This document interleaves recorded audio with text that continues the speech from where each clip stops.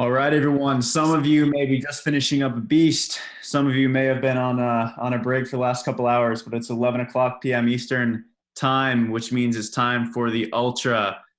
Justin Manning, are you here? We got a special treat for you guys. Our own festival MC is going to give us a start for the Ultra. Justin, you here? Yes, sir, Nate. Glad to be here and honored to do it.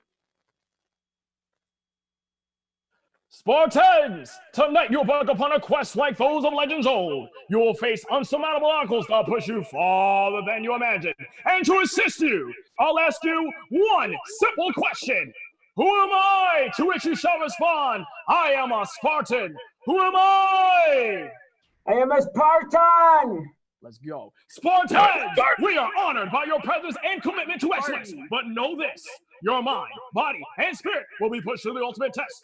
The Ultra Test. For you chase glory on this evening. Who am I? I'm a Spartan! Look to the Spartan on your left. Look to the Spartan on your right. Look up, look down, and give your fellow Spartans a high five. For you not let them fail. You will not let them falter as you embrace tonight's Spartan Unbreakable 24. Who am I? I am a I am Spartan. Spartan! Sons and daughters of Sparta, I bid you stand and fight, for tonight is the night that you chase glory. Spartans, who am I? I am Spartan. I'm a Spartan. I am Spartan. All together. Spartan. AROO! AROO! Ultras, let's go! AROO. Let's get after it. Here we go, everybody. Jump on me. This is the Spartan Ultra. I am Spartan! All right, guys. Nope, I'm out. All right, we're gonna have to start muting people here. Olivia, shut it off, or I'll shut you out. David, I can't host. So I'm gonna go for a run. Oh, that fired me up. Get it, Ashley. Get it, Ashley. All right, Carrie Ashley, turn on the mute, please. Or Ashley won't be in for long. Everybody mute. I know what you mean, Mike. Absolutely. I have been waiting all morning for this segment. I just went out for a run myself. It's morning here in Singapore. I had the soundtrack from the 2019 Ultra World Championship in my headphones, Mike. And I tell you what, I am equally as fired up. It's good to see you again, mate. What's the soundtrack for 2010? Well, I think we had so many. It's a bunch of copyrighted music I'm not allowed to go through. You mean the time that you sat there with your iPod and just arbitrarily played music during the award ceremony? That was awesome. Basically, yes. Yeah. Good. You're good good, evening, though. everybody. You're good. I appreciate that. Everybody is doing a sensational job. We currently have 309 people continuing. You can see some people getting after their obstacles right now. Some people are going to get straight into the 50K or equivalent. That is absolutely insane. For those of you that are in the East Coast of the United States, it's 11 p.m. and that's going to be a long night. And in California, it's going to be a really long morning. Also on with us, we have some absolutely awesome people to take you through the next hour. Yancey is on with us. Yancey Culp, award-winning coach, champion coach. Yancey, are you there? I gave him such a good intro, Mike. And he needs to come off mute. So guys, we got ram rollers and we're gonna do burpees on my pool and then we'll get fired up. Absolutely. I'll be Yancey. We'll come back. You did your job. There's a note that said he's trying to get on for the Zoom actually. There you go. He said I frightened him. He frightens me. He literally frightens me. You should be in. I see his. All right, that's all right. We got a whole panel, so don't worry about that. Also joining us is Ryan Atkins's coach, in the sense that it was his mental performance coach in Iceland and in Sweden. Graham Roberts, are you there? Hey guys, how you doing? There he is. Hello, mate. Graham. How are you? It's 4 a.m. What a time to be up with you, gentlemen. So. I absolutely love it. You're an absolute animal, and you know it. I remember walking into the pit area at the Ultra World Championship in Sweden, and mate, you were red-eyed, but you were up for the whole thing. You were rocking and rolling. This is bringing back a few memories for you. Yeah, it is. It is. I thought you were talking about when you walked around the corner and saw me asleep on the floor near the start tent.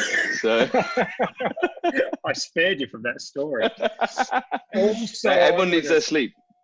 So absolutely. Also on with us, and I've got to make sure they are on. And you've got to jump to the front when you unmute. Nicole Miracle, world champion and ultra world champion Rhea Coble are joining us as well. Nicole and Rhea, are you there? Yep, I'm here. I am. Oh, this is awesome. Hey Nicole, hey Rhea, how you doing? Hi. Guys, how's it going? We're doing great. We're doing great. We are looking I forward like to your haircut. Which one? The mustache hair or the mohawk hair? Both of them. this. It's a package This deal. wasn't It's a made package for. deal. This wasn't made for broadcast. But when Mike chose this new look, I don't think he intended to go on air with it. But hey, that's okay. You Rhea, inspired me, Watson. There you go. I've got a hat on right now. Rhea, how are you doing? You are watching the first virtual ultra, and as the 2019 Ultra World Champion, how are things going for you? You're used to running super long distances. How's lockdown life? Yeah, well, actually, I ran pretty far yesterday. I did 23 miles by myself, but no obstacles. So watching everybody doing things at home, it's like kind of sort of inspiring. But what I really love about these races is just like the fact that everybody's there and doing things together. So I can't really say I'm too jealous. I'm just impressed. Absolutely. No, that's awesome to hear you're still training, and I want to get in and relive a little bit of Sweden 2019 in just a sec. Nicole, how are you doing? Are you getting some outdoor work in at the moment? Are you in Colorado, and how things going for you? Yeah, I'm in Colorado and doing a lot of running. I actually ran 30 miles 2 weekends ago. That's like by far the longest I've ever run. So also getting in some good days of training and lifting some sandbags and kettlebells every now and then. Not doing much rock climbing, not at all actually, but there'll be more time for that later. So yeah, doing pretty well. What's the hardest thing for you right now? Like, how are you getting your competitive energy out, or are you just storing it up, waiting for the season to return? Yeah, I feel like I'm just kind of storing it up. I'm kind of enjoying this time to just focus on training, and it is kind of a bummer and a void in my life to not have rock climbing right now. I think that's like the biggest impact to my life right now. But really enjoying running and doing some different workouts at home. So it's been fun. It's been different. It's interesting. The reason I was focusing on rock climbing, it's like, I find it interesting that you mention how important it is to you, because I know how big a part it is of your training. Can you tell us a little bit about how you've used rock climbing in its application to OCR and your success, if that is the case? Yeah, I think it definitely prepared me really well when I first started obstacle course racing. It's something that I've been doing now for, I guess like 9 years probably. And I usually I'll climb 2 or 3 hours pretty much every day. So it's it definitely makes up a big component of my training. And it's not like the only way to get at grip strength training, but it's definitely very effective. And I think if you can hold on to a 0.5 millimeter crimp, then you can hold on to a monkey bar. Right. So it's kind of it trains your grip. It trains kind of like body awareness in general and explosiveness in terms of like your upper body pull up strength. So it's very functional for OCR and very transferable. Mike Morrison, it's that grip endurance, right? It's like being on that last obstacle in the cold, where I think it really matters. Because a lot of people think they train their grip, but once you've climbed enough, you realize like going a full day and fingers are cramping up. That's the endurance you need, right? Totally. And yeah, I kind of there's definitely some times where I'm on an obstacle and I think to some climb where you think that you can't make the next move and you go for it and you stick it, and it's like, yep, maybe I've got 2 more monkey bars and they're cold or wet or whatever, but if you just try, you might make it. Coach Yancey has joined us. Coach Yancey's obviously not being coached in the art of Zoom technology. A couple of minutes late there, Yancey. You all right there, buddy? I was getting my RAM that you were mentioning. Did I not Boris? just play the best Yancey? Yancey, did you see me? I did the best I Yancey saw ever. you. Hey, I was on time. I was not let in. There you go. Guys, Yancey, I was getting my RAM. That's why I'm late. I was getting my RAM. And I had to get Joe's new rings. You guys know about these, right? Does anybody know about these yet? Oh yeah, we know Tell about us them. about it. Yeah. I mean, we know, but tell everyone about it. Yeah, tell let's hear everyone about the rigs. Well, I just got them in the mail. Joe says I want to call them Forged Rounds, and I'm like, nope, that name is not working for me. This doesn't make sense. But it kind of frames up my Zoom pretty well. Nice little blue frame there. Maybe you can just hold that there for the next 6 hours of the Ultra. That's what Joe would want me to do for the whole Zoom call. There you go. We get some. How We heavy get are some. those? They are 10 pounds, but if you use like basic geometry, if you hold it like this, it's like 16 pounds. So yeah, Go. I'm trying to come up with Is that correct, Mike exercises with this. Is that when you hold it like this, it becomes 16 pounds? Well, I want to give Yancey his moment. Not really geometry either. It's like mechanics of force, but he's on to something. We're talking torque, Yancey. You're right. Torque around the shoulder. You're right. Long lever arm. You got it. I need an engineer in the house. Like, I want to throw. It's 4 a.m. in the UK. Where are you, Graham, right now? In what part of the UK?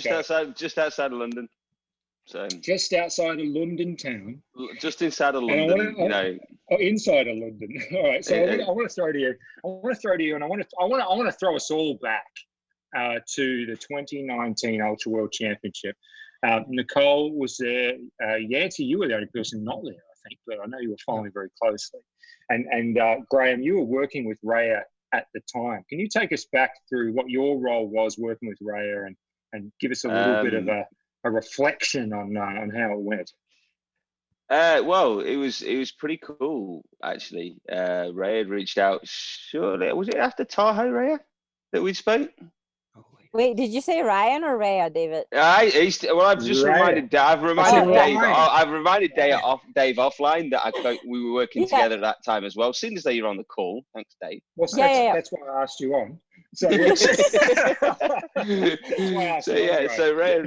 and I had touched base after Tahoe, didn't we? And it was just a case of how can we help keep Rhea as optimal as possible with what she was thinking as she went through the event, and that's what we seemed to do. And quite frankly, she crushed it.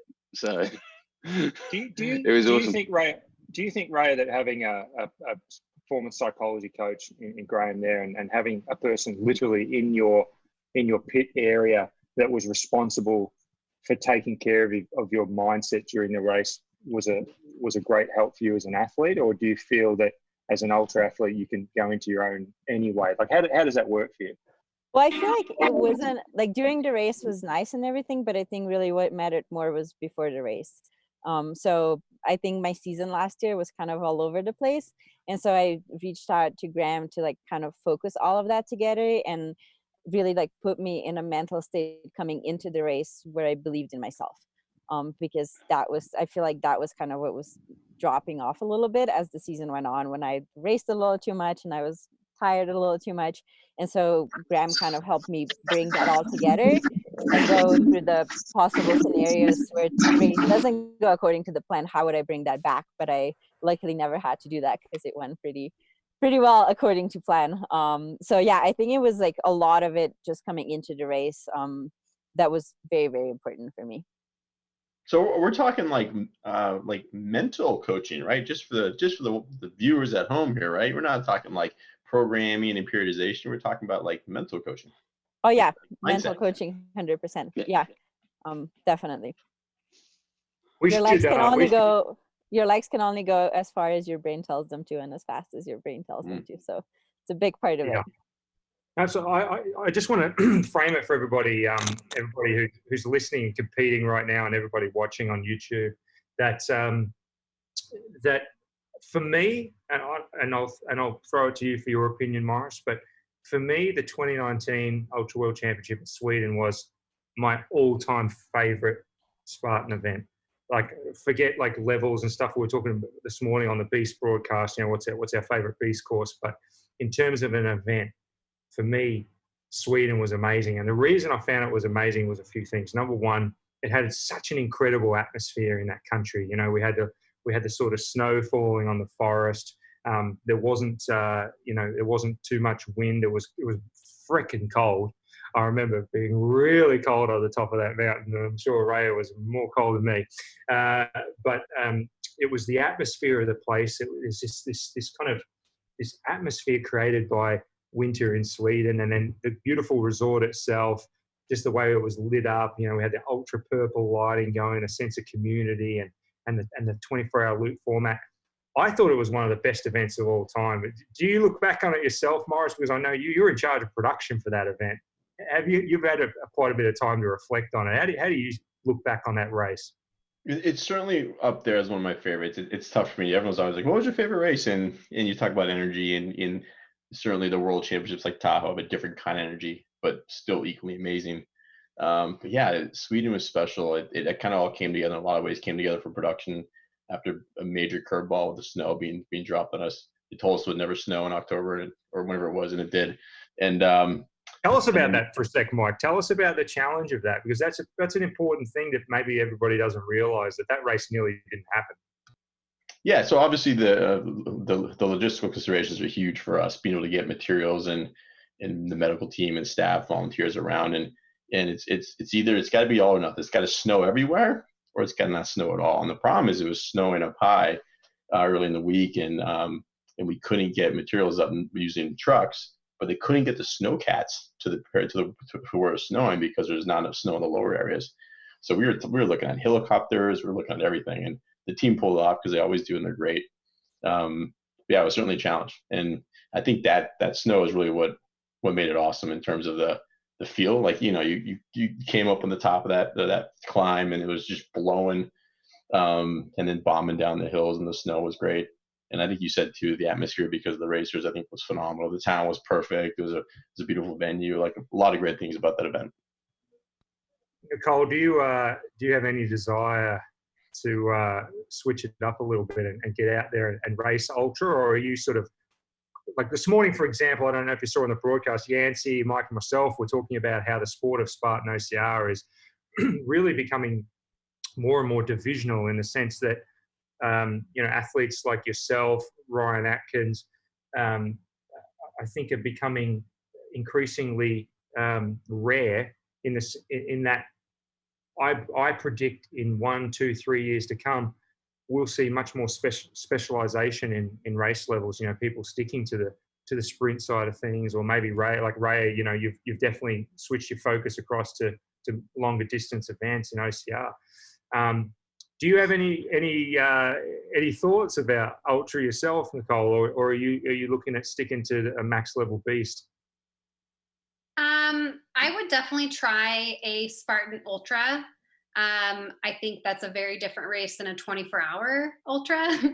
So yeah, I think like where I am right now, especially after running 30 miles a few weeks ago, I think that sounds like a fun, manageable distance for me. It's still very outside of my comfort zone in terms of like distance, in terms of time. But especially after seeing Rhea and everyone compete in Sweden last year, it's a really cool event, and it's very hard not to like want to jump in because it's very special. Yeah, Yancey, who are your up and comers in the ultra scene? Have you got anyone you're working with on that distance, or have you yourself kind of stayed away from it? Well, I would say probably Alex Walker is somebody that such a cool story. Jack and I were talking about before we came back on earlier. She was an athlete. Like, there's so many athletes that come into the sport that are coming from a high level, whatever, they're performing at a high level in their sport. Alex, there's just not that genetic talent there that some athletes that come in the sport have. And when her first couple years, I mean, she was very low level performing, and just with crazy consistency, crazy work ethic, she's worked herself up into, you know, she finished 5th last year at Worlds.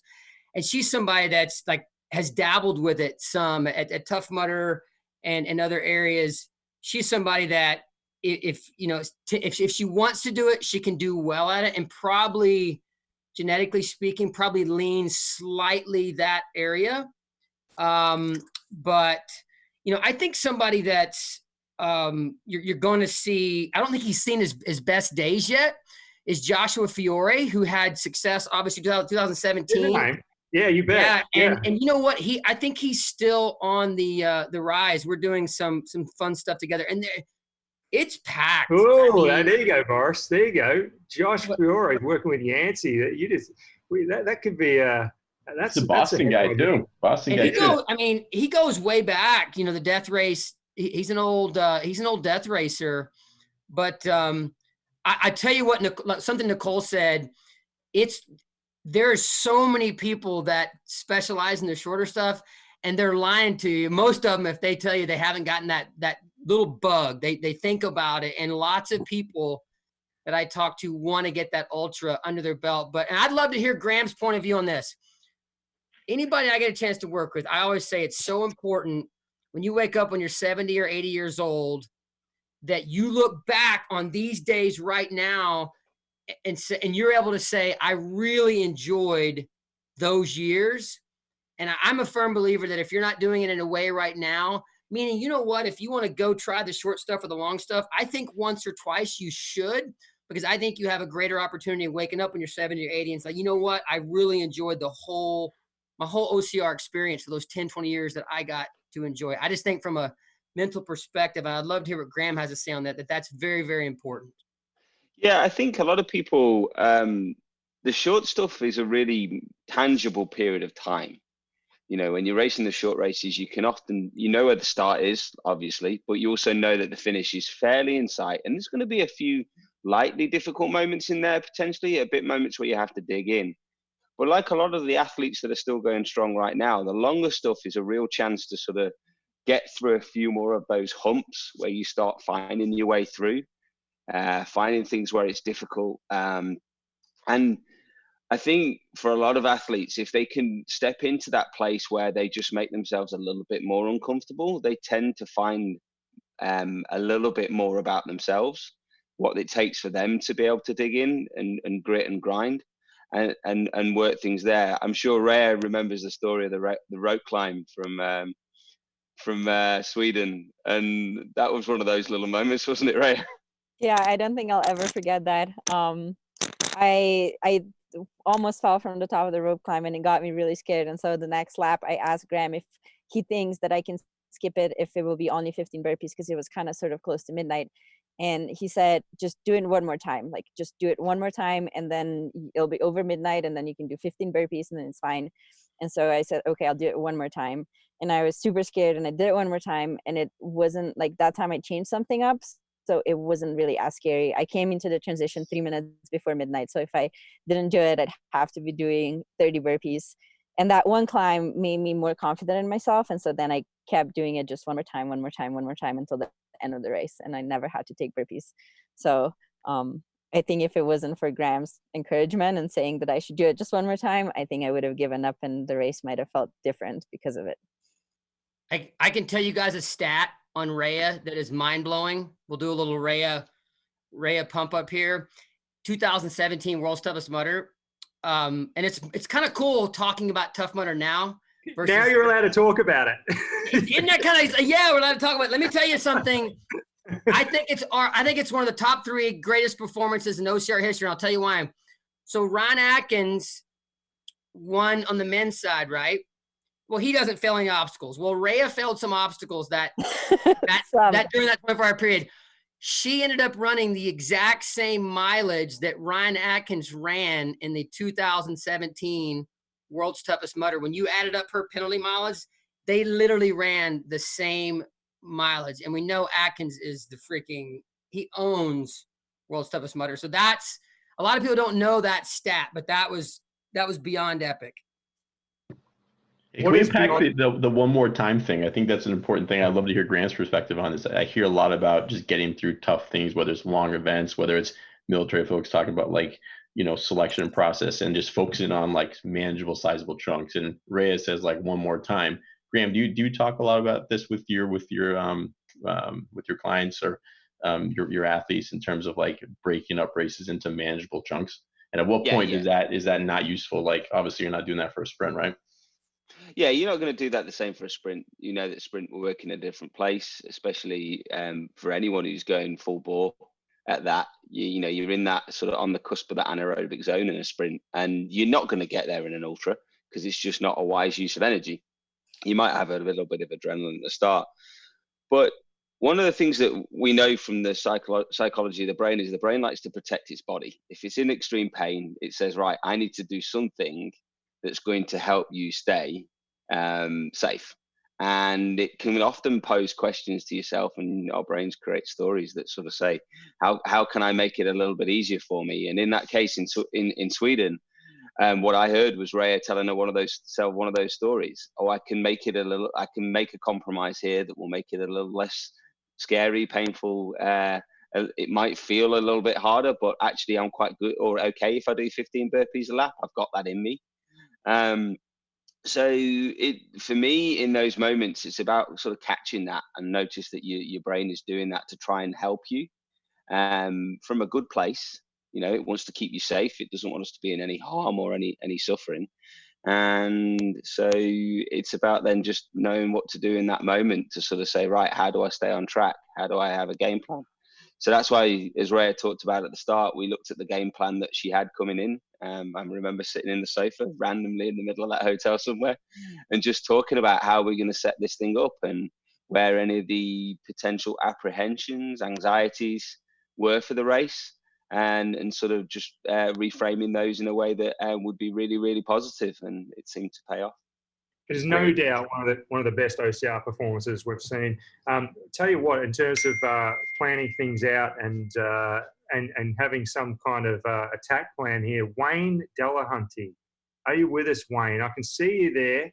If you can come off mute, brother, I can see you've got your air bike there. You got your phone in your hand. Here he comes. He's coming to the camera. Wayne, how you doing, mate? Can you hear us? Yeah, I'm going good. Wayne, you work for the NHS in the UK, right? You're an ambulance service worker, you're British military. Dude, you are really maxing yourself out right now. Pandemic wasn't enough for you, huh? You thought, oh, yeah, pandemic's one thing. I'm going to do a 24-hour non-stop challenge with Spartan. Yeah, so been in the military for 13 years. Got the call up to help the NHS and then jumped at the chance and did it. And this is just your way of relaxing in between shifts? That's it, yeah. Keep the mind going well, yeah. How are you finding the challenge so far? How's the body holding up? I was really good until I started this, but easing back in now, just getting a bit stiff. But yeah, I've got more in the legs yet. What are you completing right now, and how are you doing the ultra? Are you doing it on the bike, or are you doing your obstacles right now? Yeah, straight on the bike. I'm halfway through the second set now, and then straight onto the bike, just do Unbreakable. There you go. To tell you what, Wayne, you're an absolute champion, brother. Thank you for all your hard work for everybody around the world, and it's awesome to see you. We want to see you right at the end. Yeah, appreciate it. I'll be there. I'll be there for sure. AROO, brother. Tell you what, isn't that a great mindset, Mike Morris? It's like, this guy's working for the NHS, military. It's like pandemic. Tell you what, why not just jump into an ultra, and through the middle of the night and a 24-hour challenge. I know, man. It just reminds me there's a lot of tough people out there, and they're right in front of us. It's really cool. I want to get back and talking a little bit more Sweden ultra. Nicole, you were sort of watching it from the pit area. How did the race unfold for you as a spectator? What were some of the highlights and memories for you? I thought it was really cool to be just like right in the pit area and see the athletes come in and see their struggles. At one point, Aaron came in and he was like, oh, like, I forgot what was hurting him, but something was hurting him like pretty badly. He like strained I think like his ab. And Probably so the whole ultra was hurting. yeah, that too. But he actually like he flipped over something weird, and so like something was like locked up. And he came in and he's like, I don't know if I can go on, and just gave him some caffeine and some ibuprofen, and he went on one more lap. He was like, okay, I'll try one more. And he came in and he was just like hooting and hollering and feeling awesome. and then went on and went, ran the whole 24. So yeah, so moments like that were really cool to see the athletes like really think they're at their breaking point and then go back out there. So just pause on that thought for a sec. Greg Hubble in the chat here is just he's thanking everyone for an incredible experience here. He was an offensive lineman in college, not much of a runner. 63 years old, ran the sprint, super, and beast so far. Greg, are you with us? You're not pulling out, are you, buddy? Come off mute if you can, Greg. We'll wait a few seconds to see if we can get Greg on. If we can't get Greg, I want to go to Donna Boots. I want to have a quick talk to Donna. There's Greg. Greg, how you doing, buddy? Oh, we can't hear you. Ooh, anyone else hear Greg? I can see Greg, but I can't hear Greg. No, I don't hear Greg. Yeah, I can see you, Greg. Sorry, buddy, but we can't hear you. You've worn out. You've worn your computer out by doing all this, but we love what you're doing. We'll try and come back to you. Donna, are you with us? I want to talk to Donna Boots. Her camera's there. She is. I can see Donna in some kind of a plank position. Her computer might be. Donna, are you with us? Are you just holding plank there? Oh, that's part of her. Yeah, she is. Donna, when you're done with the plank, come off mute. I want to have a quick chat to you. Donna was with us in Agogi, Mongolia, and I tell you what, I've never seen somebody epitomize grit and perseverance. Here we go. Donna, how you doing? Hey, I'm doing okay. Can't complain. Having a good time. Having a good time. And you realize you've got the ultra ahead of you, then you've got a LaRuta challenge, which, and then you've got the Hurricane Heat and a 6-hour death race. We've heard Graham and Raya and talking about, mental fortitude and the way to approach a long challenge. What are you doing right now to stay motivated? I'm taking it a lap at a time. I'm doing it indoors, and I got like a lap that's about 100 feet long, and so it's like around just under 50 laps per mile. So I've got a system going down where I count them off every 10. I count on my fingers every 10, and then every 50 I might mark it on the board in case my Garmin messes up. There you go. It's been pretty accurate so far. So. Donna, you come from some pretty deep experience in endurance racing. Hey, tell us everybody here who doesn't know a lot about you. Just a quick background on yourself and some of the triumphs and struggles that you've been through in your life. Oh gosh, I don't even know where to start. But I started obstacle course racing. I think in 2012. I think I did my first Spartan, and I kind of worked my way up. I was a triathlete, and I worked my way up through triathlons and all the way up to finally doing an Ironman, and just got into like the more I can push my body, the more I like it. So I like to go into the distance things, and I've kind of done all sorts of races. So now I've been looking for out of the box type races because things get boring. That's why I love obstacle course racing, especially Spartan race, because it's never the same. Everything's different. And I like getting into the Spartan endurance events because you learn so much. They have such great people that lead them. And, it's physically challenging, but it's also mentally challenging. But at the same time, you learn so much. They have they have a way of getting such great people that lead these things. And, you can't help but you think like I'm 60 years old, and I think, I'm like the person I was, evolved into is I'm never going to change because I've got to 60 years old, but every time I do one of these agogis or something like that, I learn something more about myself and I grow as a person. So it just ignites my soul. I love it. 60 years old. You look like you just got out from bed and you're fresh as, like you had a shower, like ready to attack the day. You've already done a workout, a sprint, a super, a half marathon, and now you're going into the ultra. Donna, you're absolutely unbelievable. We'll let you get back to it. We'll let you get back to it, and we'll check in again with you later. Best of luck, Donna. All right, great, thanks. Throw it back to Raya, actually. The question came up from me, Mike, and Nicole, I'd love to get your perspective on this as well.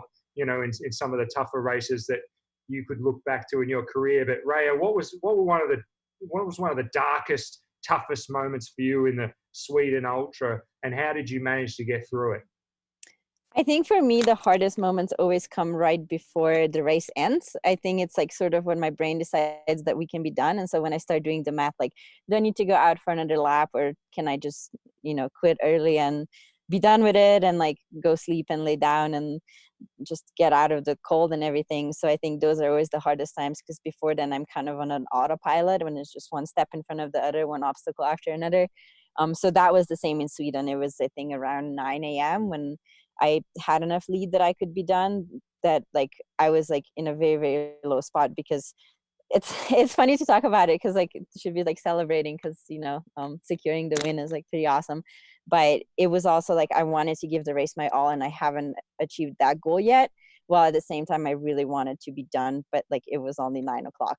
So with 3 hours to spare and like that kind of dilemma, like everything starts hurting at that point too, because when you decide that you can be done, then your body kind of is like, okay, like let's just start thinking about everything that hurts and that reasons that we should probably quit. So I think, yeah, that was definitely it. I remember you going out for that extra lap. Graham, what was your reaction? Were you encouraging that? I mean, you probably didn't have a choice. I think it was Raya, you were determined. That final lap that you went out for. I think for me in that moment, what was really special to see is the conversation we'd had before, that choice be made in the moment.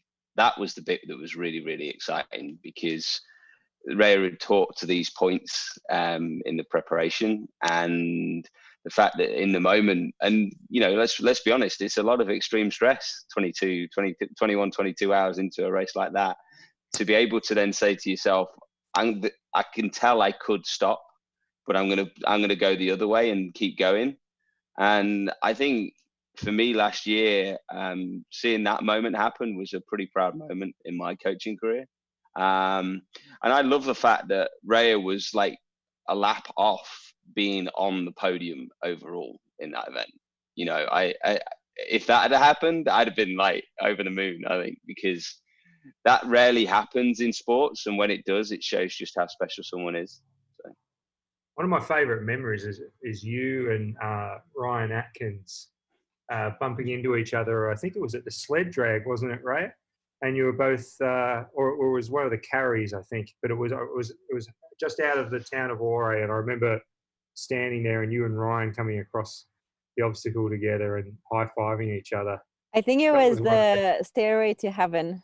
I tend to always, even at Worlds, yeah, Stairway to Sparta, even at the World's Toughest Mudder, I would always run into him when we were going over stuff, and every time I almost like knock him in the face with my leg, and it like happened exactly the same again. So nearly took out the men's world champ.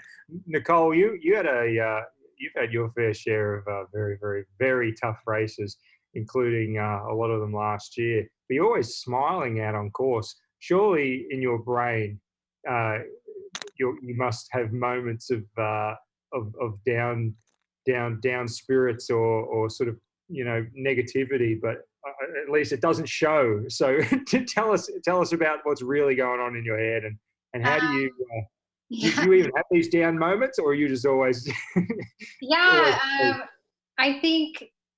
I don't think anything will ever be as bad as the first couple of years I raced and how hard those heavy carries were.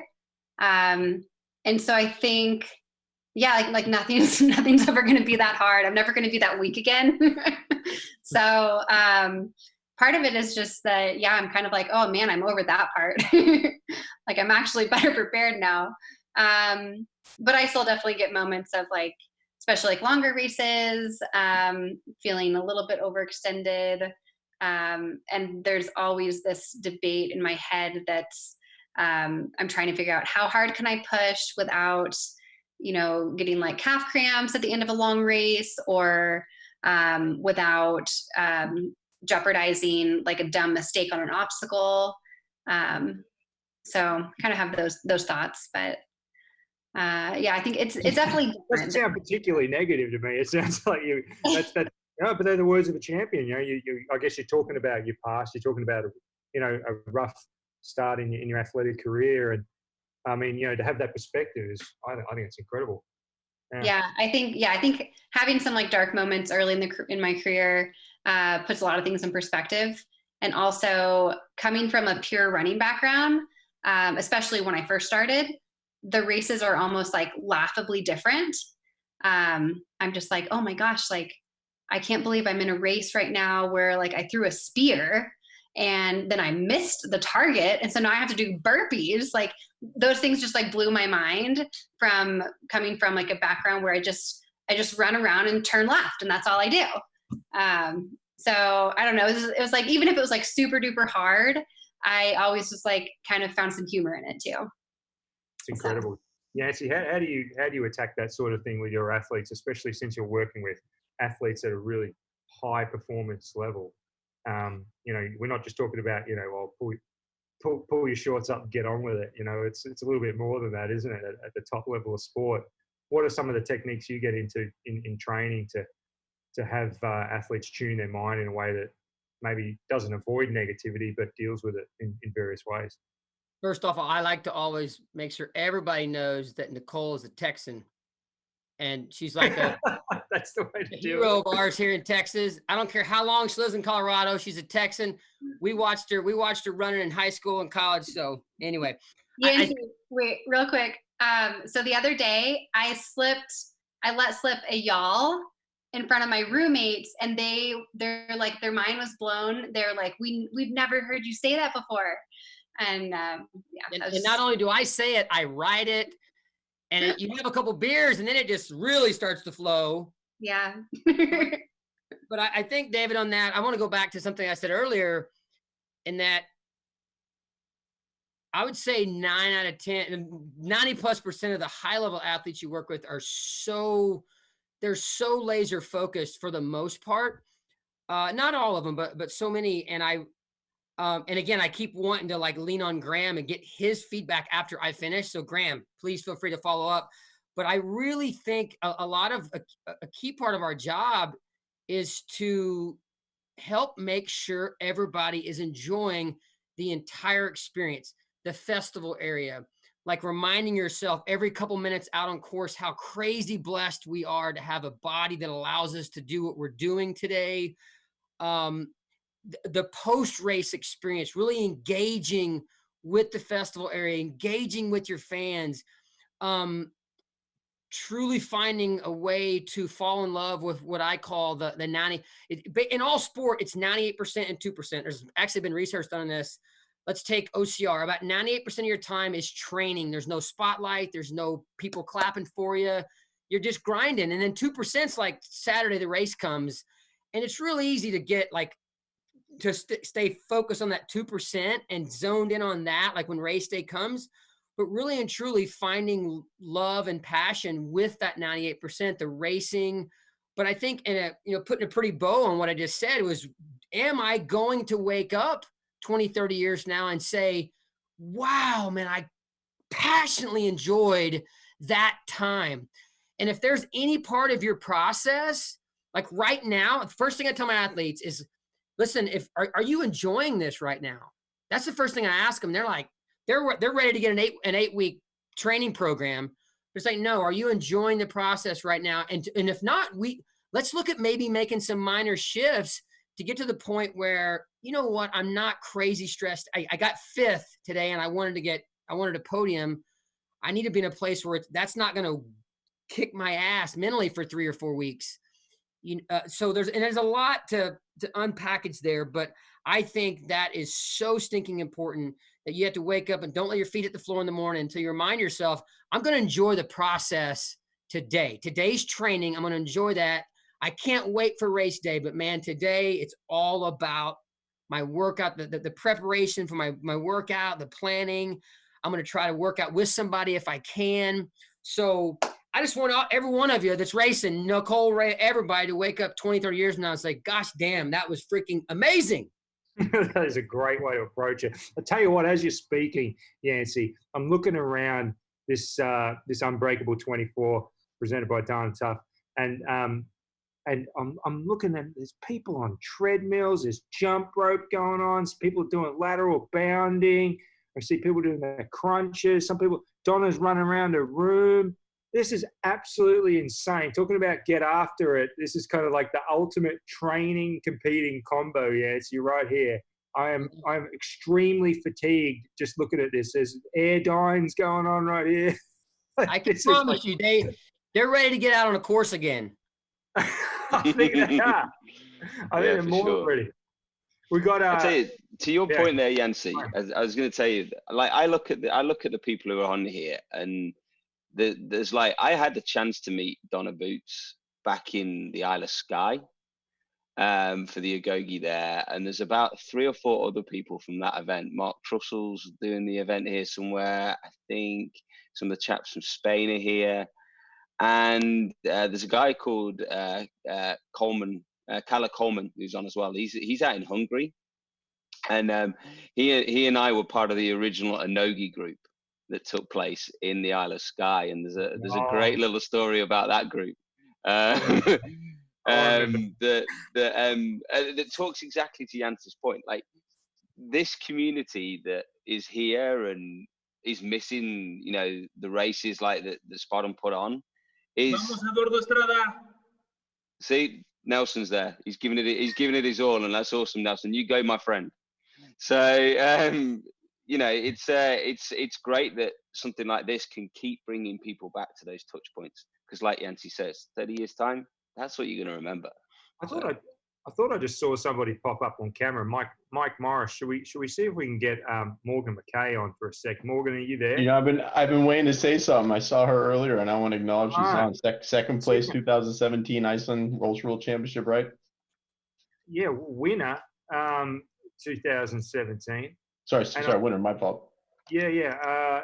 Ultra World Champion Morgan McKay, if you can hear us, let us know and just interrupt us when you can unmute your microphone. You got an absolute killer of a homemade death race shirt on as well, with the full rainbow eyes and everything.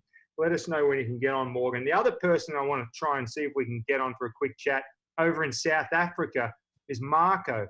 Marco, where are you, buddy? Are you in here in the crowd? I want to see where Marco is. Marco and I spent a really crazy 70 hours in Namibia last year, which most people won't know about yet. It was Agoge, Namibia, and there's a great film hopefully coming out pretty soon, which will show you guys exactly what went down. We had lions, we had a rhino stalking us out there. There were poachers. I mean, it was a serious undertaking. And I can see there's Morgan. Morgan's got the bike on there. He said she has to go pee. She'll be here back in about 30 seconds. There you go. We'll go to Morgan in 30 seconds. And Marco might have been taken by a lion. I think he's been out in the countryside in South Africa. Nathan, maybe you can figure out whether the wildlife service, maybe the Kruger National Park Wildlife Service, can go find his limp body and get it on camera. But Marco is another fantastic competitor out here. I want to keep talking everything ultra, Mike Morris, and I want to throw to you and ask you kind of how you see the rest of this year shaping up. Is there any good news? Is there any light at the end of the tunnel that's not a train when it comes to ultras this year? And what are at least your hopes about what we can get done in the ultra scene for Spartan this year? Well, obviously, all eyes are on Killington. I think that's a unique little switch for this year that I personally am very excited about. I'm sure our customers are as well.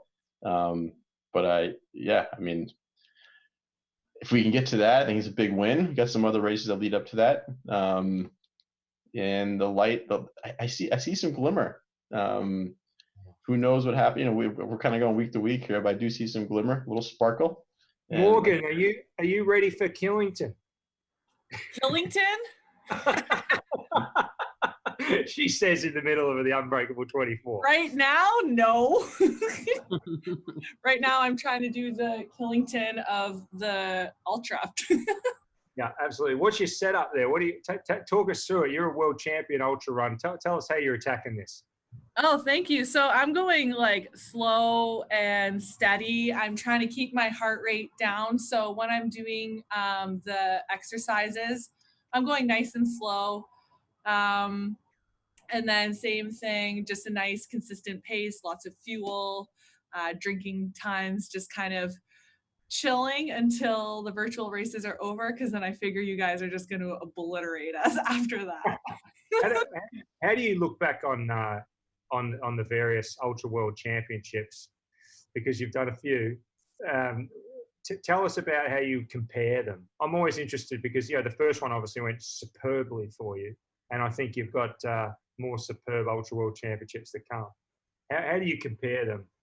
Oh, thank you. Well, they're all so different, and they all have such different factors that make them so hard. So like, if I'm thinking about the ultra that I did in Nicaragua, survival race, that one was really hard because it was like extreme heat, and then you're doing obstacles that aren't typical, like you're having to climb up a palm tree, start a fire, you're carrying 20 pounds of plantains up a volcano. Everybody runs out of water, and then you got to make your way back down. Well, carrying a raw egg, and if it breaks, you're out. So then you have like races like World's Toughest Mudder, where you're being electrocuted, you're in and out of water, so you're fighting like that hypothermia element.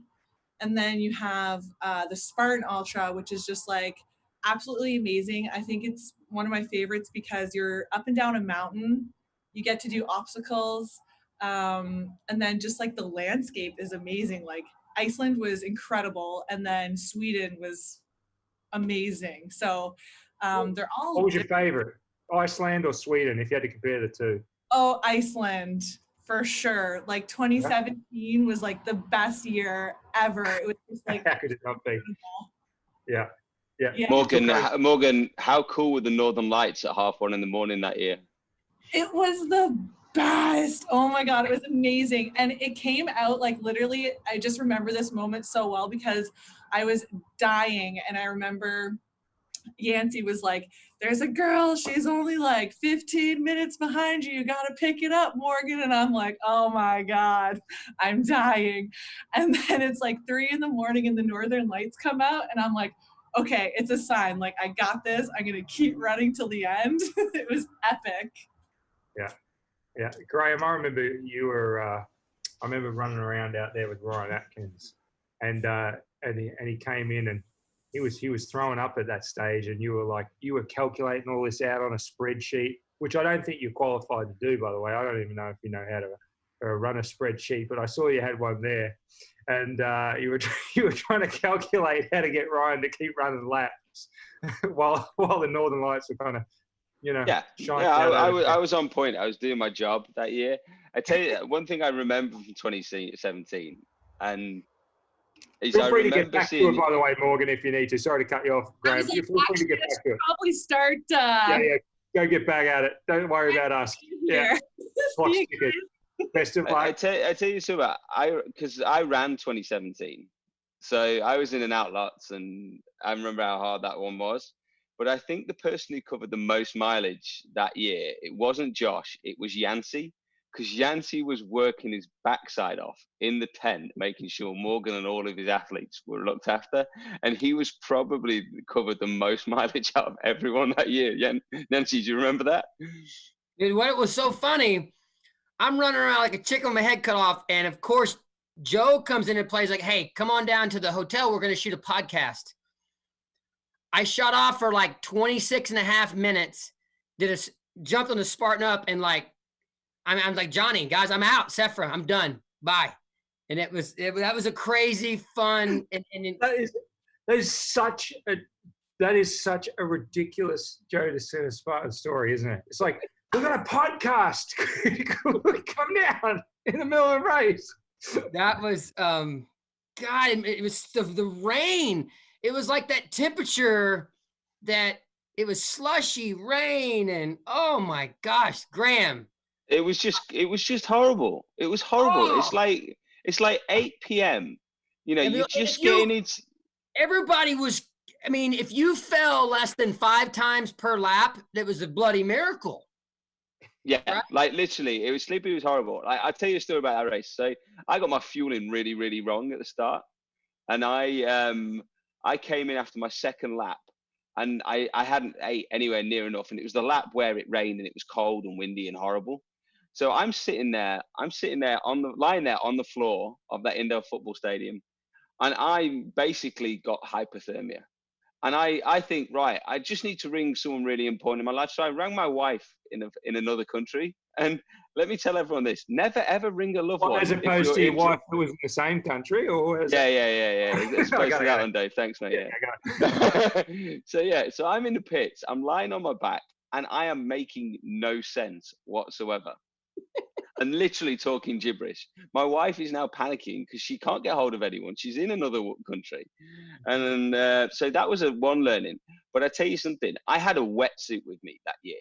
Because knowing what Spartan were like, you know, Morris, I know how you like to plan these surprises and you know, all those things for us up there. I packed a wetsuit. That literally was my lifesaver that year, because I stuck that on and finished the whole event in a wetsuit in Iceland, even though we weren't getting wet. But it was the only way I could stay warm enough to not just bonk and be a mess on the floor any longer. I had no idea you wore a wetsuit that whole time. You're one of the few. That was some tough working conditions, wasn't it, Morris? I mean, infinitely easier than all the athletes taking part in that year and the following year where you were coaching Graham that I mentioned, Atkins. But I remember we were running around out there in our gaiters, Morris, and the sleet's hitting us sideways. I mean, that was a tough race to put on, technically, wasn't it? Yeah, we saw everything. We saw rain, sleet, wind, sideways rain. If you weren't careful, you're going to fall into a boiling pit of water. Yeah. Well, that was legit. They were like, "Hey, if someone runs that way, they're probably gonna fall in the hot lava." I was like, "Wait a minute, wait. Can't run that way? Okay." We'll put up I think 2018 was probably the best conditions I've ever seen for the 3 Ultra World Championships there's been. It was really good. It was really mild, like 0 degrees the whole night. There wasn't much wind, and there was no rain, and there was no snow on the ground. But if there'd have been snow on the ground, it might have made the traction a little bit easier, because those grass mounds that everyone was kind of bounding over. You can see why no one runs through that stuff very often. Graham brought up a real important point, and I've actually talked clients out of doing this. You never, ever have your mom as a pit crew. You in this case, you just called her. But even that will go bad. You never allow a close family member that loves you a whole lot to be pit crew, because there's almost guarantee you're not going to finish, because they're going to start feeling sorry for you, and you know how the brain gets, man. You get that race. Let me tell you a story. My mom's watching right now. All right.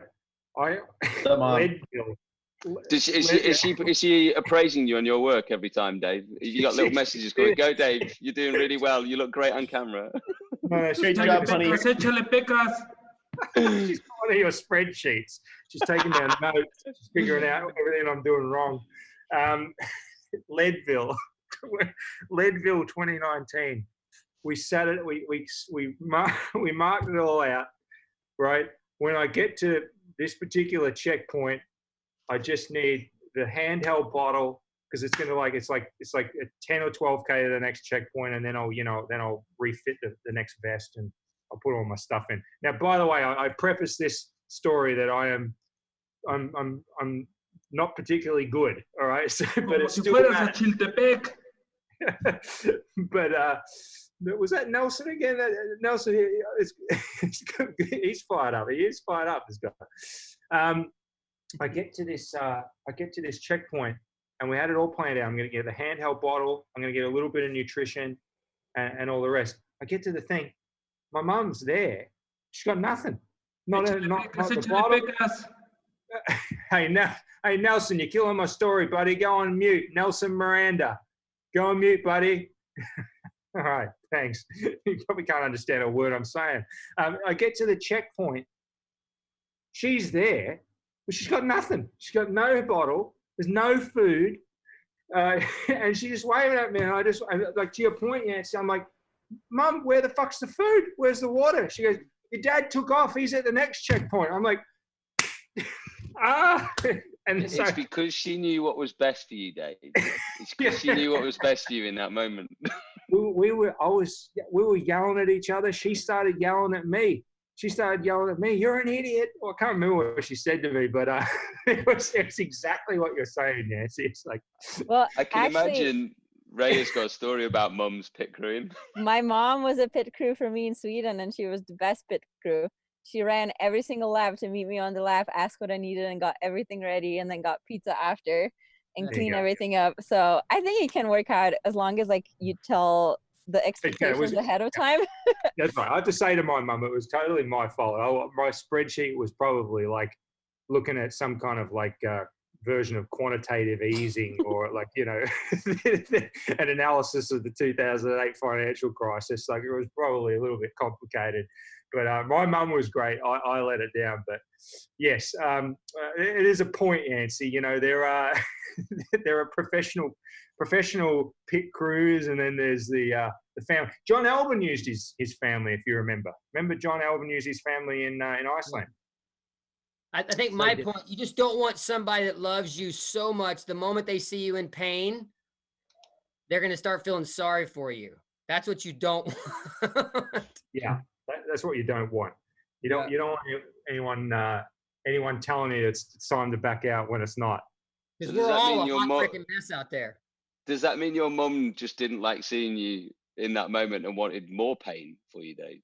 I don't know. I think that's maybe the story that you had there. I might have been doing too well. It didn't go that well after that. Tell you what, I was pretty dehydrated when I got to the next one, and I didn't have the guts to stop anyone beside the road and ask them for a drink. You know, I thought I'd brave it out, but you know, we've actually got a couple of great guests coming on to join us next. We've got Steve Hammond and Robert Killian, but they just have to get in through the waiting room. Actually, Steve Hammond is already with us. Hammond, where are you, you maniac? Hey, buddy. How are you? Oh, here he is. We thought we'd had to bring you in. Hammond, thank you for joining us early. Dude, you have lost like 50 pounds. Look at you. I'm exactly the same weight. Tell us about what you've been doing. I'm sure you must have covered it already, but you got to tell everybody what you have been doing for the last month. You are an absolute psychopath. I've been eating lots of food and then getting kicked out of the house by my wife. And the rest of it. And yeah, so I've been doing the Calendar Club challenge, which I kind of nicknamed the Hammond Challenge earlier on, and basically it's running the days of the month in miles, which was a lot of fun. So basically doing a mile on the 1st of April, 2 on the 2nd, and so on and so forth. Leading up to the Hell Week, which was 189 miles in 7 days, which is what I've just done, finishing with a 30-mile run on the 30th. That is yeah, absolutely manic. I want to get into this for a bit, but I want to get into this for a bit with you guys, but I don't want to keep Rhea and Nicole hanging on too long. We've had a good session with you guys, and I know training continues. It's getting late. It's no doubt getting late for you guys. Nicole, what time do you wake up every morning? I wake up at about 7:30. I was waiting for something impressive there, but it's not that early, but I usually get like 9 or 10 hours of sleep. And you need it. You're training real hard. So I appreciate two world champions side by side in the Zoom there is just really impressive, and really love chatting to you guys, and thank you so much for joining us on the Unbreakable 24. I hope to see you guys back out on the course sooner rather than later. I think we hope so too. Thank you. Everybody. Hey, one last question for the two ladies. Who would win in a drag race of the vans? Oh gosh, I don't know. Mine has a swing now, so I don't think know. Rhea's is a little bit older. I don't know. Oh, Rhea, she's talking smack. I'll just do things instead of talk things. How Hers about is that? more weight down too, because mine doesn't have anything in it right now. It's like super light. So right now, I think I'd get her. That matters. It's all about the weight. There you go. You All guys right. do us a favor. Post a picture on your Instagrams tomorrow of the vans. We'll have a battle of the vans I someday. want a battle of the vans. Yeah. I All like right, that. we'll have a battle of the vans. I'll be back in it soon, probably. So. That was awesome. All right, guys. You guys have a great night, and thanks for joining us. It's awesome to talk to you. Great to see Thank you. you. Good night. Good night. Guys. Bye bye. Good night. Hammond, I want to go back to your manic behaviour. And Graham, you good to hang around a little bit longer? It's only getting further and further into the day, there, mate. Well, mate, I was just going to say the sunlight is the sun's starting to come up here, and I was planning to do the long run. Yeah, in London, mate, in London. I'll talk so Steve. I'm going to go balance it out. You know, you two and your foreign accents. I stick around so Steve feels like he's at home. All right, governor. All right, governor, how you doing, boss? It's a bit sunny here, mate. It's a bit sunny. So I might go for my run, mate. I might go for a run. Go and get some like jellied eels and all that lot. So I'm here having a couple of Britneys, mate. Oh, lovely, mate. Lovely, jubbly. Morris, I think these two have been in lockdown for too long. Tell you what, who else has been in lockdown? And he must be going stir crazy. World champion Robert Killian joins us. Killian, where are you, buddy? Are you with us? There we go. I had to unmute my computer. Yeah, I'm here. There he is. A little bit of tech difficulties, but we're on now. Thank you for joining us. How are you doing, man? Good to see you. Doing good. Yeah, feeling a little bit sore. I did a Murph workout with Hunter McIntyre today, and yeah, I wasn't really ready for that whole weight vest push-up challenge, but it was a good time. What's life look like for you right now? How are you spending your days? I just got back from California. I was actually out there for 11 days doing some work for the National Guard, just doing some shooting drills and some marksmanship training with the competitive marksmanship team out there. It's just a pre-planned mission that was already in the works before COVID hit. So they went ahead and let us execute it since the money was already allocated and the training was laid on. And yeah, we had a bunch of successful iterations out there, had a bunch of Air Force out on the range as well. And I literally just got back Thursday, really late. So reintegrating with the family yesterday, got back into training a little bit.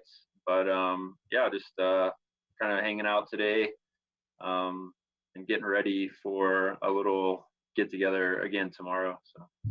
Did you get any miles in for the Hammond Challenge at all, or have you just? I did. So San Jose was absolutely stunning. There's like this 2 or 3 week period where the cooler air in the morning leaves a lot of dew and condensation in the hills right there, and the grass is just like this epic green. I felt like I was in Ireland, running. The hills up there is a 6-mile loop. It's called Brushy Mountain, and about 1,200 feet of elevation gain, and I ripped that about once or twice a day. So it was a good little loop for me. Got chased by amazing time of year out there in California. It's just gorgeous with all the rolling hills, like the sound of music. Oh yeah, just gotta watch out for the cows. They got a little bit aggressive on me. I got a little bit too close a couple times. Sound of music, Hammond. I could see you being a big fan of that. Mate, frolicking in my dress. That's something we got to see. The true Hammond challenge right there. Exactly. That's next month. How are you feeling about your OCR training, Robert? Are you feeling like you've had a chance to recover the body a little bit? That this is a bit of an unexpected break, or how are you approaching that right now?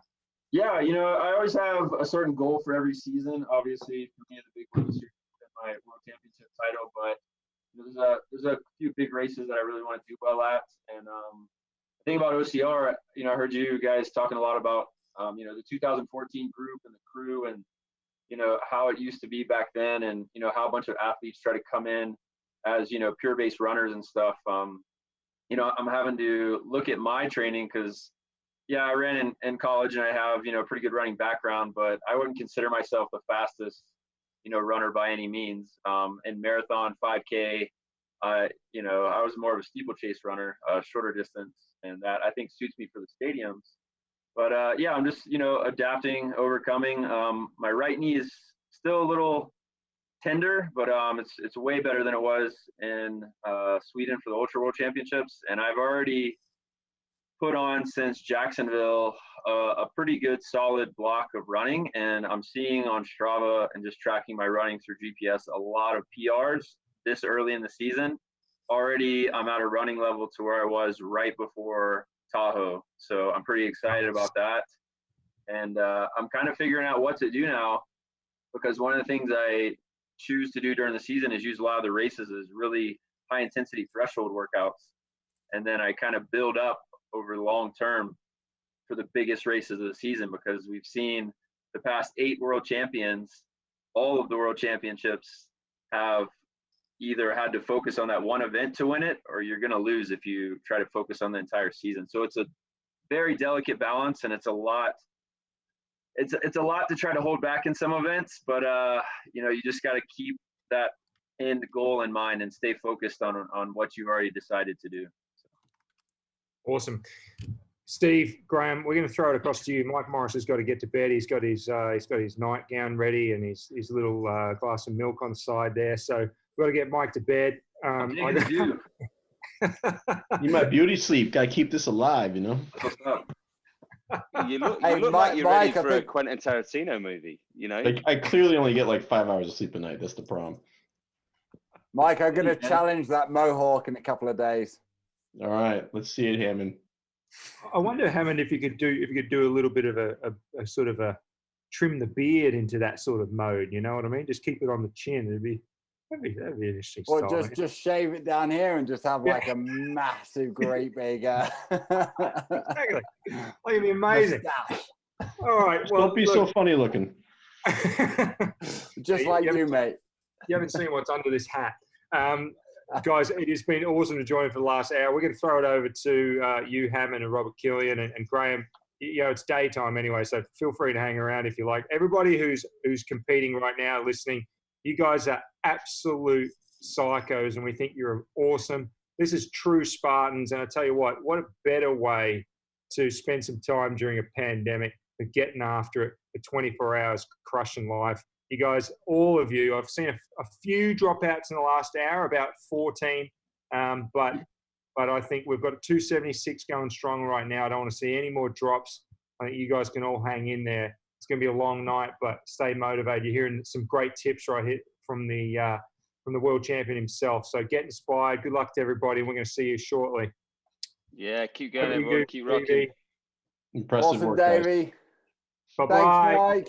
See you guys. Cheers, guys. Have fun. Fantastic. Well, that was two absolute superstars behind the scene for Spartan, and I can't thank them enough for what they do behind the scenes. So thank you, David. Thank you, Mike. I mean, they're incredible bosses as well. But hello, Mr. Robert Killian. How are you, sir? Doing well. Probably a little bit more recovered than you are right now. That was quite a spectacle the last month. I was following on your Instagram stories, and the good times and the bad, because we've all been there, and we see a lot of people going through this right now. Through they're about to get into, in my opinion, some of the tougher challenges. With the ultra, agogi, hurricane heats, and I'm one of the very few that have actually completed the Spartan Perfect Delta. So I can say I know what it feels like to be in your shoes. Like every single race. There's a lot of challenges out there, especially in the hurricane heat, agogi. Haven't made it to a death race yet. That's still on my bucket list one of these years. So we'll see what happens. But yeah, just got to keep going, just one event at a time. I think it's, to an advantage that everyone kind of has this set up at home, because you're a little bit more comfortable. You're in your common space that you're familiar with. You can set up some music. You can always run and, grab some food or some out the fridge, take a break. But stay on top of your nutrition, stay on top of your hydration, and stay motivated. Hopefully you guys have a coach or a pit crew or someone helping you out, because this is the time late at night when you're going to need them the most. And just keep going along. That's all I can really suggest. Don't give up. And you guys, I mean, I wish I could be a part of it. But unfortunately, with just getting back, I want to spend this time with the family and kind of relax. It's been a busy couple weeks for me. Right now, me and you are the pit crews right now, Nice. Robert. So we're the virtual pit crews, and you know, it's our job to keep people in the game, and it is really interesting. Like especially during my challenge, and you can attest to this with all the stuff that you have done, all the ultras. It's incredible the amount of mental grit that you need. And talk a little bit about that, Robert, because I thought that my challenge was maybe, you know, 90% physical, you know, and 10% mental. And I realized it was the complete opposite. And, you know, what can you say to the participants now who are like thinking about dropping out? What mental skills have you know, developed over the years? Yeah, I think, you know, for me, the big thing is you're going to have those times where you're going to, you know, feel challenged and your body's going to hurt, but you just got to realize that that's going to be temporary, and you'll eventually get back to where, you know, you're going to be feeling okay. You're going to get remotivated. You just got to kind of push through those times. And it usually happens, you know, when it gets darker out, or when it's a little bit colder, or when you're hungry, you know, a little bit sleepy. So, you know, it's human nature to have that, and it's just, but you know, it's part of the experience too. Like you can always look back and say, you know, I've done something harder, or I've done something like this before, and I know that I achieved that, so I can also achieve this. And I think that's a big testament for a lot of people. And if you haven't, you get through this one, and then you're gonna have that always look back on and be like, hey, I got through this. I can definitely get through, you know, the next harder thing or the next big challenge. And also look at the community. Look at the, you know, 600, 500, 270. I'm not sure exactly how many people are still in this who started, but look at all those other people that are still there and still, you know, rocking it out. So let them be your motivation as well. Yeah, absolutely. I mean, it is incredible. I think one advice that I've got that I kind of said earlier. So if you already heard it, you can remind yourself of it as well. But one step at a time. Is sometimes difficult to look at the big picture and the very, very end goal and think, how I'm feeling now, I'm never going to get there. Just conquer that first little obstacle first. You know, that last, you know, finish that last rep, and then focus on the next rep or the next wee obstacle that you got to do. And it's amazing. I'm just kind of scanning around at the moment. I've got Ray De La Cruz doing laps circles around his he's running circles around his house, it looks like. This is fantastic. I kind of want to lap him. I want to see how big his house is. I'm going to time it. All right, you ready? Yeah. It looked about 20 seconds or so. That's insane. 10 seconds. Here he goes. That'll be coming around soon. Hopefully he didn't stop for the toilet. Oh, here he is. I see his shadow. That's amazing. That's awesome. A 20-second lap. He's getting it done, man. That's awesome. And that's the cool thing. Like you can run laps. If you have something going on with your knee, you can hop on the bike. You can do you know, like step ups. I would say just try to, you know, break up the monotony, and you have the opportunity to switch between different methods of getting your miles. So definitely take advantage of that. Don't just try to run it all. Like that would be pretty hard feat to run every single mile for this entire challenge. So hopefully everyone's out there pacing themselves a little bit. Yeah, it's the nutrition. I noticed that you guys were noticed that you were talking about the nutrition as well. And mate, I ate so much during, you know, during the Hammond challenge. And you know, this is a little bit more intense because it's 24 hours, but you gotta like pace yourself with eating, with drinking, and it's incredible that people are still going as they're doing now, and hopefully everyone's eating a lot. Otherwise, you're gonna hit a wall hard. And the reason, you know, do you want to explain that a bit, Robert? The reason why people hit walls, you know, they talk about the 22 miles in the marathon, and you know, various like the 50, 60 miles in, you know, when you do a 100-mile race, people hit that, you know, that wall at the 50, 60 miles, and you've only got a little bit, you know, a little bit left, but your body's just completely depleted. So what can you do to conquer that, Robert? You know, when you're at that point, I mean, it's really difficult. Hopefully everyone's preloaded enough, or you can realize the early signs and kind of prevent that before it happens. So if your heart rate's starting to elevate, you're starting to actually feel hungry and feel thirsty, like really like, you know, craving something. I think listen to your body. Go ahead and take in some fluids, take in a little bit of calories. You got to have a little bit of a balance too between, you know, your sugars and your glycogen, and then, you know, some fat stores will hopefully get you through those longer durations. But yeah, I mean, once you've hit that wall though, I mean, that stretch is just really difficult, you know, between those really longer distances, you know, between, like you were saying, 22 to 26. But like you were describing before, it's a lot of mental game, because you know that you've gone that far, but those last few miles just seem so much longer because you know you're that close to the finish. And you just really gotta, you know, pace yourself, and yeah, just remember maybe, you know, why you set out to do this. I think that's one of the things that I like to remind myself of when I'm in a hard time, is like, why am I doing this? You know, why am I achieving this goal? Because I wouldn't have set out to do it for no reason. So you always gotta remember, if you're trying to inspire someone, if you're trying to do it for your family, if you're trying to put food on the table, whatever that why is, you know, that's what you really have to start with and go back to. And that is, you know, should be your biggest motivation, hopefully. Yeah, I just want to share the love a little bit, guys. You know, massive shout out to all of you still going. It's pretty incredible seeing everybody on the bike, and you know, there's people running. There's you know, there's people doing jump ropes.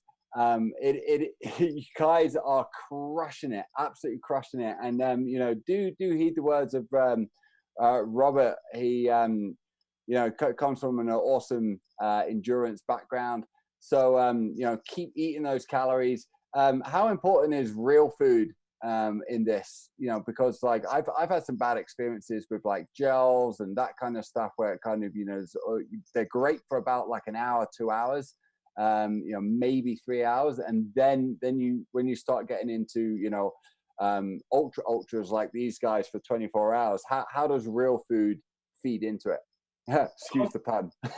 Yeah, no, I think, you know, that was one of the things that I was a little bit frustrated about when I was in Sweden, because I had a really good nutrition plan. I had like pre-made like real spaghetti the night before. I had my fit guy bring it out. You know, it was actually, you know, my nutrition wise, I felt amazing. Like I had lots of energy. I was ready to rock, but unfortunately I had a knee issue. But yeah, I mean, real food is the key. You need some whole foods, you know, sweet potato, potatoes, rice, just, you know, something kind of bland. I found, like you were saying, if you take a lot of those goos, a lot of energy chews, or like a lot of stuff with sugar, your body's going to start to, you know, kind of push that away at a certain point, and it's going to want something with a little bit of sodium, some potassium, and you know, you have to really balance that again with your hydration. So you're going to get to a point where you know, I've drank so much Tailwind Nutrition or Gatorade or, you know, juice or whatever it is you're drinking. You're going to just want to go back to something simple like water, and then try to get those other calories, you know, from natural foods. I think that's a good start. And yeah, just try to get something with a little bit of fat content, some peanut butter. You know, I usually have that, or almond butter with a little bit of rice, sticky rice, mix it together, and it makes for a good, you know, stop and just quick bite to eat, give you enough calories to get through those next few miles. But man, like you were saying, I didn't realize that I could go in and look at everybody. I just did the gallery view, and I'm kind of like scrolling through now. And yeah, there are some people like out there sidestepping, just like working out, doing the rower. I mean, everyone's, assault bikes. Everybody's just doing their thing. This is pretty intense jump roping. But it's pretty crazy to scroll on every one, and I'm seeing like 25 to 30 screens of everybody moving. No one's really like staying still. So everyone's really out there getting after it. And the people who are not on camera are out running for the ultra that I'm seeing. So that's pretty cool to actually, you know, check this out and see what everybody's up to. And yeah, just keep grinding, keep getting after it. Mate, it is amazing. I'm scrolling through as well. I've never seen anything like this. So like, this is a really like unique experience. Like, you know, maybe there's very few things that have probably been done like this ever. So it's actually cool, you know, to be kind of a part of a history for Spartan. I think that's one of my biggest goals is I try to make history in as many ways as I can, whether it's stadium series, mountain series, world championships. It doesn't matter. Like a Gogi, just doing something for the first time. I was really looking forward to DecaFit, so hopefully that'll get cranked back up whenever we get back. But yeah, just being a part of this, again, another history in the making for Spartan. So yeah, I'm just glad to be a part of this. Oh, that's awesome. I was hoping, I mean, if there's any competitors that want to jump on and ask myself or Robert a question, and if you're in mid break, then please hop on and ask. That'd be pretty cool. Who have we got? I hear Hey, it's Andrew from the UK. Oh, mate, how you doing? I'm good, thanks. I'm just coming up to an awesome spot to look at the sunrise. So I said to Don, I would show him the sunrise in England. So if you bear with me just a moment, I'll get across the road. I just want to show everyone this. It's inspiration from what we've had previously. Oh, look at that. It's the canals, mate. Mate, where are you? So this is Warwick. So it's in the Midlands of England. Sweet. That's epic. That's one of the rivers that flows through town. Right, look at that. Right, that's beautiful, Andrew. I'm originally from just a little bit south of that, Hemel Hempstead originally. Yeah. Hemel boy. We've got the castle at the other side if anyone wants to see the castle. Oh, look at that. Warwick is that Warwick Castle? That's Warwick Castle. There so the inspiration's from Jim. So I just want to sort of mention Jim because he's the one who's always showing the sunrise. Awesome. That's awesome. Sort of say, everyone that's out there, keep going, you'll smash it. Yeah. Oh, mate, I'm doing the obstacles now for the ultra.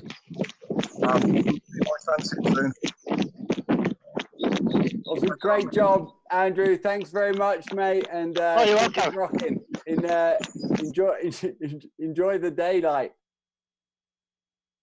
So that's incredible. He's in Sydney, and he's running through his obstacles right now, and I'm super bummed. Like I was literally supposed to be in Australia for the first time, doing the race out there right before this hit.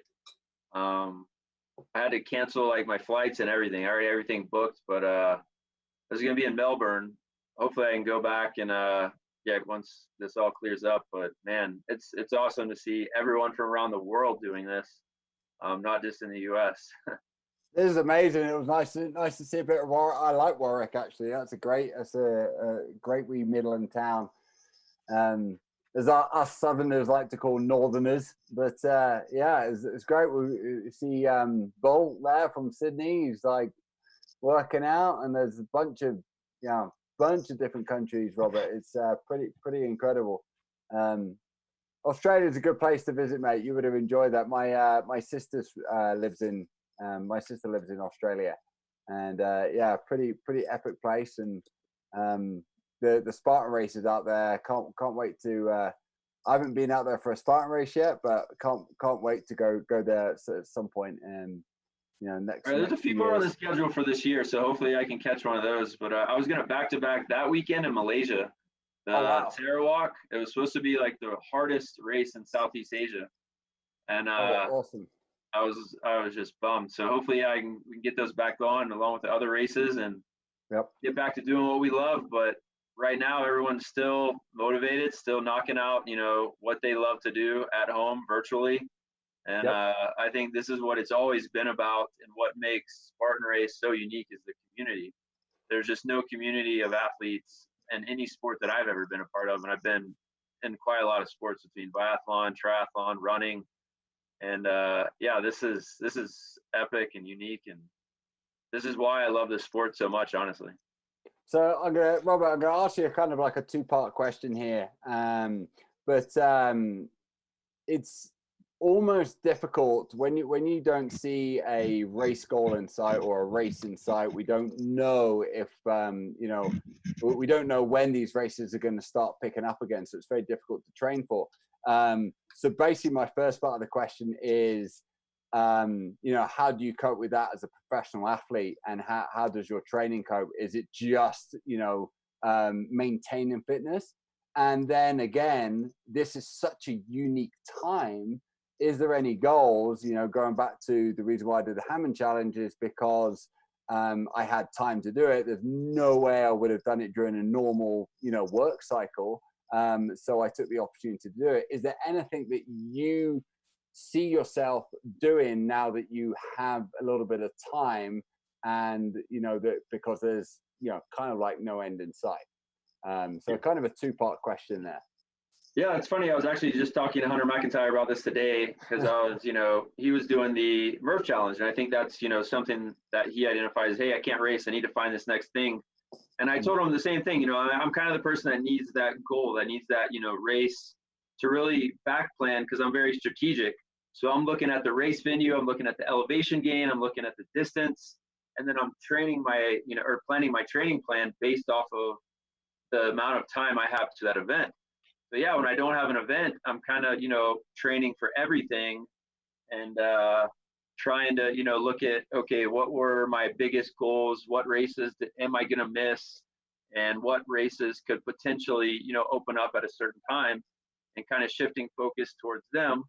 To answer your, I guess, the first part of your question. And then the second part, definitely, you know, with the kids at home, school's canceled, trying to spend more time with them. Of course, my wife Maxine's just been crushing it with homeschooling and trying to take care of all that, and she's unable to paint, and I'm trying to still train as usual and help her out as I can. But as you know, this is kind of my professional, you know, way of making money. So it's I'm also looking at other ways that, you know, I can do stuff for the military, or other opportunities out there to first put, you know, food on the table. But yeah, there's I guess, aside from spending, you know, more time with the family, I mean, with the restrictions to stay home and everything kind of closed, it's hard to do anything, you know, big or go on a trip or anything. So yeah, I mean, just trying to stay healthy is a big thing for me.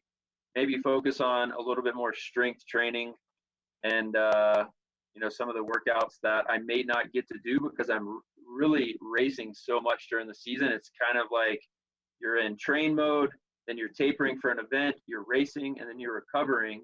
And then you come home and spend that time with the family, and then it's just a cycle that keeps repeating itself. And through so many cycles for such a long season, you kind of get in shape by racing so much. It's kind of how I've done it. But now I can look at long training blocks and actually do proper training. I think that's going to be a big advantage for this year. Very good. I know quite a lot of people. There's a lot of friends around here in Tahoe who are looking at, you know, FKTs and that kind of stuff. And I know that there's probably quite a lot going to go down because the race calendar is kind of seized up. So people are focusing and training for particular FKTs. Is that been a goal of yours, or is so fastest known times on specific trails? Is that kind of tickled your fancy? Well, it has and it hasn't, but I don't know if you know where I live. So I live in Colorado Springs, Colorado. And there's this other guy who lives here. His name's Joseph Gray. Jody. And Awesome. he is the best U.S. mountain runner for like 10 years, literally probably the top 3 in the world. Yeah. So if you're going to try to come and beat any FKTs in Colorado Springs, good luck. Like I'm content with like second or third. Like that's an FKT for me. So I'll go out, maybe attempt. And I do have a few in the Springs for sure. I've got Joe's actually got the fastest time up and down the incline. Unfortunately, that's closed for the fast time up. I had the fastest time up and then back down on the bar trail, and somebody got me. I think it was like December or January, and I've held that record for 2 years. Wow. So that's one I got to go and get back 100% once they open the Manitou incline back up. But just trying for some PRs. I have found a couple of other events I might go to that are smaller shooting events. So kind of like fitness, CrossFit mixed with tactical shooting, 3-gun. So again, getting back to what you were saying, I'll go to, experience new things, try new things, do some new events in the states that have opened back up. And I just flew to California for military work and back. And that's the biggest challenge for me, is everything really just seems like normal operations. Like I know it's like not as packed and there's a lot of stuff going on, you know, for people who have been impacted and who are in the hospital. I mean, my son just hit his head accidentally, had to get stitches. Literally the first day I got back, and I was expecting like a 10-hour wait in the hospital. You know, we went to Fort Carson on the military base, and there was nobody in the ER, and we were in and out probably faster than a normal a day. So I was kind of like, it's hard to see so much happening on the news and then go out and travel and be in the airports and actually do things. And the really only changes, you know, is a lot of things are closed and people are wearing masks. But you don't, I've been, you know, in a combat situation, and I've seen the threat, like, you know, up close. But this is a different situation where you don't see it, and it's kind of weird. Like you know, you see a lot of stuff happening in big cities and overpopulated areas, but I live in a place where there's just thousands of acres of natural forest and open space, and I just don't see, I guess, what everyone else may be experiencing. So it's I guess it's hard to relate, but I definitely have my thoughts and prayers out to everyone who's affected. And there's a lot of ways you can be affected, not just by you know, being sick, like financially affected, having to be home, having, you know, a family to still look after. So it's definitely affecting everyone in a lot of ways. But yeah, I think just keep getting after it, stay after your goals, and this, just like everything else, will eventually pass and we'll get through it. Yeah, how was the travel? I mean, I know that you were going, you know, through the airports. Is it slightly weird? Yeah, it's just like a ghost town. Is it really? Yeah, nobody's anywhere. Like you can't even get food in the airports. All the you know, like normal businesses are closed within the airport terminals. When I was flying there, I had 4 people on my first flight from Colorado Springs to Salt Lake City, and then about six people from Salt Lake City to San Jose. And then on the way back, I flew from San Jose to Vegas, and there was, you know, about 10 people. But that Vegas flight to Denver, it was like a normal flight. Like, we didn't even have enough room to stagger, aside from, you know, the middle seat. But that's the big change, is they're trying to keep separation. So whenever you scan your ticket to get on an airplane, they'll wait, you know, like 6 seconds to let people kind of space out.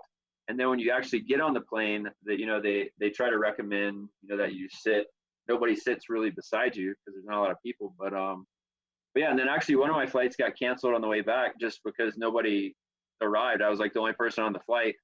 So they canceled that one, and that's why I had to rebook and kind of go through Vegas. So you just gotta, you know, have a backup plan for sure, because just because the flight's scheduled and you think you might be going, the airlines can literally decide right on the spot they're just going to cancel it. So it's definitely, and then you might not have another flight for a few days. So it's risky, I would say. But you know how much my flight was from Las Vegas to Denver on Frontier? I don't know. Tell me. $11. Oh my gosh. I'm dead serious. It was 11 bucks, gosh. and I booked it the same day. That's insane. Like, when can you? Like, I couldn't even drive that, like, to Denver and back pretty much for 11 bucks, and I got to fly from Vegas to Denver for 11 bucks. It was insane. It is a crazy time. I mean, I've you know, we haven't been in the car really at all. You know, a couple of trips to the shop and back, but some are walkable. You know, like we live in a mountain community as well, so we're all you know, we're up here kind of a little bit oblivious to kind of what's happening in the real world, and see, you know, it's very different to what's being portrayed on the news. But yeah, very bizarre. We, you know, it's what, 51 days I think we've, you know, been in the house. You know, we still can go out running. We, you know, a lot of the trails are you know, are open. You know, mostly they've mostly been covered in snow, so we couldn't really do a lot of trail running, but until recently, and the melt has started now. But yeah, just like every single one of my runs was door to door. I never drove anywhere. You know, some were just around the block, and some were just out and backs, and yeah, and I think you know, I was focusing, you know, mainly just to sort of keep in and around the house. No, that was an epic challenge, and you know, you've got a beautiful area to be in, so I think it definitely helps to have that natural, you know, like beauty to keep you going during some of those longer runs. And I'm glad that they did. Sunrises. Yeah, I saw some of those stories that you posted. It was like, I was like, this is and that motivates me because, yeah, I want to get out and early and see those. And there was this one part when I was in San Jose where one morning it was super foggy, and then you went up to the top and you can just barely see over the cloud line. It was pretty cool. And then, but nothing like Tahoe. And you know how Tahoe for me, I mean, that's a special place for me. As my first World Championship and my last this past year. So I love that venue, and I love the area. But but yeah, it's good to see you guys out there staying safe, but still, enjoying life. I mean, that's what it's all about. It's tough to stay home for that amount of time, and I was blessed to be able to go out to California and break out the monotony a little bit. Government travel, is a different kind of animal. Just getting out there and doing stuff for the military. But yeah, it was good to break it up, and I feel like I can hunker down for a little bit longer now, and hopefully it won't be much longer. Very good. I know it's great because I'm obviously basically a full-time dad as well, and looking after the wee boy as my wife's still working, and that's just awesome.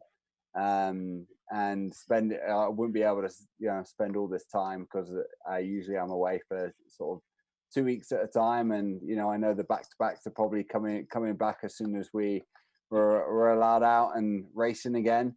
But I'm making every moment count with the wee boy, and that was an interesting balance. And I suppose it's life is a balance, but balancing it out with the wife, the boy, and the challenge as well. Was trying to balance it all, and the regimented approach I think I took to it, to making sure that I was up at 3:30 or 4 every single morning and get that in, was probably one of the keys to success. And you can attest, being in the in the services, that's why they teach so much regiment, and discipline. And I think that was key for me in the in the Hammond Challenge.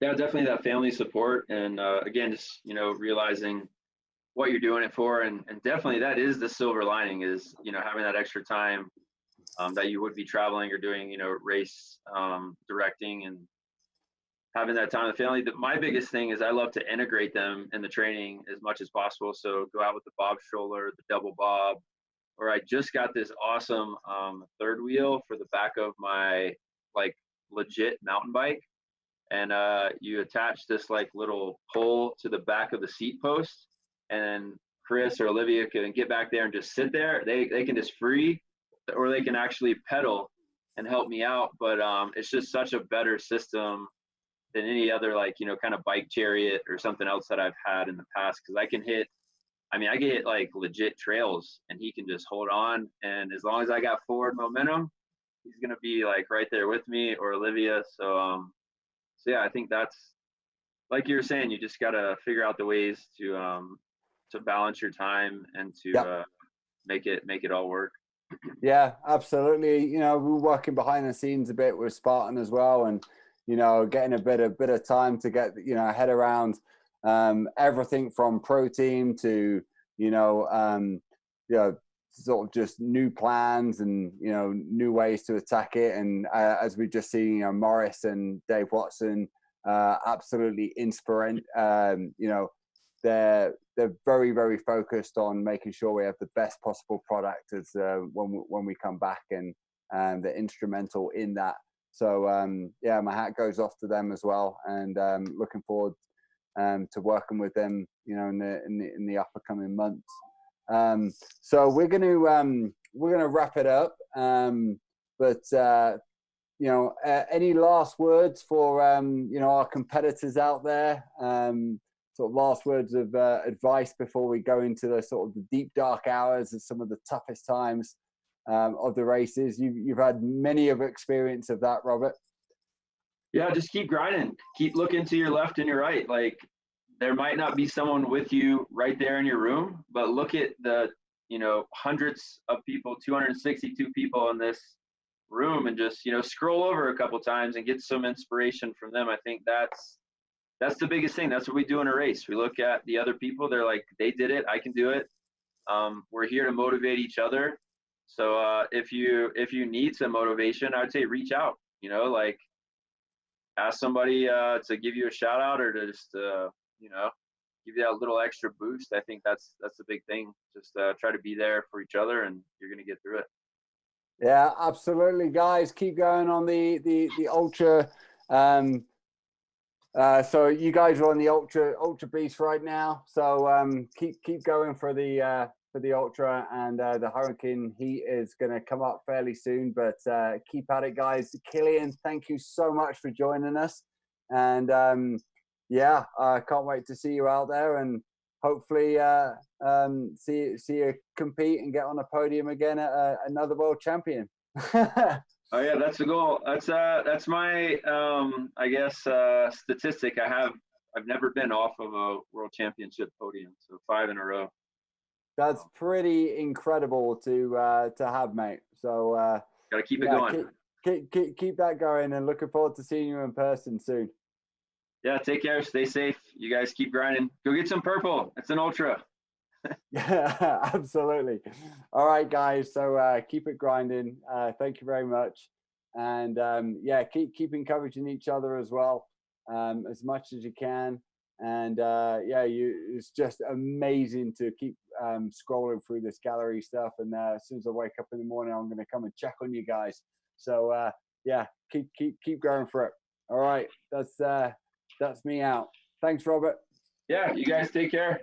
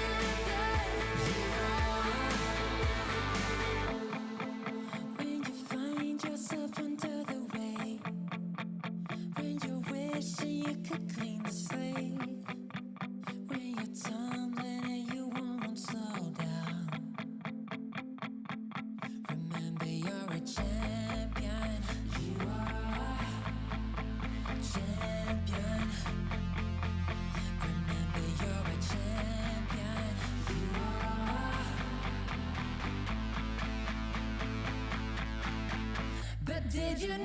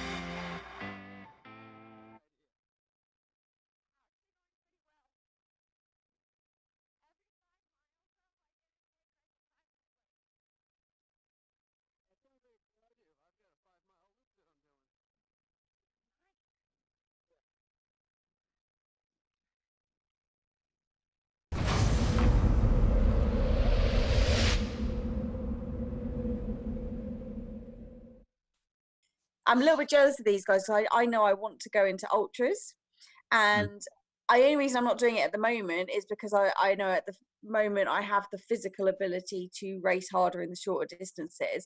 But as I get older, and that will naturally dwindle down, I do want to go into ultras, and it's that I want to see where my limits are mentally and physically. But it's making me a little bit jealous watching these guys, because I just want to see what this can get you through. You look at these, like Courtney Dauwalter, she's my absolute inspiration.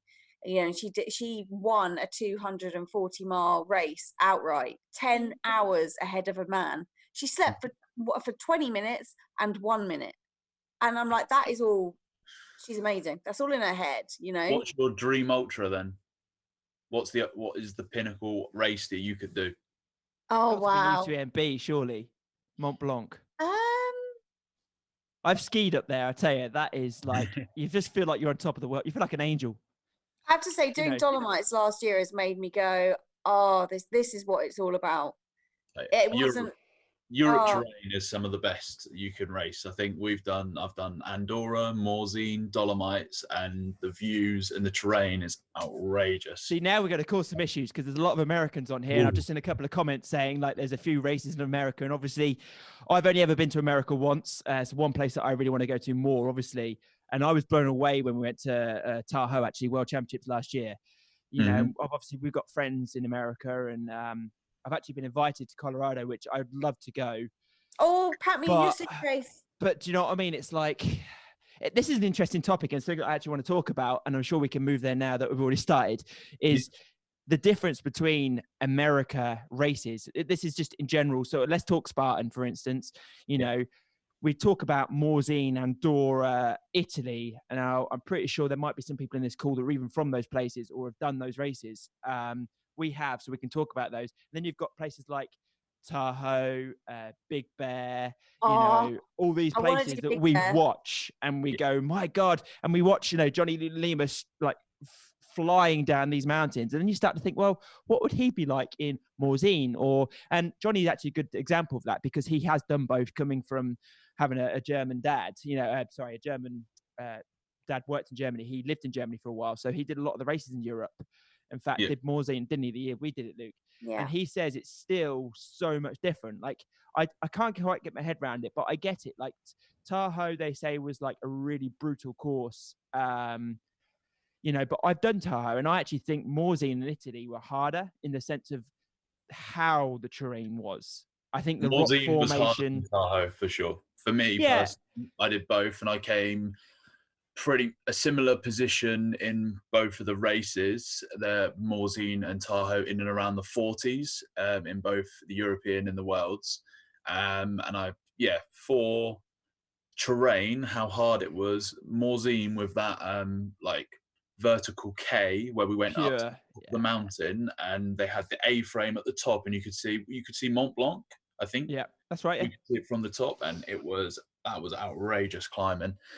And then the sandbag at the end, which almost killed most people, was brutal. That's what we could talk about, like that. Talking about mental grit. I mean, for me, that is still possibly the hardest point I have put physically and mentally ever. And I haven't had kids yet, so I'm pretty sure that's going to test me. But in general, from a racing point of view, it does. Honestly, when we were quite close together at that point, Luke, in that Morzine race. And we said this on the podcast a few times. We came around that corner. I looked at my watch. I remember seeing about 13 miles thinking, do you know what? We're so close to the finish here. And I actually feel quite good for my first ever champ race. Next thing you know, they gave you this bloody bag. And it was, I can't even remember the weight of it. It must have been 60 pounds or 70 pounds. And it was like, oh, you're going up there in French. Ali, if you like. And it was literally, you're going up there, and that carry, I remember stopping and just going, I want my life to finish. This is so hard. And I think the heat, you know, and it took something crazy just to stop, go, do you know what? I'm doing this for fun. I'm enjoying this. Come on, Jack, carry on. Admittedly, I lost like 50 places and nearly died. But in general, when you finish that race, just that relief of just like, oh my goodness, I've actually got through that. And I'm not dead. I am still here. I am still in one piece. I'm very lucky to be here. I've just done the most amazing race. Yeah, and then to go and do it, I'm doing it again. You know, like we said before, this kind of pushes your boundary as well. Now Morzine is your new hardest race. Then Dolomites is your new hardest race. Then Ultra or Death Race is your new hardest race. I think this Unbreakable 24 will push it for quite a lot of people on here. This will be their new hardest thing they've ever done, which will be outrageous. To look back and to say I did the Unbreakable 24 will be an amazing thing to remember. Yeah, and if they're ever in a hard place in life or in a race, you can look back and go, that time I was on that virtual race during COVID virus, you know, I did this in my living room in circle. I mean, actually, I'm just looking now, these guys that are running circles in their living rooms, honestly, that has got to be... That's a mental grit to... These guys should be doing the Triple Crown of ultras because they have got the mental capacity to cope with that. And how much is mental? Like, let's talk about this. Like, how much of getting through a tough race is mental? I would say quite a lot of it. Yeah, massive amount. See, Amount, like especially. Dolomites, I've only done one ultra, and it was 37 miles, so it wasn't even a long ultra. But Dolomites at 14 miles physically was a lot harder, but mentally, because it was so enjoyable, even though it was hard. Like you said, the scenery, the technical terrain, it was something different. It meant I would rather go and do that 3 times than that one UK ultra.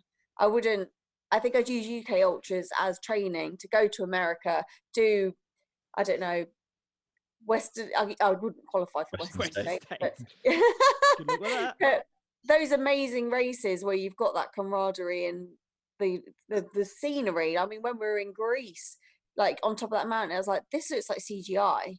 And I just remember thinking, I don't think I've stopped smiling. I'm in pain physically, but I have not stopped smiling. And that's I love that. I love that runner's high, completely off subject, but I love that. Do you know when sometimes you're running and everything, and I call it runner's flow, and it only ever happens like literally like 5 seconds of probably every so often, where you just stop and you feel like you're stopped, but you're not, you're moving. And it could be anything. You could be running, could be cycling, and you just smile to yourself. And then you find yourself smiling to yourself, but you don't know why you're smiling to yourself. And then you just I don't smile to I'm myself. just happy.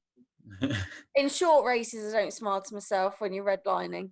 Don't like that. No, I think it has to be that either a training run or a longer run where you've gone through that horrible initial competitive. I mean, to be fair, all us 3 race competitively. You know, I think it's fair to say when we line up on the start line, we're hoping to do well. You know, I'm not a medal hunter, unfortunately, and I don't chase for medals or anything. I even like trophies really, but I do like to do well or push myself to the limit. So probably I should be doing these races, but in general, I like that moment in a race where, you know, you're not doing so well, or maybe you're injured. I mean, like in Greece for me, my injury, I was practically walking. I just had to enjoy it. Otherwise, the pain on my ankle was going to be so much, I wouldn't have enjoyed it. So I just had to go, do you know what? I'm out here. I'm racing this race. Not many people are doing this. It's an amazing experience. I'm with some of my best friends. How lucky am I that I'm actually be able to be here? You know, let's bloody enjoy this moment. And that's a smile to yourself moment. Yeah, sure. It's one of those moments to look back on now in this difficult time with COVID and be like, wow, that was an amazing experience. You've got to take the positives from it. Only Spartans have given me those experience, like those feelings from a physical race. But why is that? Okay, so I mean, I tell a lie. My last London Marathon, as much as, and I was the same as you, Jack. I got a calf injury at mile 20, and I really was like, oh my, do I stop? Do I keep going? And when my watch hit a marathon and I still had 800 meters to go, I wanted to stop with 800 meters to go, and it was horrible. But actually just getting the time I wanted and getting through, that feeling was amazing, but still doesn't come anywhere near what a Spartan's given me. I mean, why is that? I mean, I've done 3 locations. Maybe. And I was thinking about what you were just saying, Jack, about, I think everyone's got their different motivations. And I've thought a lot about why am I competitive? And when it's pure running, you are just chasing PBs and times. And if you don't, you could put months into it and not hit it. And it becomes, I don't know, I just lost my mojo. Once I'd got to a certain point in each of the distances, I was like, why? And then I did a Spartan, and you can't go chasing that. It's something very different. But I lost a bit of my confidence because you felt like you were always racing the same people, and you're getting up on the start line and being like, I wonder what they're doing. I wonder what they're doing, and not focusing on yourself. And I was thinking, why am I really getting myself so wound up? And for me personally, and this might sound bad to some people, but I felt like my self-worth was based on where I came in a race, which is stupid, right? But when it came to something like Dolomites, I had no expectations of where I would come. So I didn't go in with that pressure. I wasn't thinking, oh, if I don't come in this position, then people aren't going to think as much of me. But that was my best race, arguably, that I've ever had, really. So when you take that pressure off yourself, and yeah, because I did, and you just let yourself enjoy it, I think you can push yourself beyond what you think. Yeah, true. That's good. We've mentioned a few of the championship races. We spoke about Dolomites, Morzine, Tahoe. Let's talk about one that no one has done yet, Abu Dhabi. The World Championships in December. Obviously, we're based out in Europe. Let's pull out a few European athletes who might cause an upset. Yeah, I was thinking this. Like, they're not underdogs to us, but people might not know their names and be quite surprised by them. I think if you look at the trifecta World Championships in Greece, 3 Europeans were on the podium. I think we could definitely see some more Europeans making definitely the top 10, even more than that. So let's have a few picks. Who's your dark horse, Jack? My dark horse. Okay, so from the guys' side of things, yep, I actually think, and it probably isn't a dark horse, but I think someone that's the reason he's a dark horse to me because he's young and he's up and coming, and he has just won the Greece trifecta world champ, and that is Richard Hynek. So not dark horse. He's not a dark horse, but he is a world champion. But yes, but when you put him against people like John Albon, Ryan Atkins, John Albon was going to be my dark horse, but he's not a dark horse anymore, is he? You know, he. If you think about, and this is difficult to say, if you take Jet Bauer's tier system, he wouldn't come in that top tier. You know, he's not the initial top 10 you think of, I don't think. Especially if you said, right, Tahoe or an American race. I think now you've said it's Dubai, which is non-American. I think all of us, I think even John, I hate to say it, and I'm sure we'll talk about John a lot in a minute, but I generally think John is going to still do very well because it's John Albon, and you cannot write John Albon off. And there's no altitude. But it's flat. And we all know that John enjoys it when he can get away on the hills, as does Ryan Atkins similarly. But you're going to have your sort of non-sky runners, if you like, actually, I think, do very well at Dubai. Because I know there's going to be a few up and downs. I know we've had a good chat with Dave Watson about the actual course itself. From what I can gather, and even Luke, we've got friends out there who actually live in that area, and they've said, you know, it is sort of lumpy bumpy.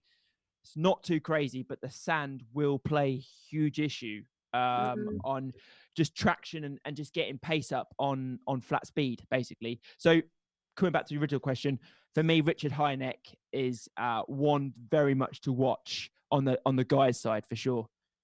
What about you, Natasha? Who's your dark horse? Does it have to be European? Because Preferably, yes. Oh, see, I was gonna. It doesn't have to be a winner. It could be podium contention.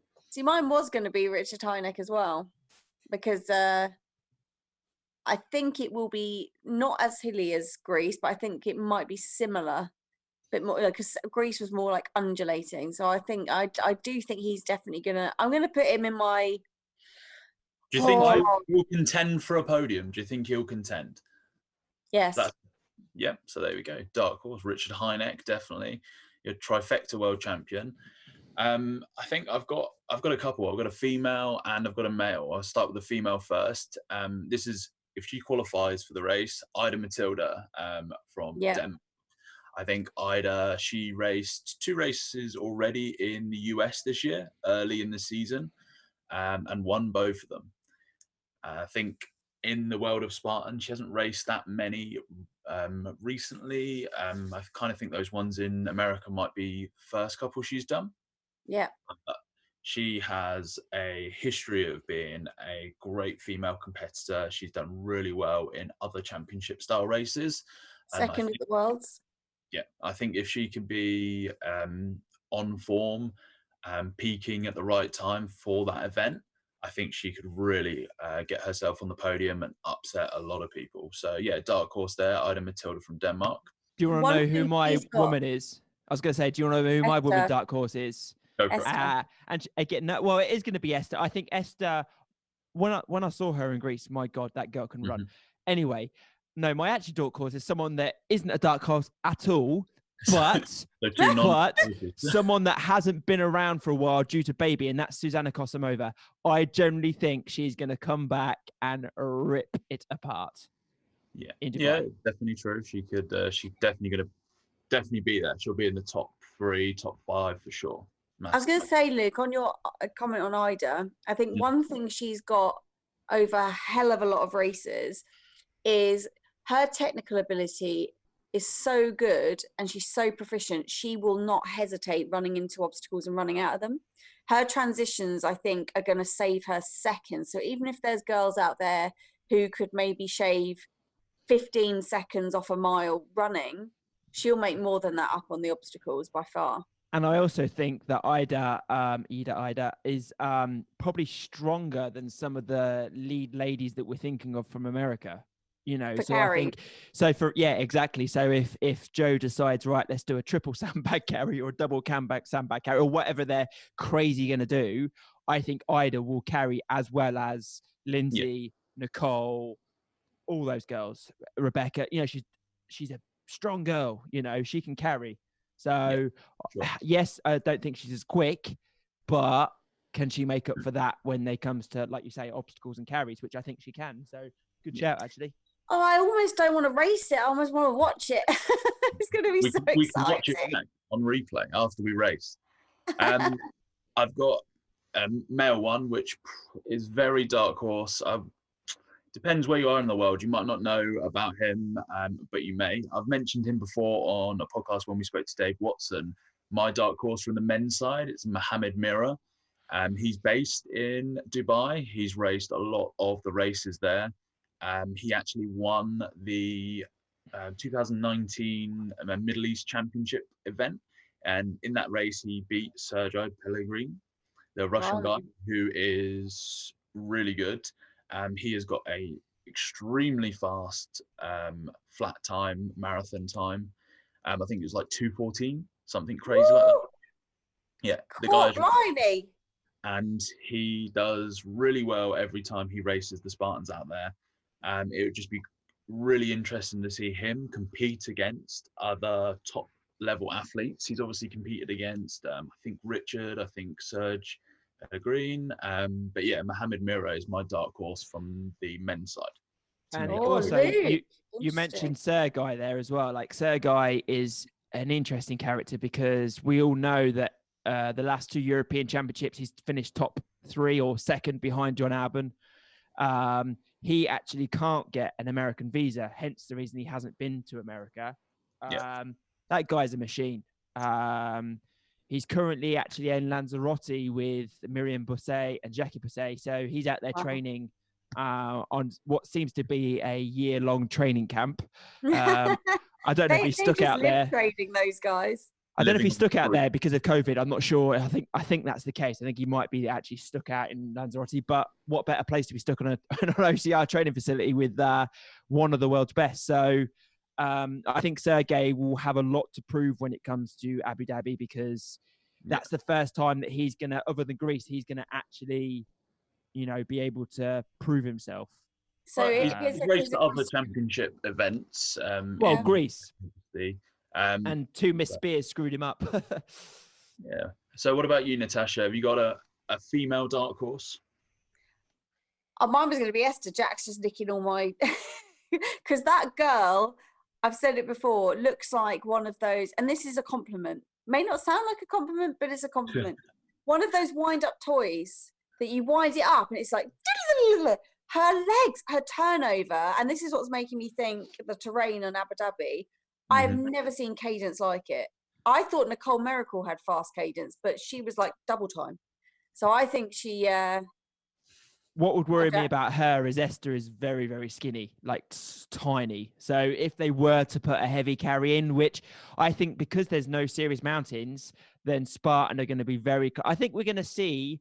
Are you telling me I need to bulk up, Jack? Literally, yeah. Because like even like Tahoe, like I said, it wasn't difficult, but that double sandbag carry, and I like to call myself a carrier. I struggled, and it was more just technique than actually lifting the weight. I just got my technique horribly wrong. And actually, Did you have two pancakes? Or yeah, no, two sausage pancakes. But the problem is, the weight had gone to either side, so the bit in the middle was just like string right around your neck. And looking back, if I'd watched Killian do it before I'd raced, I would have been fine because I would have crisscrossed it over my shoulders, held the weight at the front and legged it. Is that what you did? I did what John did. I tried to get one on one arm and then one on the other. But the issue is I was then in this position, and every time it slipped, I then just lost so much momentum trying to get it on my shoulders every time. I ended up doing what John did and just literally like farmers carry him, which was probably the worst thing in the world. Oh my life. The only difference is that I knew that I had that cold swim coming up. So in my head, it was like, actually, I've got a cold swim, so hopefully my muscles might. But I was in and out that so quickly, I didn't even have a chance to think about it. But yeah, I think if there's a double carry, and I think Spartan will get clever this year with Dubai. I think they're going to throw some serious things out there that we have not seen before. Don't give them too many ideas. No, I know. And they can't bring in new obstacles, but I think, especially. How do you know? Well, yeah, true. Well, there they might be won. some new obstacles, but You just mentioned the thing that Tahoe is kind of famous for, the one non-obstacle, the swim. So yeah. you don't really, there's not really too many places that they use like a swim that is notorious like the one at Tahoe. I miss swimming. Yeah, what do you think they're going to try and bring in Abu A Dhabi? camel ride. A camel ride. We may need one if we need to get to the finish line out there. I bet we'll all be wishing there was a swim out there if it's hot. Yeah, do you think they're going to have a kind of signature thing out there, like a sand dune? I generally think there might be, and this would be super cool. I'm not sure.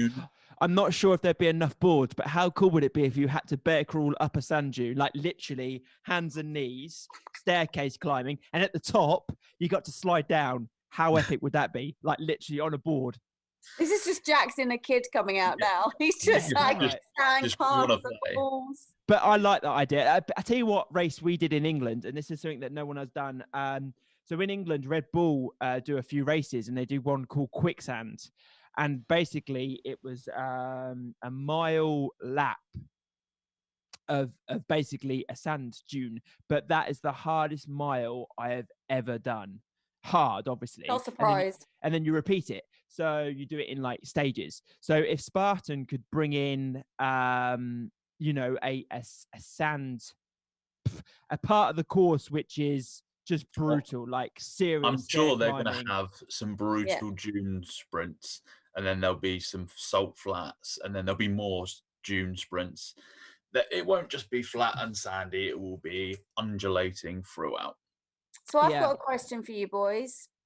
What do you think's the probability that this year, out of the top 10, there will be more Europeans in the top 10 than there are Americans? Yes, I think there'll be 60%. I think 6 out of 10 will be from Europe in both sections. And what about I think so. top 5? Oh, I don't know about that. Predict, No, I predict. think Let's be honest, right? Let's do the serious main 4 because we can. Because I think the third position's always up for grabs. If predict you've got predict your top 4 then, male and female. Oh, jeez. Okay. Let's do top 5 because it's always top 5. Well, I was thinking, we know who's definitely going to be in that top 4. We know John Albon on the man's side will be there. I'll always put my money on John. And Ryan Atkins has never been outside of the top. So those two, I have to say on the men's side, will be there somewhere. In what order, I have no idea. But they will. And on the women's side, Nicole Miracle and Lindsay Webster, you just cannot rule them out. Pure and simple. Yeah. That said, I don't know if we'll have a winner out of those 4. I don't think they will be in the top 3. I think we're going to go. Oh, really? We're going to go. This isn't in no order at all. But for the men, John, Atkins, Mohamed Mira, Sergei, Ryan Killian. Robert Killian. Ryan, too many Ryans, Luke. Too many Made a guy up. He just made a guy up. Yeah. But what's really, the men's the hardest because actually Batris could do really well. Flat speed. VJ could do really well. He's got long legs, good turnover. He's smooth runner. Kurt de Wint has got very fast flat speed. And then if you look on the European side, you've got Ziska, you've got Sergei Pellerin, you've got Richard Hynek. You know, like Soleil. You could pick your top 10 quite. Oh, not even Ryan Woods. It's so interchangeable; it'd be crazy. I've got a feeling there will be a serious. Oh my goodness! How the heck did you get there? Type of athlete in that top 5. I think this is even gonna podium. Be, particularly on the men's side, I think this is going to be the most exciting race to watch back that we've ever had. Because I think it'll be a proper race. I don't think there'll be that much.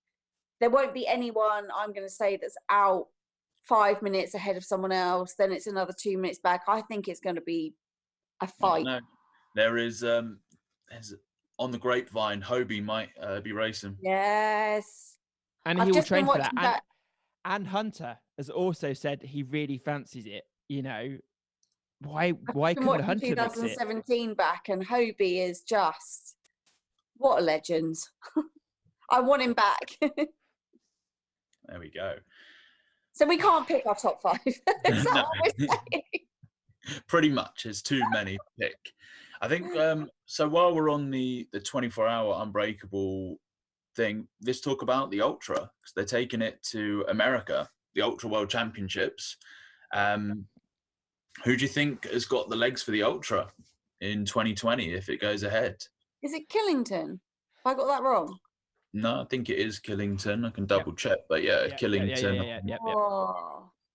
I generally think that's got this is the interesting thing because before, after speaking to a few of the American guys, definitely it was going to be a congestion of races, wasn't it? Because the world champs, Killington, is all in the same month, so they were like, I don't know if we're going to be doing all this in one go. Because I think it was Stratton as well, wasn't it? So I would have said someone like Aaron Newell would be my serious pick for a contender to Ryan Atkins, but I don't know if he'll do it now. So I think Atkins, just purely because he can do every race under the sun and still come out on top, I think Atkins will go for it. And let's be fair, there's no one that's going to beat Atkins at that distance. Even John Alban would struggle. So I think Atkins is the one to watch there. And then on the women's side, Rhea Cobalt, really, to be fair, has come out and really established her place in that position. What's the temperatures going to be like in that time of year in Killington? I don't know. Probably not going to be warm. Definitely. But it's not going to be like Sweden. What if Lockie Dancy travels? Lachlan Dancy from Australia. G'day. Just saying, what if Lachlan Dancy from Australia travels? He's won the OCR 24-hour last couple of years in a row. Yeah. He's a shout. He's very good. Do we think Miriam might do it again? Yeah, probably. I think you got Morgan Mackay. She's on here somewhere. Isn't she's on here. Yeah. I think, is she racing still? Where is she? Yeah, I saw her screen. She is here somewhere. Anyone know if we've got Morgan? Yeah, I'll go through. Yes, there she is on the couch. Morgan. Come on, Morgan. How you doing? She's like, don't talk to me. I just want to she's like, I can't save my breath. I see her. Hey, Morgan, how was the Ultra? It was awful. No, don't say that. We're just picking you for the Ultra World Championships. Oh my gosh. I had never been on an Airdyne bike for more than 2 minutes. And then I did the Ultra on the Airdyne. No. Wow. Oh my God. My quads, my butt, my back, everything just lit up. That sounds horrendous. How long for, Morgan? What was the distance on the Airdyne bike? You had to Oh, go. I did 50K. Oh yeah. Yeah, you so can I did fill my that in the- 5, my 10, my 21, and 50 on the Airdyne bike. Oh my Wow. life.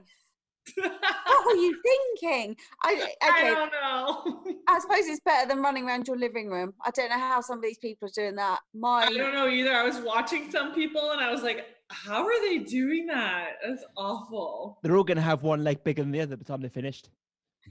What Or have you just got a left, circle on the Morgan, after you've had your... So, yeah. I wonder how often they're swapping directions. What have you got my left, God. Morgan? What's next? The death race next, is it? Or No, is I it think it's the trail. Oh, La Ruta. Yeah. I'm just No, waiting. I'm just gonna drink coffee until I'm told. La Ruta's a bike race, so you may be back on the bike. No! Oh no. Please, no. Oh my life, you're incredible. Oh, look, Joe Falcon's just done the 50K ultra. Well done, Joe. Rushing it, Joe. Morgan, while we got you on, just a quick chat about the Ultra World Championships. Were you aiming to do that this year? Yeah. This is training for it. Yeah, this is Yeah, that's just a true. Sunday training. Well, there you go. We've got a good competitor right here then for it. Top Yeah, three. it's like getting in my super, super long run, you know? But I'm not running, I'm on the bike, but Is ultras your favorite, Full Morgan? cardio. yeah, I like the ultras. I like the long distance races because it's just like you get into like that long, slow grind. Yeah. And it becomes so mental. And I love that challenge. Is Except I don't 24 like it hours the right now. longest Like you- right now I'm like, I'm good. Is 24 hours the longest you've done in a race? The longest that I've ever done was the death race in 2012. And that one went for I think like 58 hours the year I did it. Did you get to sleep? No. Oh, Joe, you evil man. So it was it was the longest I had ever been awake for. So I fall asleep at 9 o'clock at night when I've been mascots in the forest. The trees were talking to me. Like it was Oh, crazy. I love that. I love when you start hallucinating. That's the best bit in ultra racing. Oh dear. I was listening to Courtney and Maggie Gusherall on a podcast once, and Maggie was saying how jealous she is of Courtney's hallucinations because Courtney gets like leopards in hammocks or a man playing the cello, and she gets people's heads on sticks. Oh wow. So Morgan, when you're racing, I don't know what it says about my mind, she said, but I always get something like out of a horror film. And Courtney gets all these nice, pleasant things. She said, Courtney's had T-shirts made. And she was like, I don't really know if I can get T-shirts made of heads on a stick. coming back to what we were saying earlier, Morgan. So when you're racing, do you go to that place? Like, I've never had it as bad as that death race, so this is easy. Like today on that bike, when it starts to hurt, do you always go back to a place in your mind where it was like, it's not as bad as that time? Yeah, sort of. But I mean, every race that I've done, it's kind of hurt in like a different way. So it's just like I've never been on a bike for that amount of time. So it hurts in a different way. Different places. Yeah. What made you do it on the bike? Are you in complete lockdown, can't leave the house? No, I can go out, but like I just don't want to run by myself at like 3 in the morning where I live. Oh, I forget that it's that early in the morning where you are. Well, right now, like I just mean when I was doing the ultra, like Yeah. like I was biking at like 3 in the morning. Right now it's almost 7 a.m. here, like Eastern Standard Time. Yeah. So how long have you been awake? Like Can't 10 remember. Too long. I like just woke up. I had a little nap and I'm like wondering if that was a bad idea because like I felt not bad when I like went to sleep and now I'm like, oh my God, I'm so tired. What happened? You look all right, Morgan. You look like you've had a full night's sleep. Yeah. You don't look like you've been up that long. Michael looks like he's got a Starbucks there. He's had a delivery of a Frappuccino. So I think we should estimate how much caffeine's been drunk amongst all of this lot collectively. Oh, I'm drinking Gallons. coffee right now. Yeah. And I'm And wondering Morgan, Straight black. what's your aim for this, Morgan? And what you're hoping to do? Just finish, like just see how far you can go? Is it just a bit of fun? What's your actual aim for doing this today? My goal yesterday was to finish and go all the way. My goal right now is to just go as long as I can. You can do it, Morgan. You can go all the way. Thank you. How long's left? It's So it's 7 o'clock there. 8 hours? like 6 hours left. No. Oh yeah. What's another 6 hours? You'll be fine. Just break it down. It's only an hour, and then just get to that hour, and then it'll be only another hour again. That's how you. Unless Joe goes, oh, this death race is going to go on for another 50 hours. Surprise! I would be like, oh god. I'm sure Zoom can only go on for 24 hours, guys. So don't worry. They'll probably kick you out after 24 I don't hours. think So to go 24 hours. I think if they push us hard enough, you'll see people. Morgan, it may. it may. It may. You've just been told. Sorry, Morgan. So if they were to turn round with 1 hour to go and say, oh, we'll do this for you if you stay on for another 24 hours, what would it take to make you carry on for another 24 hours? Do it all again. Me? Yeah. Basically, she's saying, do you do it for the money or do you do it for the medals? No, I'm not. It's the lifetime supply of food that Joe will offer. I would do it for puppies. Oh, Puppies. wow. What would we do for puppies? I would go another 24 hours if I was going to get a puppy. What puppy? What dog choice would you go for? Eagle. I have a Husky. French bulldog right now, and I like love it so much. It's so cute. So I want another one. French bulldogs are my second favorite dog in the world. I have to say beagles are my favorite because I've got a beagle, but French bulldogs, those are so cute. they are so cute. My Never had- Instagram feed is basically Spartan stuff, bit of CrossFit and running, food, and French bulldogs. You don't need anything else but that. No, That's it. that's my life. Good. Right, okay, let's say it right now. So if you win today, Morgan, or tomorrow, or in 5 days, whenever he finishes that thing, you're going to get bought a brand new puppy from CEO Joe DeSena. Let's put it out there. We'll just tell him. We'll tell 'Cause him. we I'll have that text him right power. now and just say, sorry, Joe, I've just made sure that you have to buy Morgan. Yeah, Promise Morgan a 50 hours for a French bulldog. I've done it. I've texted him. There we go. Yes, Don. that will motivate me to keep going. There you go. Don's put it on the table. 50 hours and you get a French bulldog. Luring her in. And you have to call Wow. it Joe DeSena. Oh, I don't know. No, that's pushing it, Jack. And every time I'd call the dog, I'd have like those traumatic. Just shivers down the spine. Like, whoa. Yeah, I'd be like, remembering the death race.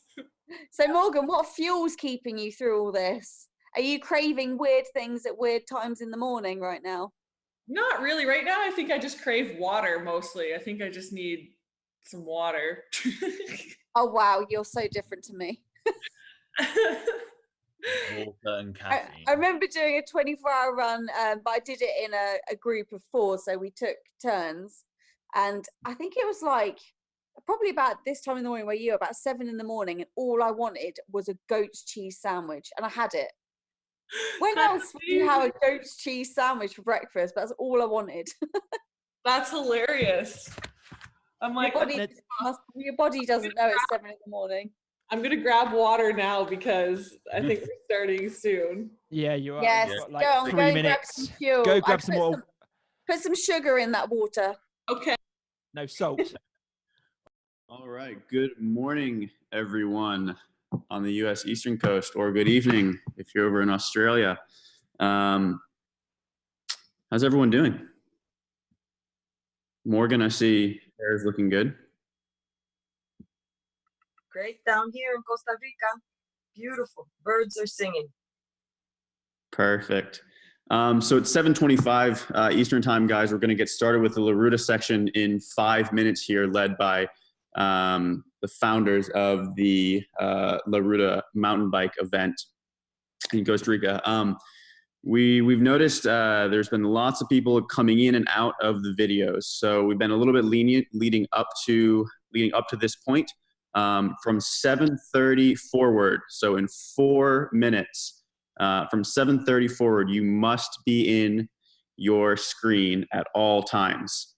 So Ramon and Florencia from LaRuda will be explaining the upcoming challenge here in a couple minutes. But regardless of whether you choose the indoor or outdoor version, you must be in the screen on your Zoom channel at all times. We're going to start kicking people out, regardless of whether you've been a part of this thing for since 3 p.m. yesterday. So let's make sure everyone is back on cameras. This is Sean here. I'm done. Sean. Yeah. What's going on? I didn't finish. I'm 3 miles short of my ultra. So I did what I could. Mm-hmm. Where do you live, Sean? I'm in LA. Yeah. What a bummer. That was my guy. Yeah. Hey, Sean, yeah. it's Peter. Sorry to see you go. Yeah, I didn't make it, but all these times I'm amazed by all you guys. I want to thank you guys for this unbelievable, once in a lifetime opportunity. I had a blast. It's so cool. These guys have been killing it. Hey, Sean, thank you for your integrity coming forward and saying you didn't make the mile mark. We really do appreciate that. Yeah. So you'll go on to do great things next time around for sure. Well, I got my trifecta. That's what I came for. Cool. Virtual trifecta. That's pretty cool. Yeah. And I'm going to go finish this ultra right now. Sounds great. You're a legend. Yeah. Hey, Peter, we were chatting last night and we noticed that there are a good amount of people that had never raced a Spartan race before, but they went ahead and finished a trifecta, a virtual trifecta. Isn't that crazy? That's so cool. It's pretty wild. It's pretty amazing. No, I was just on the phone. We're queuing up our group to crush some souls later on. We're coming up with a plan to kind of cut off some of our lambs. I heard you made an announcement about you got to be on camera, right? Yep. Yeah, we've been hearing up until now, but we need to. That. I see people keep leaving in and out of the Zoom, and I've been lenient with it. And I understand there's a tech issue that's been going on. So if you do get kicked out due to a tech issue, when you sign in, just put parentheses tech next to your name, so I know that's the reason you were kicked out. But I'm noticing the same people keep coming in and out. So at some point, we have to stop letting that happen. And if you want to continue spectating and you know you're out, just go to the YouTube, Spartan Races YouTube, to watch the stream then. Yeah, that makes sense, John. I know that we come up with a system at 9:50 a.m. Everybody's supposed to make a flag. You got to make a flag using whatever you have in the house, a broomstick and a towel, whatever, and you're going to wave that flag until 9:57. That's how we're going to figure this out. So if you're not waving a flag at 9:57, John is going to be the executioner. So everybody get that? I got people panicking. I got people writing stuff down right now. It's great. What's that in Australian time? My brain isn't working. That's a bummer. It's in my time. Just say it again for us. No, you're breaking up. I can't hear you, mate. Sorry. Can you just say that again? You're breaking up. I can't hear you, mate. Game on. All right, who's coming up next, Nathan? It's 7:30 a.m. Eastern time in the U.S. We have the LaRuda section now for the next 30 minutes, followed by a 15-minute break, hurricane heat, and then Peter's crew takes over. So from 7:30 to 8, we're going to have the LaRuda section. For those that don't know, LaRuda is considered the most difficult race in the world. 3-day absolute grind of a mountain bike through the forests, the jungles, beaches, everything. So we have Ramon and Florencia on from Costa Rica. That's cool. Yes. Hello, everyone. Good morning. I'm here. I'm waiting for Ramon. Florencia. Hey, how are you? Hello. Yes. Now you can see me. Earlier, I'm not a very good sight, I'm afraid. So.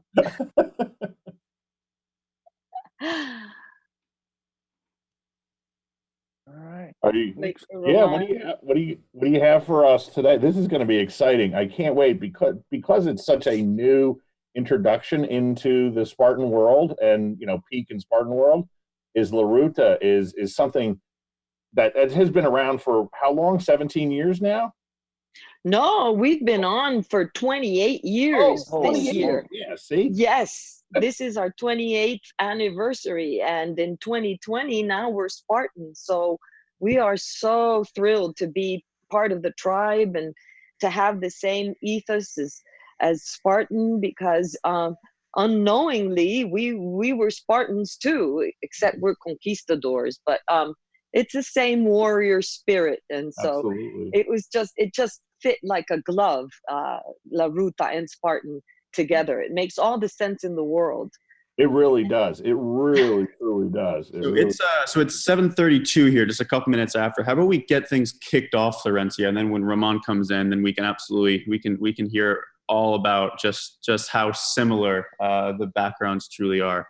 Absolutely. We're trying to get Roman on right now, see what's happening. Due to COVID, we can't be together because there's a curfew. So we couldn't make it to I couldn't make it to his house, but let me see. Let me check and see what's happening with Roman. He was ready since the warrior call, so he'll be on in just a sec. Perfect. I'm sure for the grinding workout. It's going to be mountain biking galore today. So hello, everybody. There we go. Hello, everybody here in San Jose, Costa Rica, and welcome to the La Ruta workout. We are going to start by the Ruta is a really, really tough race. I'm a Mountain Bike Hall of Fame inductee because of this event. I've been doing crazy races and multi-sport stuff for a long time. So we're gonna start off. At La Ruta, we need to have two very important things. One is spinning. You need to spin because the hills are very, very tough. And you also need to have a lot of power in your legs. So this workout, we're gonna start with the easier gears. We're gonna spin easier gears for the first 5-6 minutes, and then we're gonna do sitting down hard with hard gears, but sitting down for about 6 or 8 minutes, and then we're gonna do standing up with no sitting down. So that's what we're gonna do today. It's very tough, especially the standing. People are usually not accustomed to being standing on a bike for so long. So let's get on. Hey, Ramon, question. There might be some people that don't have a bike. Is there a way they can do a running component? Yes, they can do a running component if they, okay, what we're gonna be doing when we do the sitting down, you can, if you have if you can slant your machine, up or down, when you're sitting down, you can have it straight, and when we're doing the last 10 minutes, put the toughest incline you can have. Another thing that I use also when I'm not using the bike is the runner, but I hold on to the handlebars, or I grab on. It's not just running, because the upper part of your body is important. So if you don't have a bike, grab on like if you're on a bike. So when you're sitting down, flat, and when we're standing up, slanted. And do it at such speed that you're also working your upper body. So you gotta be going fast, almost holding on, almost too fast. All right, so you're working your whole body. That's what we're gonna do. So climb on the bike. We'll start from easy gears to hard gears, and then we're sitting down for a while, then we're standing up. Perfect. And if you don't have a bike, if you don't happen to have a bike treadmill, then you can replace this by either getting outdoors and doing your best to compare to what you're doing on the bike, or indoors. Everyone around the world has various setups, so we'll accommodate everyone, but go ahead and follow Roman. All right, let's do it. Okay, we got 24 more minutes of good working out times. Let's do it. Can we use stairs? So we'll start easy. Easy gears.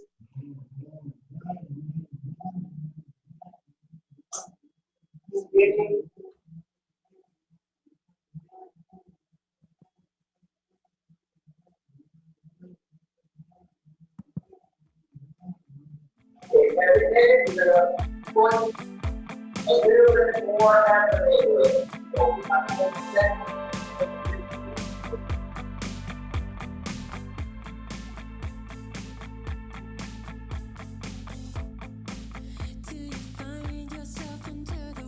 Five seconds.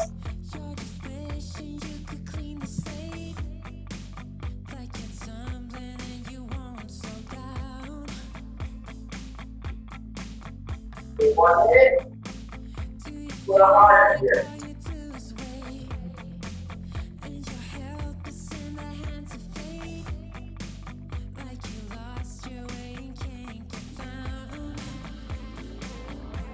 Okay, when you're biking, the power is on the board. This is the weight, and cycling for lower back. So the power comes from the center. So from the center to the leg. The other important thing is you don't hold on prolonged the handlebars. It's firm, but you're not using a lot of power. Keep a lot of power in your arms, you don't have a lot of power. Okay, so for Renzo, while Roman is getting on side, we might walk everyone through to how LaRua began. Yes, sure. You can hardly hear Roman because of the bike is so loud, so it's very muffled. I'll run you through it. 28 years ago, Roman, my brother, we are brother and sister, he invented and created the Ruta as an adventure with his friends. But when you get more than 3 people on mountain bikes, it becomes a competition. So lo and behold, it was just an exploration trip to see the beauties of Costa Rica. As you can see in my background, it's one of the places that the race goes through. So after a few hours, those 15 pioneers started competing against each other. And then when it was finished, everybody was just so enthused and psyched. They all said, hey, how about doing it again? Let's do it again. And that's how it was born. Year after year, it has been a long journey, non-stop for 28 years. So actually, a lot is said about us being the founders, and it's a credit that I don't really have, because actually the only founder is Roman. I'm just his sidekick and have been there for the duration, but mainly the last 9 years. I have been side by side to him and have been his right hand throughout all this time. So this is a transcontinental race. Why? Because it traverses the isthmus. It crosses from the Pacific Ocean to the Atlantic Ocean. What conquistadors did in 20 years, we do it on mountain bikes in 3 days. So it's grueling, it's grinding, it's really, really tough. A lot of people don't make it. And it's all about physical endurance, but it's also very mental. If you don't have that mental power to sustain yourself when you're in the middle of the jungle, when you're breathing in, instead of oxygen, you breathe water. It's so humid and hot. And that's the first day. And you just get straight into the jungle. And many times I hear Roman's advice to people, and he just says the race starts when you get out of the jungle. So that's a big deal. Yeah. That's incredible. So back to Roman, if you've had a few more minutes, just want to keep everyone updated on the workout.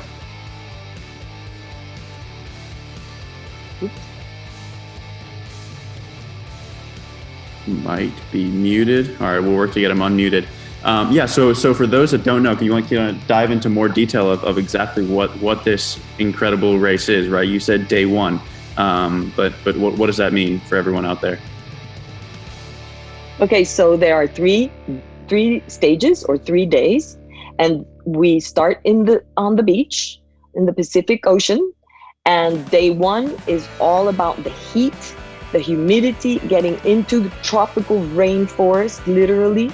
We go into a reserve which is protected, and it's full of all different types of species of animals and birds and crocodiles and snakes. And this is one of the most diverse countries, biodiverse countries in the world. So the first day is a very, very difficult, hot day. Yes. Incredible. All right, looks like we've got Roman unmuted. Back to Roman, you want to give everyone an update on what they should be doing?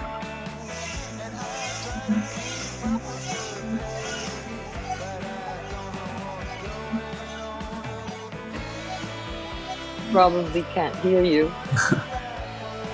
That's right. Looks like he's absolutely cranking out the gear. So whatever gear you're on now, I think it's too light for everyone. He's focused, very, very focused. Exactly. Yes. So day two is a little bit different. Well, quite every day is very different. But day two, you're already in the mountains, and it's about going up to the volcanoes. There he is. Okay, we warmed up 6 minutes.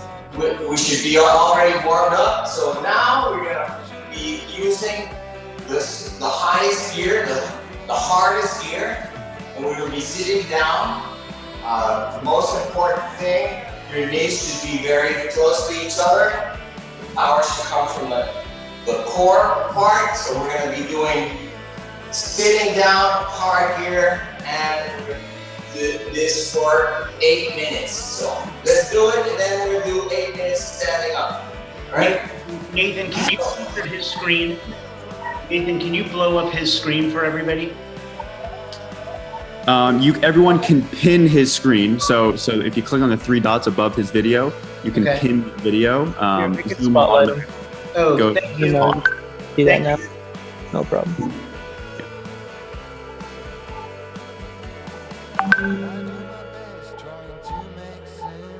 So I can run you by day two, stage 2. Yes, stage 2, we go up the volcanoes. It's a big deal. I say volcanoes because they're side by side. We have the Turrialba volcano and we have the Irazu volcano. So the total climb is 2,775. Hang on, everybody stay up here, guys. We're on live. Ooh, we have a guest. Hey, John, can you unpin Roman for everybody so we can see Joe? Yeah, I'll pin Joe for a sec. Where's Joe? All right, Roman, keep leading us. We have an appearance by Joe. Here you go. Oh, hello.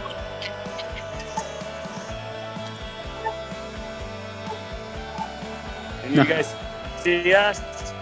Yes, I can see you. Oh, you're so lucky to be out there. Beautiful. Climbing the mountain. Look, this is the beginning of our chores today. We chopped down these trees. This is part of the death race. While you guys are doing La Ruta, these guys are carrying boulders up and down the mountain. Wow. Right? You want to keep the death race here. Everybody knows. Look at this. Let's go inside. Wow. Let's go inside the cabin. Bill, can you open the door? We're going to go inside the cabin. A lot of people remember this cabin. Let's see. I wish I could be there helping y'all.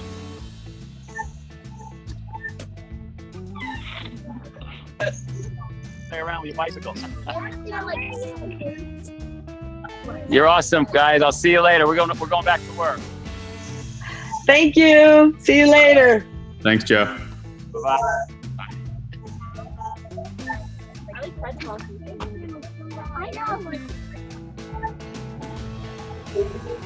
All right, so Florencia, you're a star. Oh, Ramon. Yep, back to Ramon.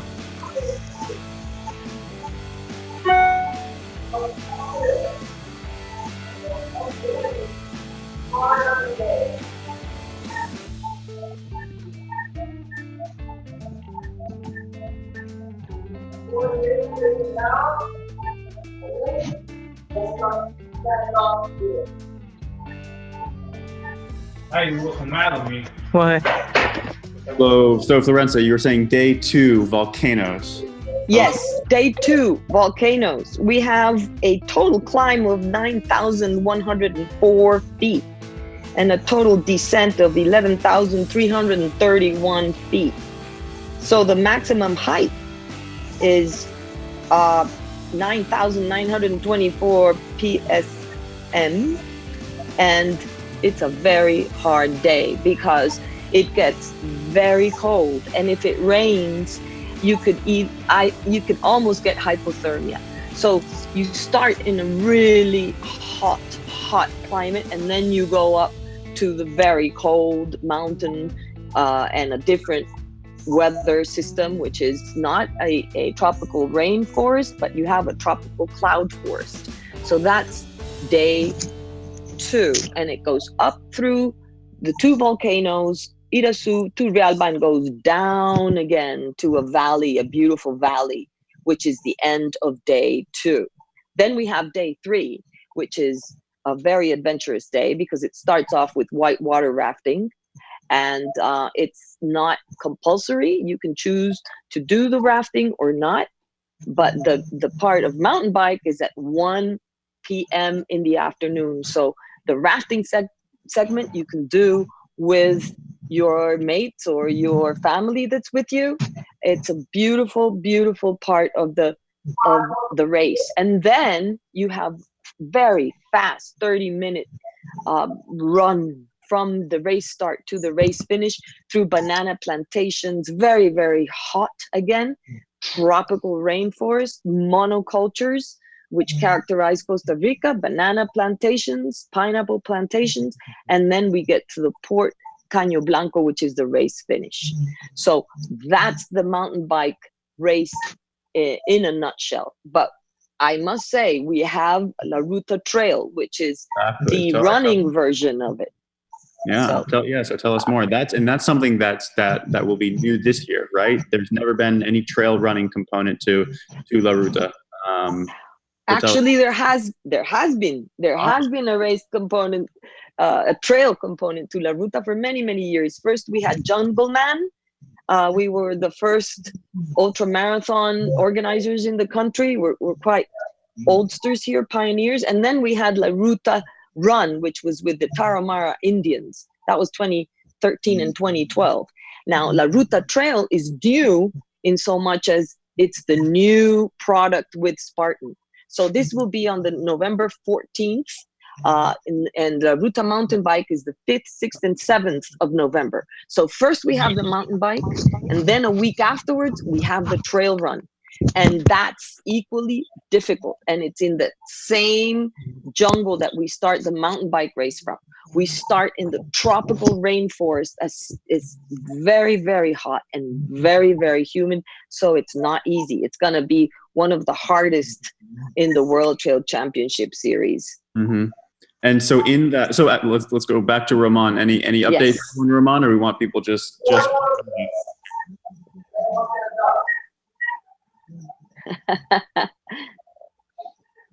Perfect. Yeah. So Florencia, so on the trail side, tell us more about distances, right? There's not only this epic distance, right? There are more reasonable distances called up for a lot of folks out there. So tell us more about the trail component in the Spartan Trail World Series this year. Sure. We have distances of 20K, 21K, 45K, and the 100K. So yes, you can definitely enroll in one of the less kilometer ones. But the big prizes are in, big money is in 21K and in the 100K. Of course, you get some awesome prices in the other ones, prizes. So yeah, we welcome you to come down here. It's absolutely beautiful that time of year. It's incredibly green and lush. We don't really have a dry season and a rainy season. I mean, in a summer or winter, we have a dry and a wet season. So November is just amazing. It's where the peak of the animal watching season is. So also we have an amazing guest and honored racer, the best ultra marathon runner in the world, Pau Capel from Spain, has already told the world and announced that he's coming to our race. So we are so honored to tell everyone that Pau, and if he's here listening to us, amazing that you're coming. So yeah, we're That's so right. psyched. And like you said, he's one of the top ultra runners in the world, and he's going to be obviously jumping into that 100K distance, but that 21K distance that also has the massive prize money. That's really up for grabs. Absolutely, you must all come. If you haven't come to Costa Rica before, it really is worth it. And we're just in the backyard of the United States. Of course, we're a little bit further than the other from the Europe and Asia. But hey, we have more than 30 different nationalities coming to the mountain bike race from all over the world. So we're very, very confident that we'll pick up some of you all from around the world coming to Costa Rica. We say Costa Rica is the navel of the world. In Spanish, it's el ombligo del mundo, just because we're located in the isthmus, right in the middle of the isthmus of the Americas. So sounds like Roman's saying 1 more minute, everybody. If you're out there still pumping away on the bikes or running, 1 more minute of tough gears. So Florencia, tell us more just in the last few minutes here about the Spartan Trail, transition, how that's obviously a new product. The Spartan Trail World Series is 2020 is going to be the first season. Tell us more about how La Ruta got involved there and what that path has been like. You don't hear us? No. Well, we're so honored to be part of the World Championship Series. And yes, we are the new kids on the block in so much as the new product, because all the rest of the races have already had previous editions before. So La Ruta Trail per se, as such, it is new. So we're so happy to be part of the whole crew, the whole team of the other fantastic races that the World Trails Championship Series has. And I suppose that it's a very comfortable transition from mountain biking to trail running, because the organization and the whole thing makes sense. There are families that do mountain bike, and the wife does mountain bike and the husband does trail running, or vice versa. So what we want is to be together. I think Roman has something to say. Sorry. There he is. We finished the sitting portion. La Ruta is a really, really tough race, and you gotta have all kinds of skills. And you gotta be strong upper body and lower body. And now we're gonna get into the really tough part, which is we're gonna do 10 minutes just standing on the pedals and giving it your all. So these are the last 10 minutes of the race. This is where you gotta excel. This is where you gotta push. If you don't have a bike, this last 10 minutes, run hard, run uphill. Okay, so this is the last of the race. So let's do it. 10 minutes standing up.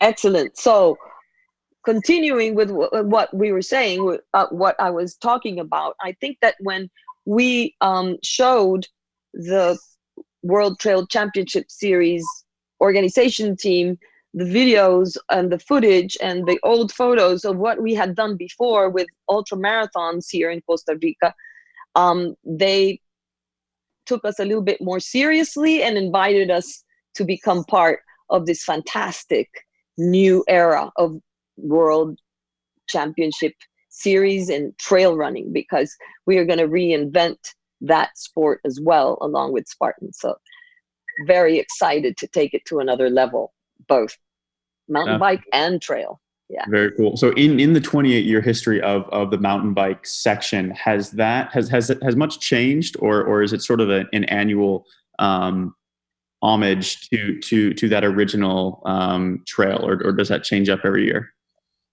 It changes absolutely every year. It's incredible because we have a lot of repeat conquistadors. So we always have to add something or subtract or just change a little bit.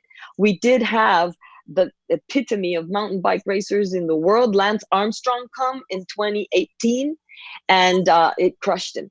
He did say it was the hardest race that he'd ever done in his life. So that was pretty amazing for us, and it gave us a lot of kudos, of course. But yes, it has changed.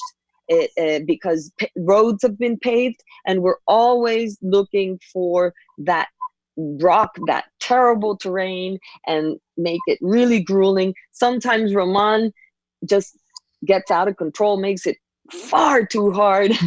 So, and then at the race finish, we have to hide him because the racers are often beat and upset because it just beat them, it crushed them. So we have to protect Roman because they take against him.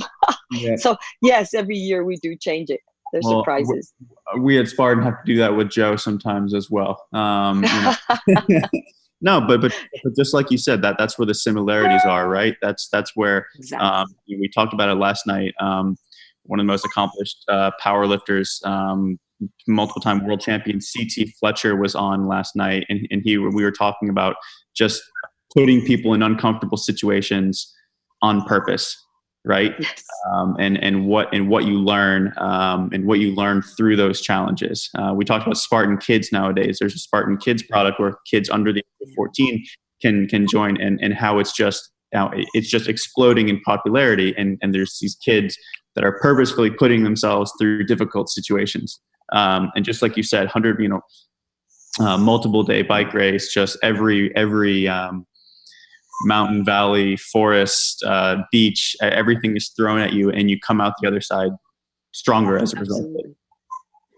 Absolutely. We're dreaming about having a La Ruta Kids. We've been dreaming about this for many, many years. I know that we can do that and make it happen with Spartan, but we have to start from very small, giving them that resilient seed so that they are ready for life. Because yes, definitely, comfortable and very cushy, a lot of cushions don't help you deal with the real issues in life, for sure. And be it anything. I mean, COVID-19 is just too much right now, but I mean, any out of the ordinary situations that you put yourself through help you work out your life. Yep. Absolutely. Roman, we're still standing up here, coming up on 30 minutes.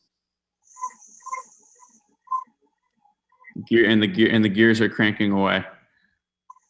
That's a very loud roll thing, bike thing. It's hard to hear. So I'm here to help. Yeah, no, absolutely. No, but we see, there's still hundreds of people out there still just finding a way, right? Not everybody has a bike. Not everybody's able to get outdoors.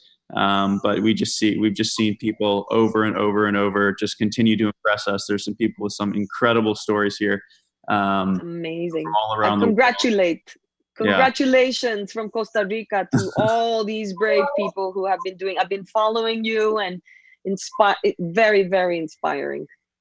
No, it's incredible. But for them, the physical part may be ending, but but the race is just beginning, right? After this, we're going to jump into the hurricane heat and the more extreme endurance segments where the only rule is really that there are no rules. So the true fun will begin soon. And then once we're finished up here, we're going to show a very short La Ruta trailer for everybody out there that's interested, may not have heard about La Ruta, but is interested in more. We'll be showcasing that here in a bit. But until then, Roman is in charge. Looks like we're still standing up. People are doing their best to replicate that. Awesome. It's incredible.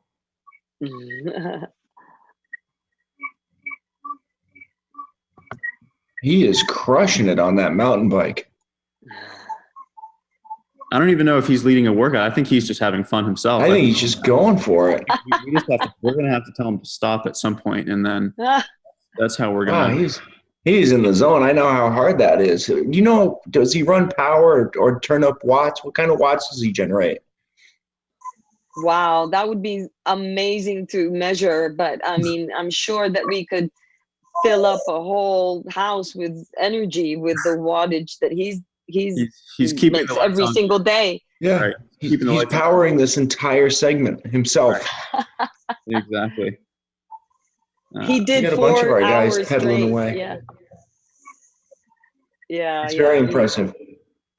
Thank you so much. So Peter, while we have you, for the athletes that are out there that may think they're kind of finishing up, or not finishing up, but they see the finish line, right? 3 p.m. Eastern time is there, right? As I wrap this part up. So Roman, I think we got about less than 1 minute left for everyone biking out there. Let's see if Roman can wrap it up. Yeah, but Peter, so in very quickly, for 30 seconds or less, just maybe for all the competitors out there, let them know how far they truly are from the finish line. Very, very far. You can't even see it from here. What's important to realize is we move that finish line all the time. And right now I'm looking at, what was that number, 230 people still in this thing. I imagine we have some lambs as part of that. We got to get down to one man, one woman, right? Isn't that the goal? Oh, yeah. So we could go for 2 days. I don't know. I've got a whole thing of coffee, been drinking it all night. I'm ready to go, right? My team is ready to go to another 24 hours. So Perfect. I hope everybody's rested. Perfect. You took care of the technology piece, right? We can run that? Yeah. Oh, yeah. No, that's fine. Well I said. know John's tracking on with he's with Joe right now, and I know they're ready to go. So good. Joe's up on the mountain stretching. I saw he clear cut the forest. He's been busy. Yep. He's having fun. The La Ruta thing looks amazing, by the way. That looks like a really great race. You must come down. Please do. Everyone come down, and you have to live it to really understand it. It's very difficult to explain because it's even the staff, the crew, every single year is different, and you transform. Amazing. It looks really incredible. Is it's an individual or a team event? I missed that part. It can be both. It can be. It depends on how you like. Sounds like Roman There is you wrapping. go. Sounds like Roman is wrapping this up. Roman, Okay, guys. bring us home. The idea is to start slow, build up, and the last 5 minutes, sprint to the end. So hopefully that'll give you a little start on what La Ruta is like. And I want you all you Spartans to take this challenge, and it's almost like a Spartan race. It is. It's with a bike. So Florencia and I we're talking through the history and the future of La Ruta. We do have a trailer ready to go here. It's about a minute or two long. So for the people that are interested in more, let's tune in right about now for that trailer. Thank you so much. Thank you for the opportunity. And you Keep guys going. are awesome. Keep going. We're almost there. 24 hours is just a few hours. So keep it up. You guys are beasts.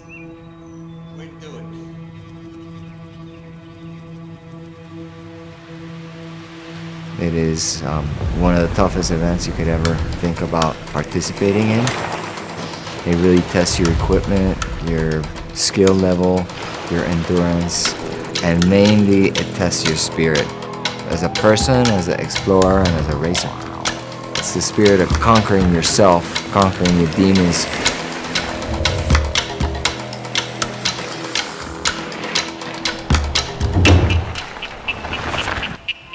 We go through 20 different microclimates and 10 or 15 small towns. It's a 3-day race, anything can happen.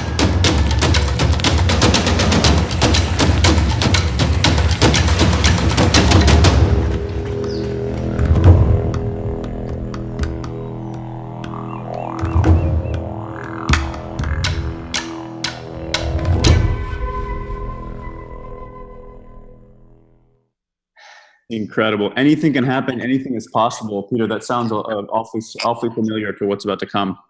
Yeah, for sure. That's a great trailer. That looks amazing. Pretty cool. So Florencio Ramon, thank you so much for joining us from Costa Rica. Thank you for leading this segment. And I know a lot of people are excited about November, both the mountain bike and the trail course. So we will talk. Thank you. Make a trip. That looks like a great race. Drink lots of Costa Rican coffee. Got it. No problem. Pura vida. Thank you so See much. you guys. Thank you so much. That was amazing. Pleasure. Thank you. Bye. So who's coming up? What do we got? We got hurricane Peter, heat. so Huh? I think we got hurricane heat starting in about 8 minutes here. That's kind of really where the fun begins, right? Oh, we're just getting going on the endurance side, so that's pretty exciting. I see a couple of guys still out running, so that doesn't bode well for them. I keep kind of flipping through. I kind of feel like for those people out there that are sort of on the edge, they may as well quit now, right? Before it really gets going. It's time for that. It's time to start listening to that little voice, right? About now, that little voice is deep down inside going, what? We're not going to make it. We know we're not going to make it. It's time for some coffee, time for some breakfast. Let's hang it up. We're done. Well, Right? what Joe's conveyed to us over the course of the evening and early morning is, I don't even know why most of these people have continued on. I mean, he said it first thing this morning.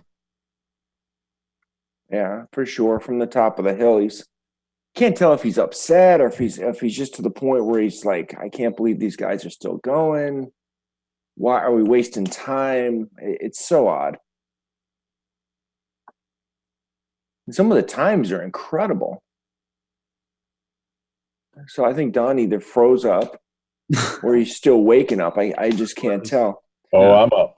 I am ready to go. We got a lot of people on break. I can see that. That is going to come to a hard stop once we get going. Let me tell you this. The tea break is valuable. That's it. They've just become complacent with this kind of like, oh, we're going to take some nice tea time. We're going to have a little break. I'm going to go crush this, little run, and then I'm going to sleep for a while. That's all done. You get guys like Matt Moore. He's playing like candy grams there. It's crazy. I can see that. I got other people in the background making breakfast. Williams making breakfast. That looks like a pretty good time. Neely should know better. Andrew should know better. Christy should know better. I don't think Morgan's doing anything. Yeah, she's like every time I see her, she's got like she's making like smoothies by the gallon. Which is great. So our man about town this year, the guy that did the so far finished the second ever finisher of this Snow Devil snowshoe Peaks 100-mile snowshoe. He's just hanging out as though this is like, okay, obviously he's got some kind of advantage, or he just doesn't realize what. Snowshoe champion in the house too, Pardon me? The first overall finish is in the house too. Ricky You Levesque. are? Oh my God, look at that. You are. Amazing. Yeah, they do. You guys just kicked me out 5 minutes ago. You should. Snowshoe champion in the world. You know what? The funny thing about this is you guys should know better than to make it yourself aware. Like now you are targets. Yeah, it's unfortunate. We always are. Don, we've always And you know why you got kicked out? Because your feed is no good. That's why. The last one. I got a whole bunch of people just relaxing. Where's our group leader? She's still in this thing? Teresa? No, she's gone. Fernando's waving his head like, no, she's no longer with us, man. Teresa left. Teresa left. She's in a better place. Oh, Yeah. she's smart. Yeah. Oh, She's she's smart. absolutely the smartest one. That's why she was the leader. Joe Falcone parked his daughter in front of the camera. He said, "Oh my God, you just sit here, and if anything happens, you come get me. I'm in the bathroom." Right now, she's sitting there grinning. That's great. He's another good one. He's one that actually does. I have some faith in Joe. I have some faith. He's done enough of this where, I think that he may make it at least through 3 or 4 of these segments. Oh, Andrew's on this thing. Yes. The guy that speaks crazy English. Unmute his mic for a little bit. I love talking to him. So before then, so we have a few more minutes before Hurricane. Okay, all right. I think we have a 5-minute clip that we're gonna throw for everyone out there watching on YouTube, and all the athletes here that are starting to get delirious and don't really want to, hear from us. Well, hear Is that what you're from trying to say. I get it. That's fine. You want to be the teacher and rule the classroom. That's cool. Yeah. So we'll throw to that clip, and then once we come back, Hurricane Heat will get started. Strong, focused.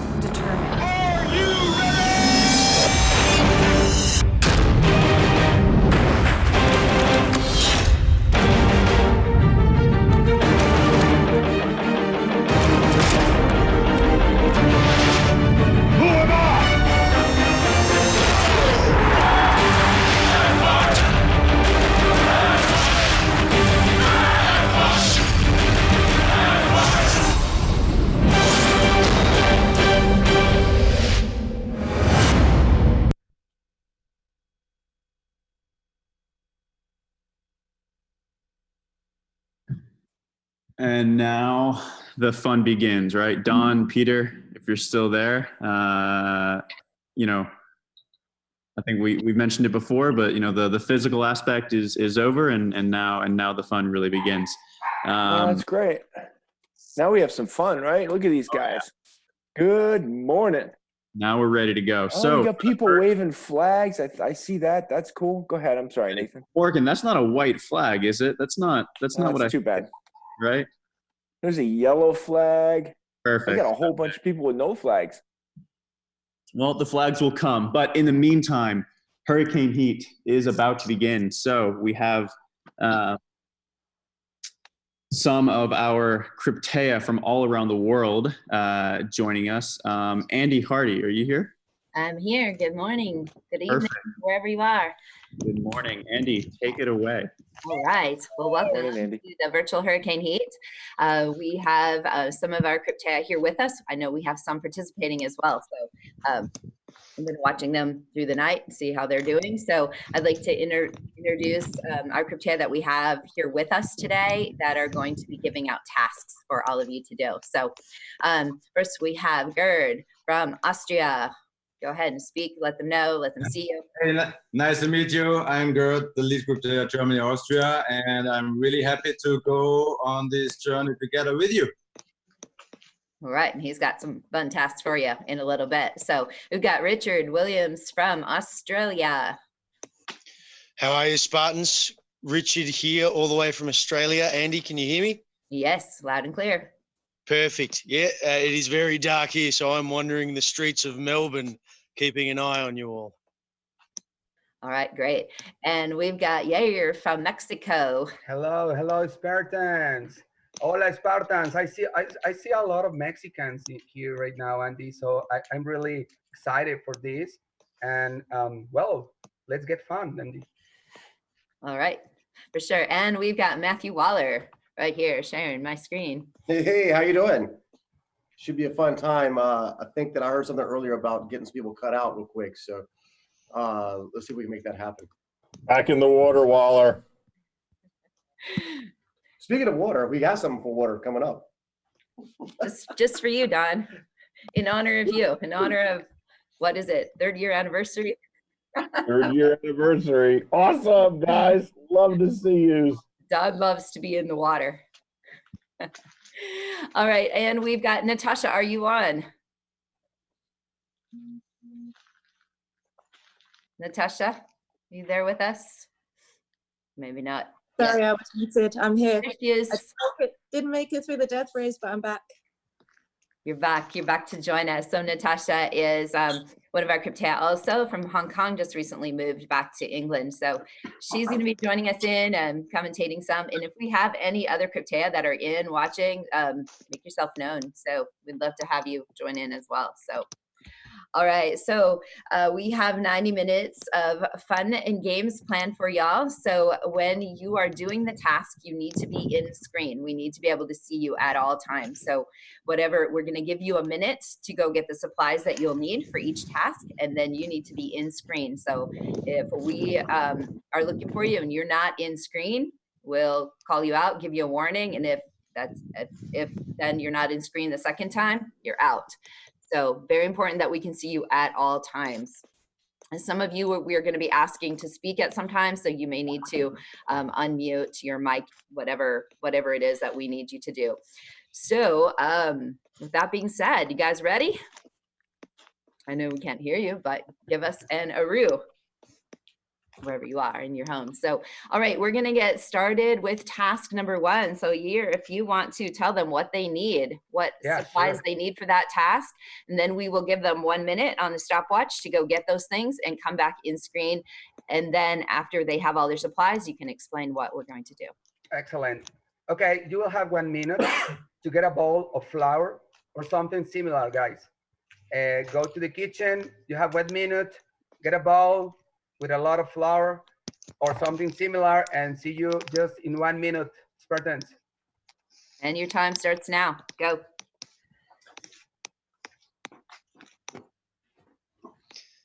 If you don't have a bowl and you don't have flour, get creative. Piece of paper, pile of dirt, pile of sand. 1 minute. I saw a lot of confused faces looking at the screen, Andy. Sugar works fine. Yeah, sure. Baby powder would work. Or popcorn, right?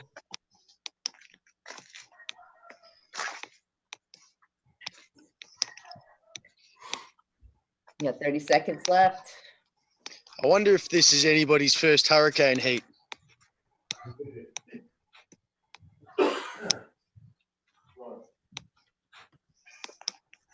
There you go, Jessica. Oh, well, I assume her last name's not Laptop, but Jessica, first hurricane heat. Welcome. Oh, really? First time.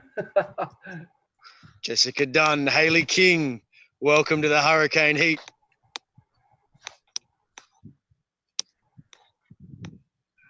Bon, Lauren, Eric, lots of first timers. Nice.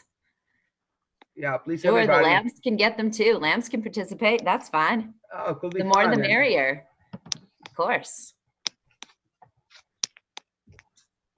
Okay. All right, 1 minute time is up. Okay, guys. Let's see here if we can. So, Andy, we're going to make the teams, right? Yes, go ahead. Divide them up. Excellent. We need to make the teams. It's going to be easy. Just females. Oh, my God, what's that? Just we're going to make 2 teams. A female team.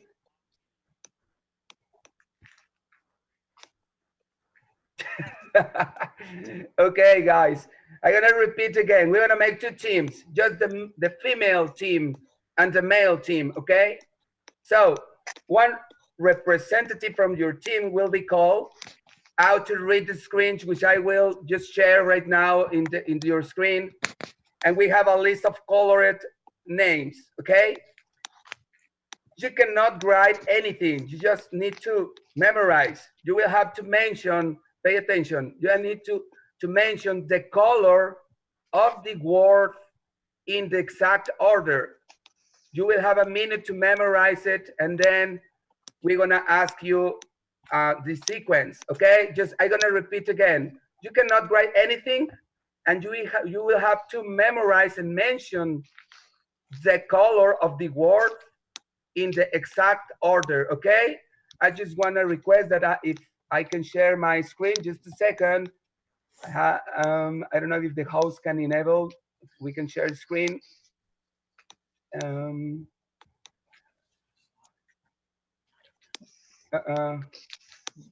Text Peter.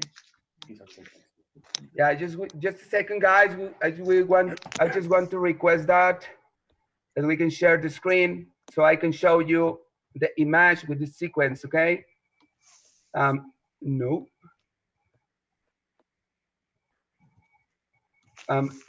Andy, who is the guy, who is the host right now?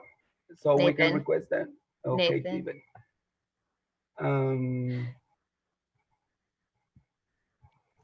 Nope. Okay, guys, please put the ball up in your head. Just to wait.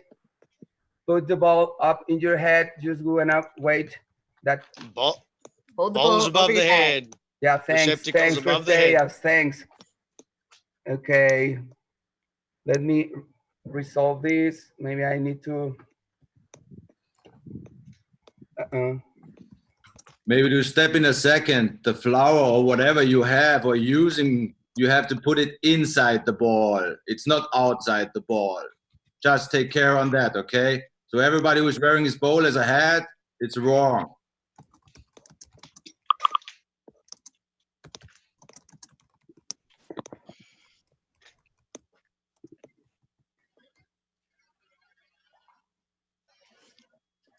Andy, I'm seeing a few people there with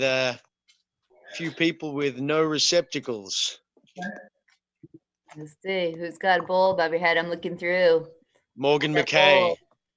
Morgan McKay, you need a bowl with either bucket, flour or a similar. something. Perfect, good. Weight. Above your head. Hold it above your head. There you go. Put it up above your head. Good, good. Yair is trying to share his screen. Once you see his screen, there will be a list of words. You need to memorize the list of words. I figured it out. How can I share the image? So I don't know. I'm talking, and I think the people can saw the image. And if you want to just select one of the representative of the teams to came and just read the sequence, whatever you want. Okay, is your screen? It's now being shared. There it is. Okay, I can see the screen. There it is. Okay, sequence number 1. You should be memorizing that sequence, the words. The color of the words. I'm gonna make an example, Andy. If it's okay for you, it's like the sequence number 2. You're gonna say blue, yellow, red, black, purple, black, orange, and red. Okay? It's just you need to tell us the color of the word, not the word. Okay? Just we want to name somebody for the representative of one of the teams. Okay? So I don't know, Richard, if you can help me with this. Just select one of the participants, please. Selecting now at random one of our participants. Yes. Alex Moran. That's right, sir. So Alex Moran, what I need you to do is I need you to unmute your microphone and you need to reply with one of these sequences. Which sequence is he going to be replying with?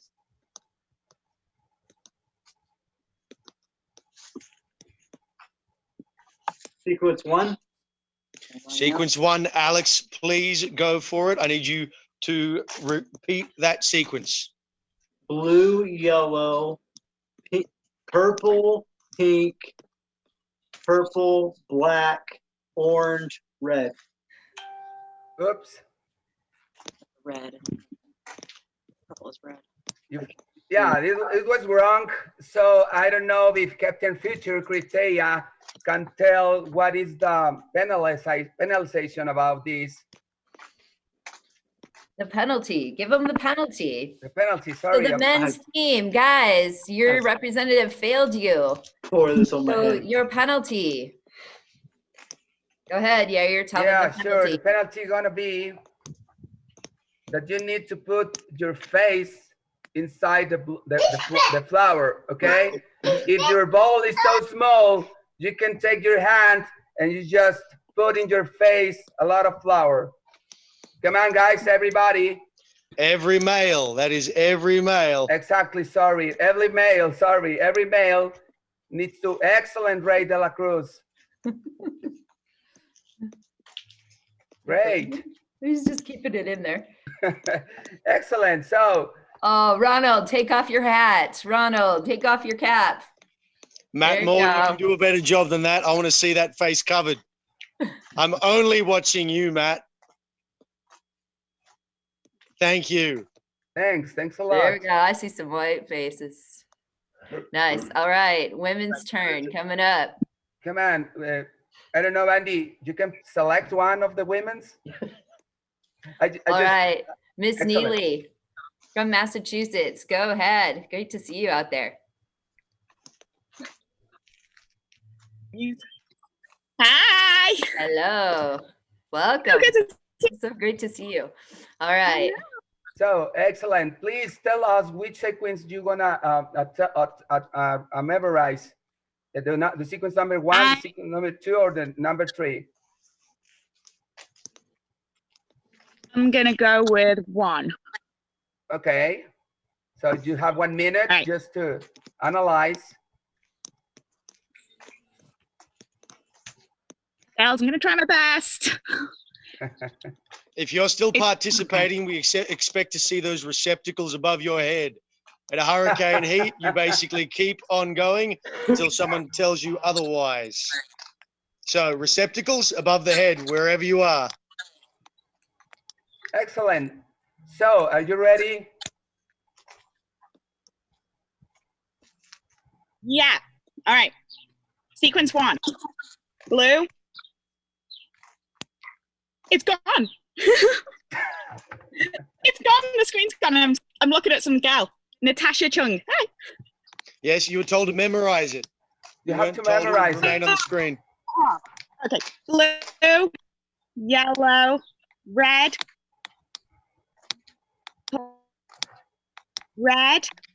black, purple, red. No, I think the word blue is orange, and you get wrong this one. So all the women's, please. Sorry. They're all failing. They're failing so far. Yeah, please, just. Sorry. You have to put your face in the bowl, or with your hand. Just excellent, great. Come on, everybody. So now everybody's face should be full of flour. So long as they had flour. Or sugar, or dirt, or sand. I saw a guy that has some flowers. I don't know. So they should be on his face. Yeah, I know. You know. In his hair. Come on, we're gonna pick another one from the male team. Okay, let's see. Can I pick someone? Right, yeah, we need to move on to task 2. Oh, sorry. Okay, hey, I saw Yvette. Yvette, you don't have any flour in your face, Yvette. Come on, Yvette Aguilar. All right, your hand should still be above your head. All right, moving on to task 2. Take that bowl and flip it over. What are you waiting for? It's easy. Just flip that bowl over. Yeah, that's it. I see some of you doing it. Some of you are hesitant. Come on. Come on, You've not done a Malcolm. hurricane heat. Hurricane heats are messy. That's it. Whatever is above your head, Jessica. Come on, tip it faster. Thank you. It could be a lot worse. It could be a lot worse. Yes, good job, Greg Kogut. Yes, Yvette, very good. Fantastic.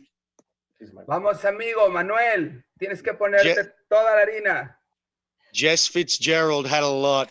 I'm sorry, I understand flowers. Flower. Sorry about my English. All right, coming up is Cryptea Matthew Waller. He is going to explain task number 2. All right, guys, listen up real quick. Let's see if we can knock some of these people out. I need to get you to get a container, a big container. Needs to have some water in it, as much water as you can fit in that container. And I need another container, kind of like the one you had earlier with your bowl. Right, you got 1 minute. Go. Get those things.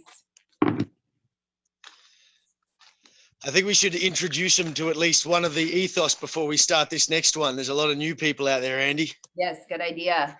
So they go getting their supplies, and normally in a hurricane heat, while you guys are getting your supplies, we have a gear list that we give out in advance. So you'll already have supplies when you show up to a hurricane heat. So one of our Crypteo, do you want to mention what are some common things that you might find on a hurricane heat gear list? Duct tape. Sharpie. Zip tie. Rescue blanket. Paracord. Emergency contact number. Chem lights. Multi-tool. Headlamp. Usually a lot of hurricane heats are at night, so you need a headlamp. All right, we're rolling up in a minute real quick. So here's the deal. I need you to back up so I can be able to see the entire body when you perform this task. So you got to be a back off so I can see when you go down into your burpee, because you're going to be going down into a burpee. Make sure the cameras can see your body. Before you do your burpee, you're going to take a mouthful of water and you're going to do your burpees. And then at the end of your burpees, you're going to spit the water into your other container. But we're going to do death by burpees. So that means we're going to start off burpee minute. However, since we're on a short time, we're going to fast forward a little bit. And I'm projecting everybody here probably could do 5 burpees in a minute. 4 or 5. Which one do you want to start with? Let's start with 5. 5? At least 5. Peter Borden said 6, but 6. I don't. All right, go with what Peter says. All right, so we're going to start off with Don. 4 or 5? 6. Nothing. 10. They're not going to make it to 10. Fasting, they can't put water in their mouth. You want me to go ahead and put everybody in the slaughterhouse now? You're not swallowing the water. You're not drinking the water. You're just holding it in your mouth. 6. Start with 6. All right, here we go. 6 burpees. 3. Put the water in your mouth first. Everybody should have water in your mouth right now. 3, 2, go. There is no pretending. We're going to select people at random. At the end, you're going to need to spit the water out in front of us into the receptacle. If you do not perform this task, you will be out of the 24-hour Unbreakable. So you need to make sure that water is in your mouth. There we see some spitting out. Jimmy Arthur spitting his out. That's Good. what we want to see right That's there. it. Yes. Make sure that chest comes to the ground. We got 30 seconds. Hey, Andy, just to clarify, they only need to hold 1 mouthful of water. I see one guy, D Stern 38. He's doing a mouthful before every individual burpee. Oh, no. Yeah, just one. Just one mouthful. 1 mouthful for the entire minute. All right, go ahead and grab your container. We're going back in for more water. We're starting over again for 7 burpees. 3, 2, go for 7. Fill your mouth. Mouth needs to be full. I'm watching you, Martin. Chest to ground. Andy, I think I need to translate to Manuel exactly. Right, Yeah, because Manuel Zacarías, tienes que dar un trago de agua por el minuto completo de burpees y después ya lo arrojas. Yeah, sorry. Yeah, he's doing like 1. Oh my God, my English. I need to practice a lot my English. 1 per burpee. So I just explained that it's just 1 per minute, right? Right. Yep, Francis, to see you. Go ahead, spit your water out. Good. That wasn't very much water. You need to fill your mouth full. Yeah. We got 10 seconds. We're going in for 8 burpees. It's not a sip of water. It's a mouthful. Fill your mouth with water. Go ahead and grab your containers. I'm now watching Katie Falkowski. Mouthful of water. Get your burpees going. 2, go. We're going in for 9. I'm going to watch you spit it out as well, Katie. Just got the information from Team Austria. They are Adam, really I'm watching you. a mouthful with water. Good job. For all of our Hurricane Heat first timers, we have 4 warrior ethos for every Hurricane Heat that you run. Just interrupt me when time's up. The first one is, I will always place the mission first. What that means is no matter what the task is at hand, that is your sole focus at the time. Go, Katie. Thank you. Very good. Excellent work.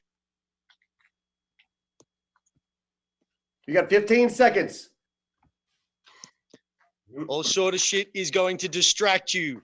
You only have one focus. You get distracted, that's when you quit. All right, go ahead and grab your bottles. We're going back in for 9 now. We're going to go to hydrate. 9.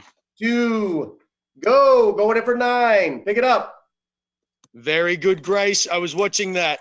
Haley King, eyes are on you right now. Get those burpees in. Hey, Ewan Campbell, death Good race job. Hands finisher, above your head. and When you his do son. Those burpees, those hands should be going above your head. Vamos, Gentlemen, Eduardo. all the way from Queensland. I'm watching you on this round, Ewan.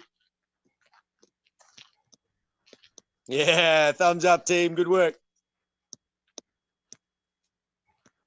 At the end of this round, when you spit it out, you've got one of the warrior ethos to say. You will say, I will always place the mission first. Even though we can't I hear will you, always place the mission first. That's it. I You will say play it for mission yourself. first. All right, we got 10 seconds. We're going back in for 10. Number 10. Mission first. Come on, guys. Only 10 seconds. Go ahead and grab your water. Hydrate it in. Get in your mouth. 3, I'll always put mission first. go. Come on, Morgan, get that water in. You've got to move. You can either sit down on the couch or get this done. I will always place the mission first. Yeah, you will. Where's Pedro? There's Pedro. I'm watching you, Pedro. So through your minds, you should be saying, I will always place the mission first. This mission, getting the burpees in with water in your mouth. We're up to 10 burpees.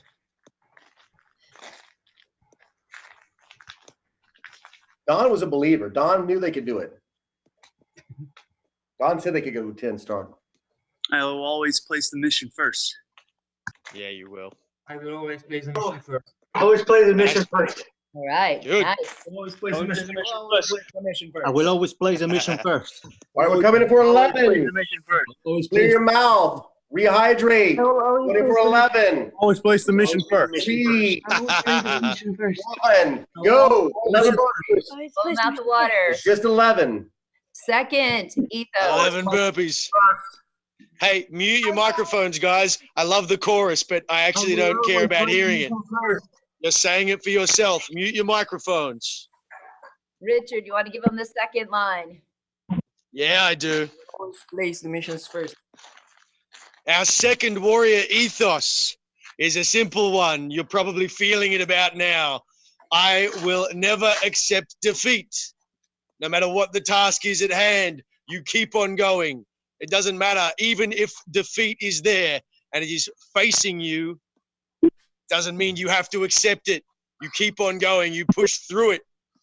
I will never accept defeat. That's right. See you, Fur. We got 10 seconds. We're going in for 11 burpees. 12 now. 11 burpees this next round. I will never accept defeat. Here we go. 3, 2, go. All right, a new mouthful, 12 burpees. We got to speed up those burpees a little bit. I will place the mission If you first. slow burpees, you're not going to get it done. Now watching Michael Cortis. Hands above shoulders, Michael. Thank you. So this ethos, I will never accept defeat. You can say that through your head. Bien, Martin.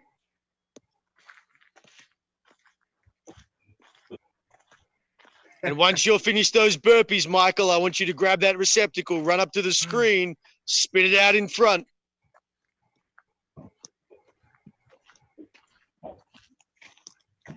All right, here we go. We're going back in for 12. Mouthful of water, 12 burpees. Grab your water. 3, 2, go. Let's go. Mouthful of water, Michael. Let's go. I'm watching you for 2 rounds. Not accept defeat. And the third line of I the will warrior. never accept defeat. I will never accept defeat. Never accept defeat. Richard, bring them the third line of the ethos. Our third warrior ethos is I will never quit. This is my favorite one because whenever I run this at the Hurricane Heats, I have one job to make people want to quit. And quitting is not giving up and going home. Quitting is that little voice in your head that says, I'm going to go just a little bit slower. I'm not going to put my hands above my shoulders on this burpee. I'm going to take just a little bit water than I have to. That's what quitting is. It's compromise. Spartans don't quit. Storm chasers don't quit. I will never quit. I will never quit. And we're going back in for 13 now. Go ahead and grab your water. Here we go. If you're running out of water, take it out of your receptacle that you've been spitting in. We can keep doing this. Get at least 5 to drop.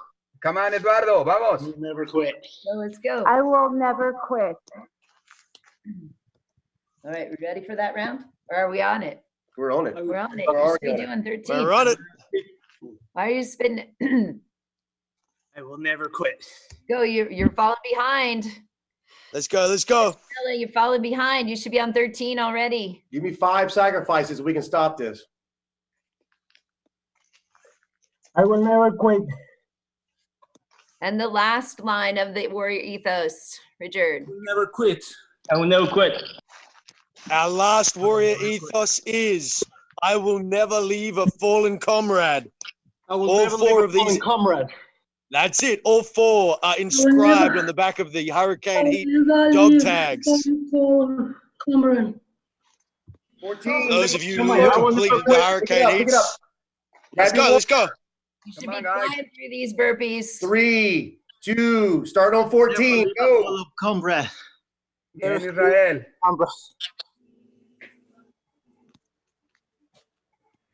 Leave a fallen comrade. I will never leave a fallen comrade. I will never leave. Fallen comrade. I will never leave a fallen I comrade. will never leave a fallen comrade. I will never leave a fallen comrade. Hey, Suzuki. Good to see you, my friend. Got 5 seconds to get them in.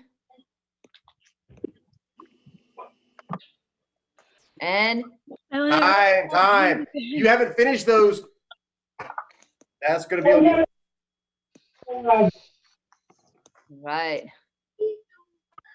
You're still moving. Fallen comrade. Done with those 13 burpees by now. All right. Bobby, okay? Bobby, okay? Record, you are up. You want to explain what they need to do, what they need to get. Yeah, all those people are out. You're not still doing burpees. So, yeah. Burpees are done. Stop your burpees. Listen up.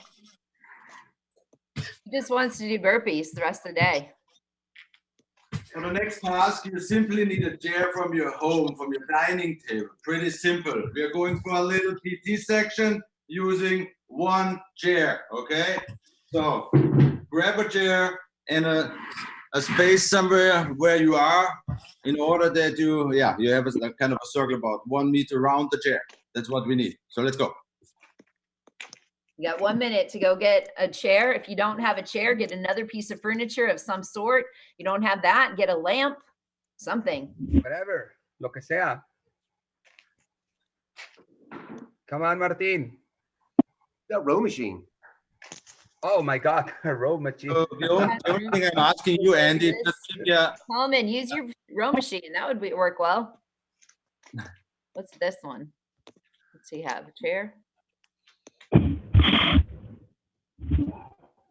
All right, there's a chair. There's a chair. I think Cochran should just use his whole house. Full house. I see a few people are sitting on their chairs. It's a very innovative use of it. The chair challenge. Something new. What does But it's Leo definitely have? without you can Here's do the it. furniture. What do you have?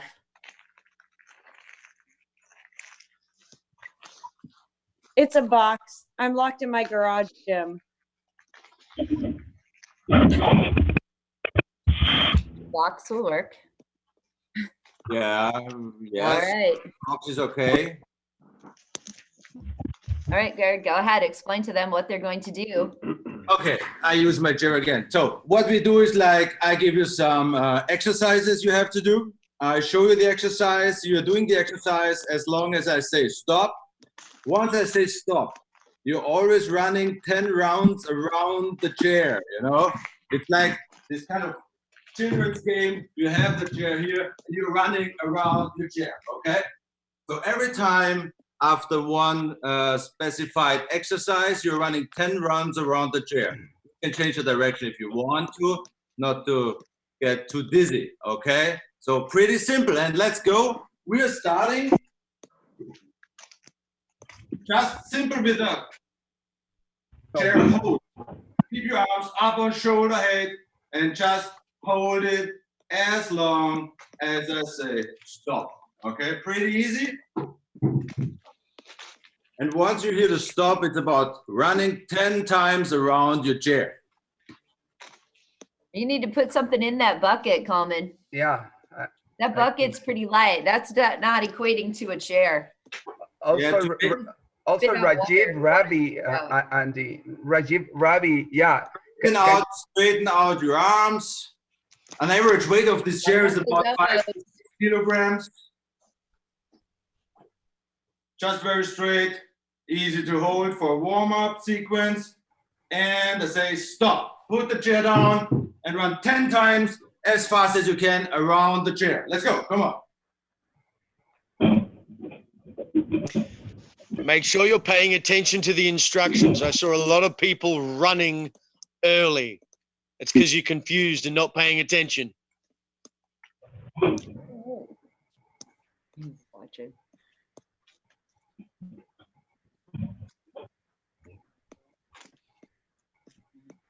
Keep going. They didn't say stop yet. With about 10 rounds, 10 rounds. After the 10 rounds, we do push-ups on the chair. We put your hands on the chair and let's go for push-ups.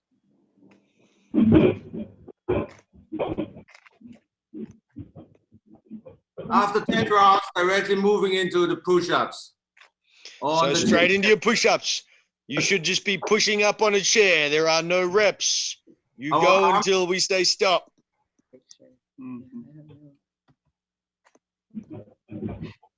Make sure your hands, your palms are on the place where you're sitting on, not on the top one. And do some nice push-ups. Yes, cool attention. Let's go. Come on. High quality push-ups. Straighten those arms, Alex Moran.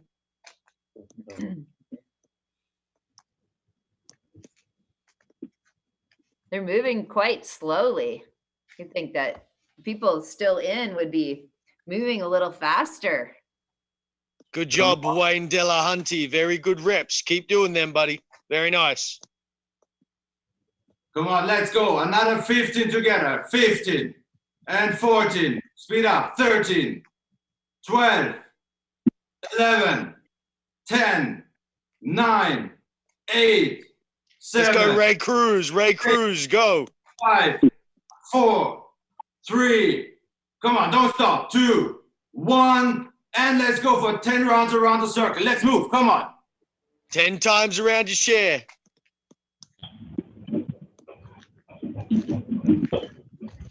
Remember that second ethos. I will never accept defeat. Repeat it in your head to yourself.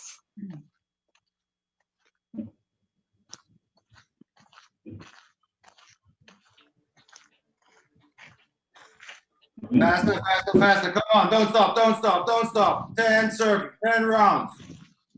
Once we're done, we go into some chair steps. Jumping up and down over with one leg. Keep your core nice tensioned. And up and down. Hope everybody could see it.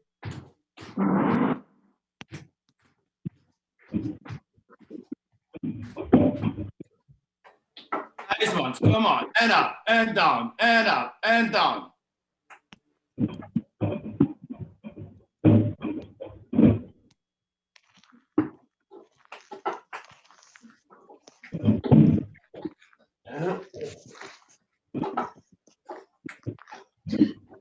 Go on, don't stop. Natasha, could you give any pointers on how somebody should prepare for their very first hurricane heat?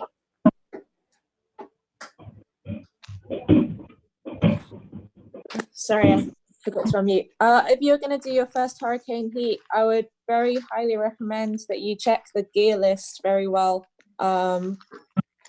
and revise your warrior ethos. Those are two key things that you're going to find in every hurricane heat, no matter where you are in the world, no matter what length, whether it's HH 12 hour or H3X. You're always going to need to check your equipment list before you join and make sure that you have the specific items that are listed. Let's go. And definitely make sure that you know the warrior ethos that you've just learned. Okay, come on. And 5, 4, 3, 2, 1. And another 10 rounds around the chair. Let's move. All right, please go on.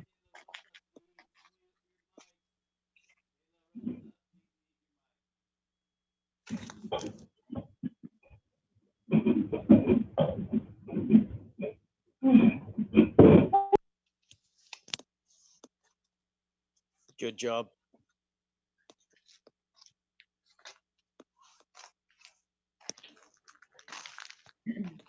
And Richard, could you let everyone know, can anybody do a hurricane heat, or do you have to have done certain 10 rounds. playing? If you're interested in doing a hurricane overhead squat. Put the chair above your head, and we go on with overhead squats. So while you're doing your overhead squats, Andy just asked the question, and she knows the answer. Who can do a hurricane heat? I think the answer is only people looking to improve themselves and people looking to find something out about themselves do hurricane heats. Some people don't like the truths that can be found in a hurricane heat about yourself. Stay down position and hold. Definitely. I know every hurricane heat I've ever done, I find out something new about myself. Onward position of the squat. Come on. And let's move on. And up. And down. Go on with squat. We're finding out right now about squats. I'm sorry for interrupting. You're talking. No, you're doing great. You're keeping them on task. That's what you're doing. Let's go, Morgan. Chair up. Morgan McKay. Chair above that head. They look pretty fit, so I give you 30 seconds to talking now. It's okay. So everybody's doing well. Keep it up. So yeah, definitely. Anybody can do a hurricane heat. Everybody can attempt one, no matter what fitness level you are, no matter where you are mentally. Nice squats. As Richard said, the important thing is if you really want to improve yourself, you really want to learn about yourself, definitely a hurricane heat is for you. The great thing about the hurricane heats, especially the shorter one, the 4-hour one, is that you are surrounded by Spartans, often strangers. 2, 1, 10 circles. Let's go. Put down the chair. 10 circles around the chair. Speed up.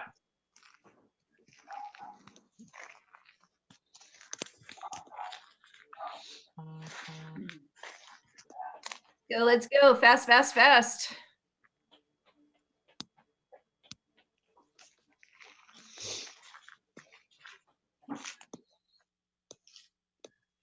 Once you're done with your circles, you can sit down on the floor, the chair next to you.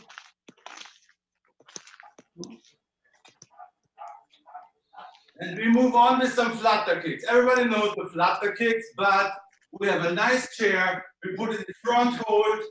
And during the flutter kicks, we're going up and down with the chair.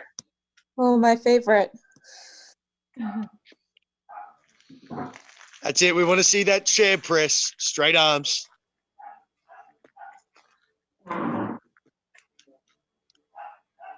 Michael Cordes, make sure you do a press as well. Bring it towards your chest, then push it away. Towards the chest, then push away. That's it. Perfect. You'll find flutter kicks in most hurricane heats. That's one of our favorite exercises. You can create perfect teamwork with it. Definitely. So just to let you know, after this exercise, I let them run another 10 rounds, and then I hand over the ball, right? That's right. We're good in time? Cryptea Richard is up next with the next task. So finish strong. Finish this task strong. Straighten those legs. Lots of things. We ended in 3, Straighten those legs. 2, 1. Come up and 10 final rounds of circles around the chair. Come on, let's move. Jump up and run. Hey, come on, Josué. Vamos, Josué. Tienes que correr alrededor, amigo. Man, it sounds so good when people tell people to go faster in a different language. I know. It's like I feel like no matter what language it is, that there's always that impetus there. It's like, go faster. Rapido. Rapido, yeah. I think that you understand. I think you understand that word, you know? It's like, I know what these guys are talking, you know, are telling to the participants. It's like, faster. You know, come on, guys. Yeah. Like a universal word. You're ready for the next task, please. All right. Yes. After you explain what they need to go get, and then they'll have 1 minute to get those materials. Yep, I am now standing by. So make sure you can hear me clearly, because I only say things usually about 4 or 5 times. So what you are going to need to do is you are going to need to find either a plastic cup or a sheet of paper. One of those 2 items or something of the equivalent weight. Then what you're going to need to do is you are going to need something to mark on your floor 2 distances. So it can just be 2 lengths of string. It could be 2 hula hoops, but effectively you are going to need to designate 2 zones on the floor. I imagine you don't want to draw on the floor with circles or with markers or anything like that. So get creative. These are going to be platforms. So one more time, a piece of paper or a plastic cup and something to mark on the ground 2 separate zones. I'm going to give you 60 seconds. Go.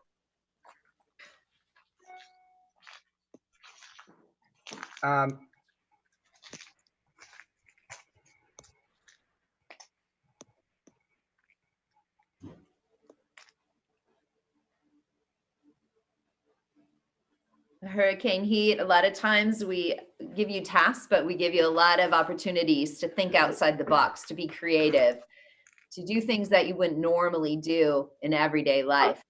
So right now, just being creative with the things that you have in your homes, around your apartments, whatever. Keeping the 20 seconds remain. The mission in mind of what it is you're going to be doing. And a lot of times in hurricane heat, you don't know what you're going to be doing. You don't know what's up. You just have to learn how to get comfortable, not know. All righty, that is time. So what you are now going to do is you are going to designate 2 different zones. Okay, so this needs to be, because we probably don't have tape measures, what I'm going to get you to do is I'm going to get you to lie down. The first zone is going to be at your feet. So for example, watching me, if I lie down, I'll sit up and I'm going to designate the first zone over here. So I might just draw a line there or draw a circle. And the second one will be above your head. So you'll lie down and you'll draw a line here or a circle. So you've got to distance the length of your body. Then what you're going to do is you're going to take your piece of paper or your plastic cup and you're going to place it in zone number 1. Once you've completed that, what I want you to do is I want you to take your camera, your laptop, your phone, whatever it is, and it needs to be able to see both of those zones. I'm going to give you 20 seconds to do that. Time is on. We need to be able to see those zones. You've got 11 seconds.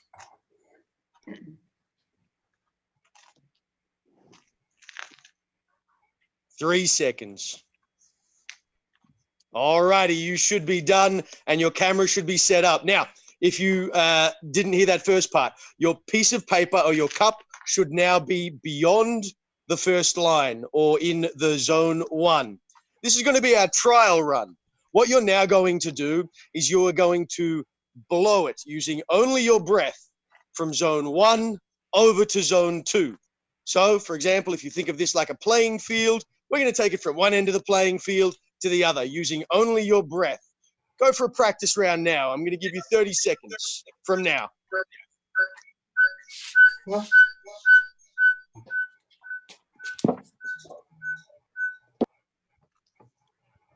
So you need to blow it from zone 1 to zone 2. You cannot touch it with your hands or any other part of your body, only your breath. All righty. Should have been pretty straightforward. There's 10 seconds left.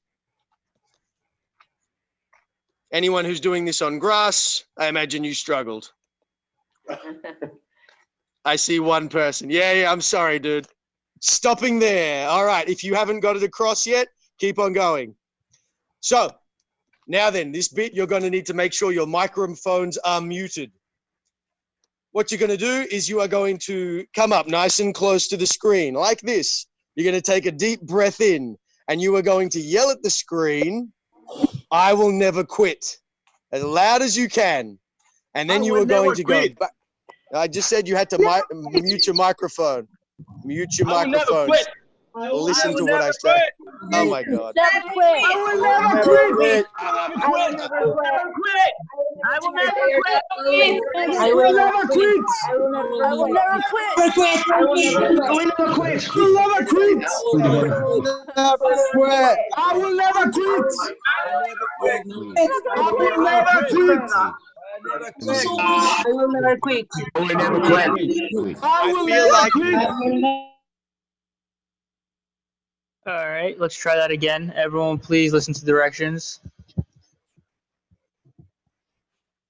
No need for rebellion.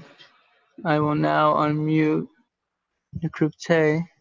Andy, you're unmuted. Yes, thank you. Yep, okay, everybody failed that. So 10 burpees for everybody, go, because you don't listen to instructions. There was one really clear one. Mute your microphone. 10 burpees, we're counting. Go, let's go. Get those buttons. Eric McGaffey, I'm counting you, buddy. 10 burpees, chest to ground, hands above shoulders. It's very important to listen to directions, every single direction. That was pretty fun, though.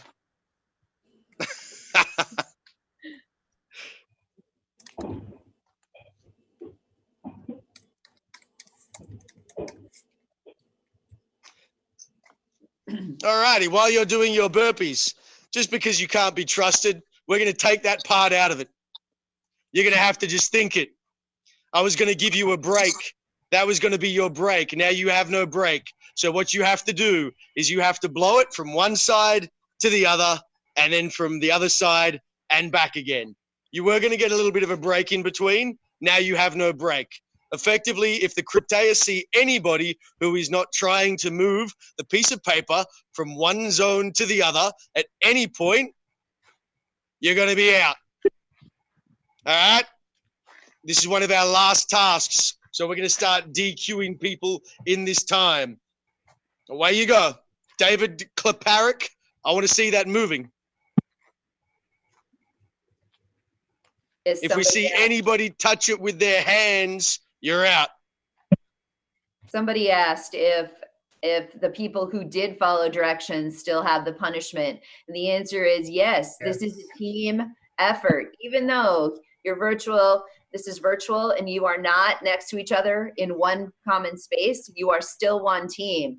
And if somebody from the team fails, it fails the whole team. So very important that you're not just doing this for yourself, you're doing it for everybody else out there. Petronella, keep on going. Move it from zone 1 to zone 2, then zone 2 to zone 1. Rick Lavache. Keep on going. What are you There's waiting no for? stopping. Rick Lavache, what did you waiting for? You need to start right now to move this paper from one side to the other side. Yeah, great, excellent.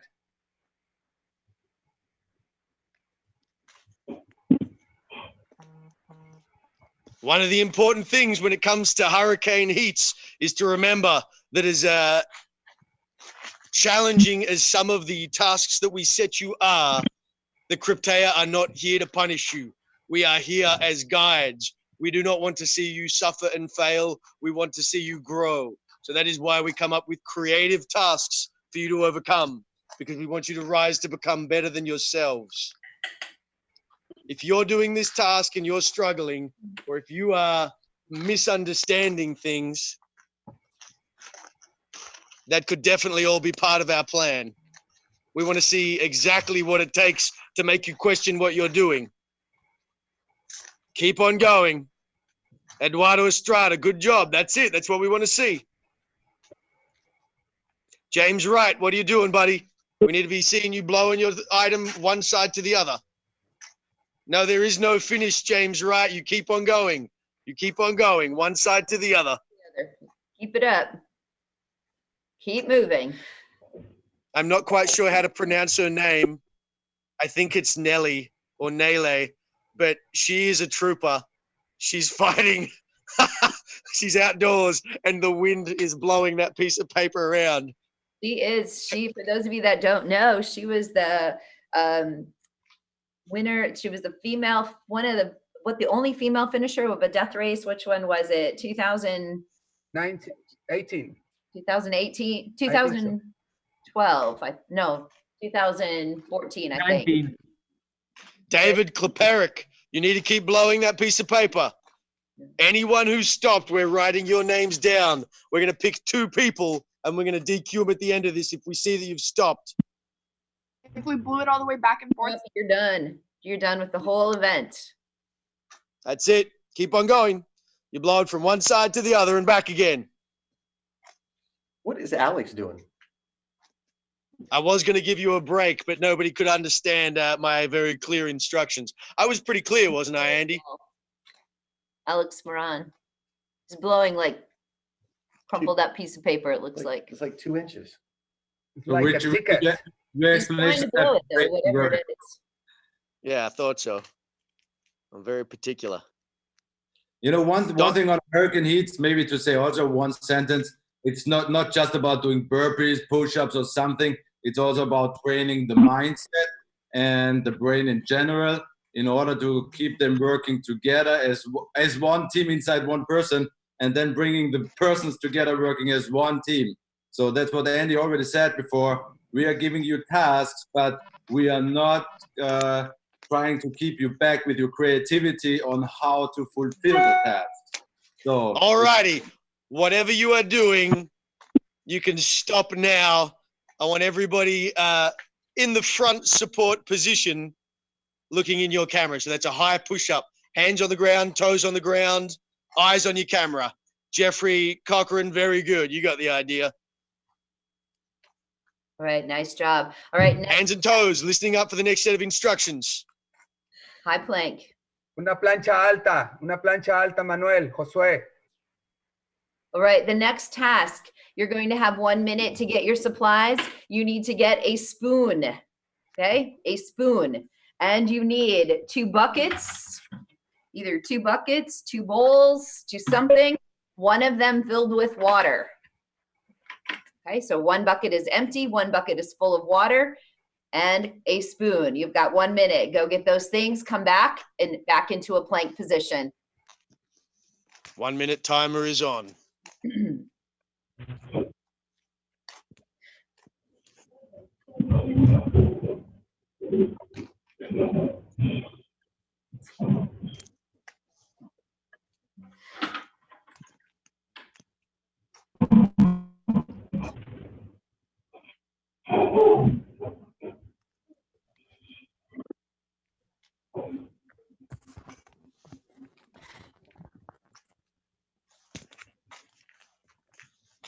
I'm just looking through the screens now to see if anybody passed out in that last exercise.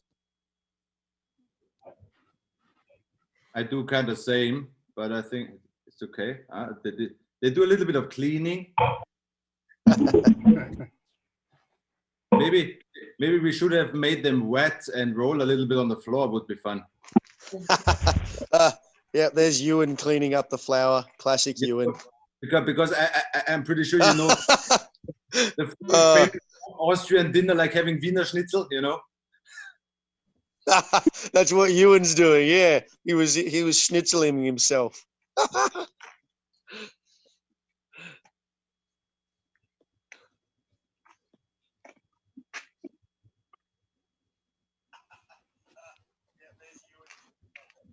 All right, how are we doing on time? We got 8 seconds.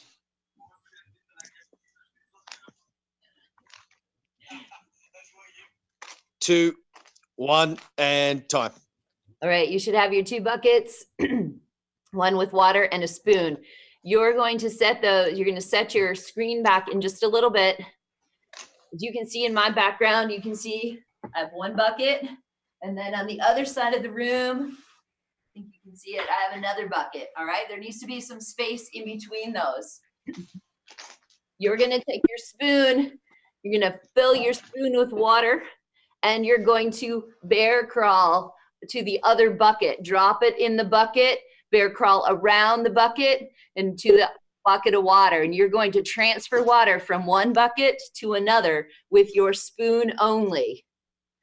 Okay, but it's a bear crawl. You have to be in a bear crawl. So figure it out. If your bucket doesn't have water in it, now would be a good time. You're gonna be in trouble if you don't have water in your bucket. You will be out. All right, everybody get ready. Want to see those buckets? Give you another few moments to get those buckets situated, or bowls, or whatever it is you have. You need space in between. You're going to have space so you can move. Yes. That's all right. If your space is only your body space, that's all right. Just separate the buckets as far apart as you can.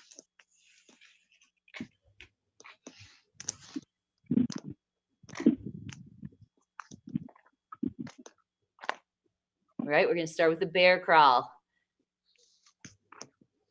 With your spoon. All right, ready? Let's go. Get started. Bear crawl across the room to your bucket. Okay, you need to bear crawl. Figure out how you're going to bear crawl. So Jin Fukuma, this is not a bear crawl, okay? We are not doing kind of yoga pose. We are moving on all 4 like a bear crawl. Don't fool us. It's not just making a long pose from one bowl to the other. You have to move like a bear crawl. That means your knees are away from the floor. We are not like rolling around like some lazy bugs. I'm watching you, Matt Moore. You know how to bear crawl. Yeah, that's right. Elephant crawl. Your hips should not be up in the air. Remember, bear crawl. Your back is flat. Be creative. I see Germany doing it with a spoon in the mouth would be a proper solution on that, to have the hands free for the bear crawl. Luis Vamos, Martin, Eduardo. you need to get your hips down. You need to get your hips down low, okay? Hips should not be up in the air. You get those knees down close to the ground. Figuring it out.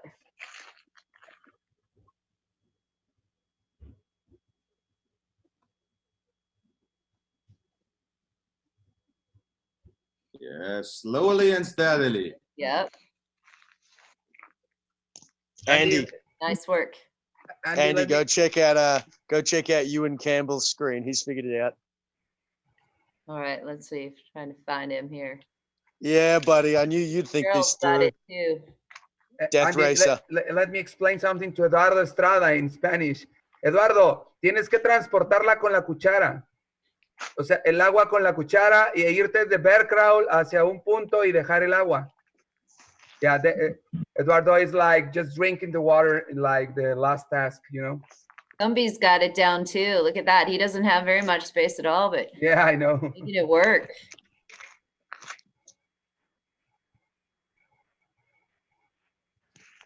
Good job. You know, it's about creativity. So I see Neely's spoon. It's pretty big, but you didn't say anything about the size. That's fun.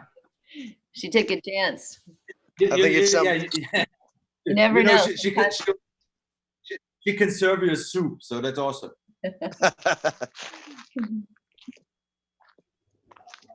Manuel Diaz, hips down. That's not a bear crawl.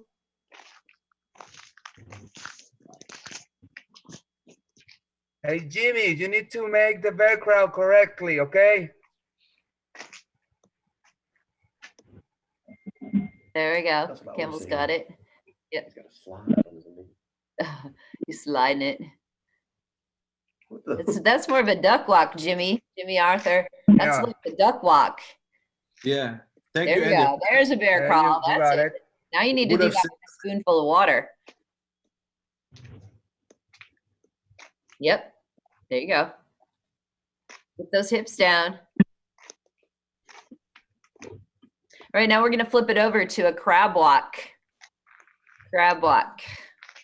So if you don't know what a crab walk is, it's pretty much the reverse of a bear crawl. Hips facing up towards the ceiling.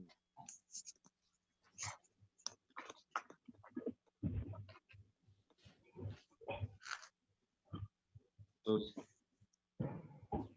while you guys are crab walking with this water back and forth, hurricane heats, we have 3 different lengths of hurricane heats. We have a 4-hour hurricane heat, generally, which is more orientated towards a group teamwork. And then we have the 12-hour hurricane heat 12-hour, which starts off with group exercises, experiences, and then moves into some individual tasks as well. So there's some competition involved in that, doing certain tasks at a certain amount of time. And then from there, we have the 24-hour hurricane heat, which is part of our, what we call H3X. So there are 3 different lengths of hurricane heats to choose from. There is a hurricane heat trifecta as well. So you get a wedge when you complete, 1 at each level.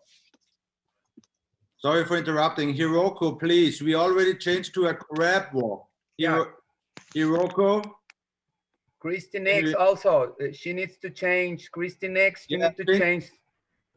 And Jin Fukama? Also, flip over to a crab walk. So you should be facing the ceiling, facing the sky now. Your hips toward the sky, your knees up. There we go. There, that's it. Yeah, Christy, you need to change. Yeah, exactly. To the crab walk. Exactly. Kani walk. Noriko Tanaka. Yeah, good.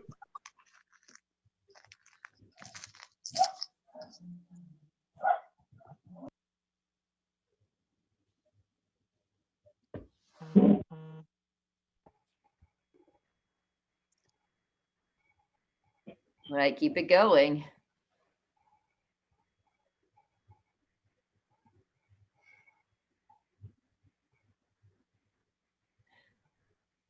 If there's space, go around the bucket, yes. If not, then they're just going back and forth. We realize not everybody has a whole lot of space to move in. So those of you, those that are asking, going around the bucket, that's fine. They can go back and forth.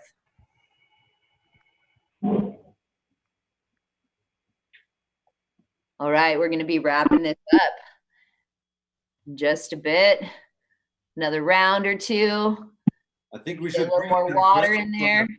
Because it looks tired. Crab walk. That's more like a reverse inchworm there. B. McCary.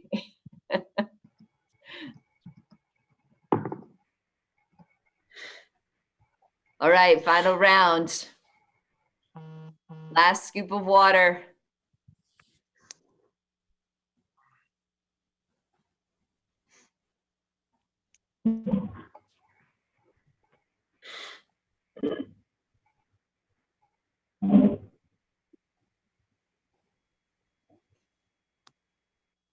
All right, bring your bucket, your water, whatever it is, up to the screen. Tilt it so we can see how much water you've got. How much did you transfer?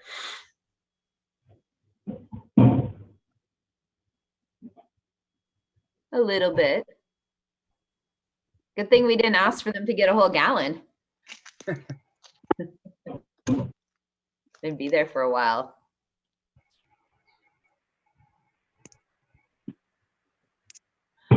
All right, Gerd, ready to give us the next task?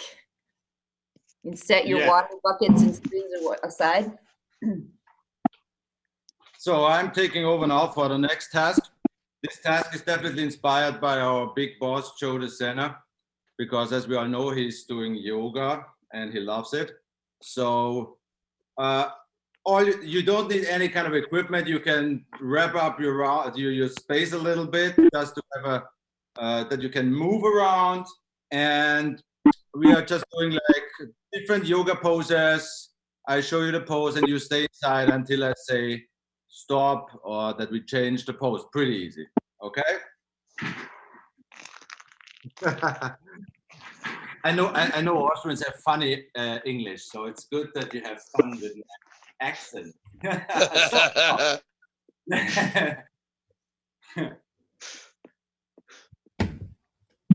But you know, Australia and Austria, we have really something in common, because I got questions so often. I said, I'm from Austria. Hey, you have kangaroos? No, sorry, wrong country. We have the mountains.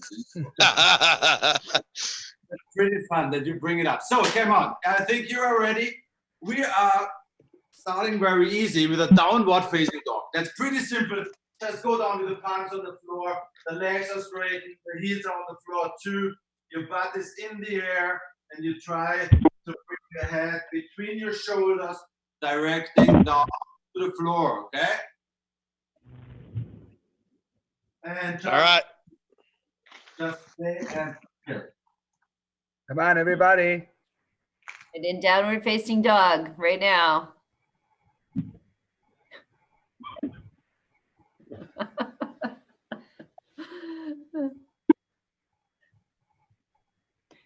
Now, while you're in there, your microphones are all muted, but we can still watch your lips. Once you saying the warrior ethos, say it out loud. Even though we can't hear you, we can feel your spirit. Go ahead, say the warrior ethos over and over and over. I will never quit. Stay easy. Come on, your microphones are not muted. I will never Your microphone should be muted. I will always place the mission first. I will never accept it. I will never accept it.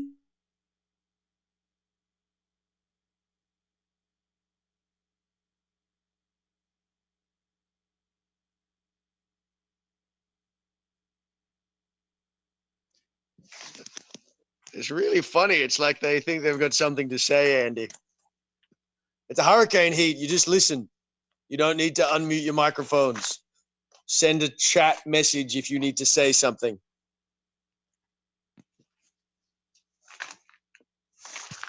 Hey, Richard, imagine 280 children making this. They have, yeah, we have an event. Oh my God. Don't mute yourself, please.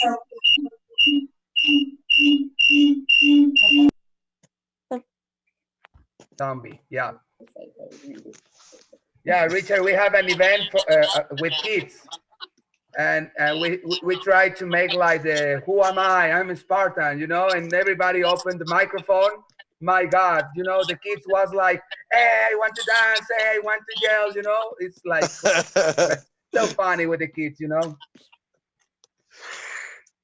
I feel like it's kind of the same result with people after they've been training for 18 hours.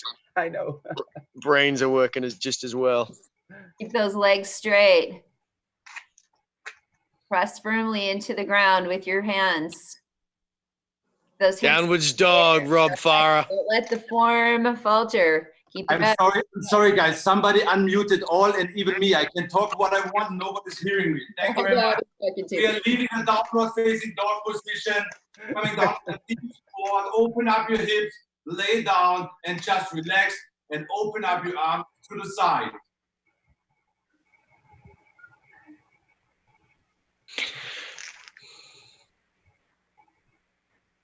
Deep squat So it's position. now deep squat, arms out. Arms to the side and relax. Those arms up. The arms should be parallel to the floor. Your heels should be on the floor as well.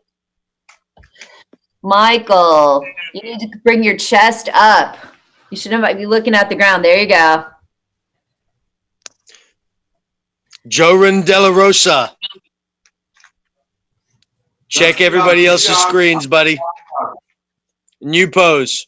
So turn back to my voice, please. We are bringing down the arms. We're staying down in position. We bring the palms in front of us to the floor, and we try to, sorry, I don't know the exact expression. I think it's the pigeon or something like that. And we try to put our weight on our palms and just stay like this. Crow pose. What's it called? Crow pose. Okay, so crow pose, okay?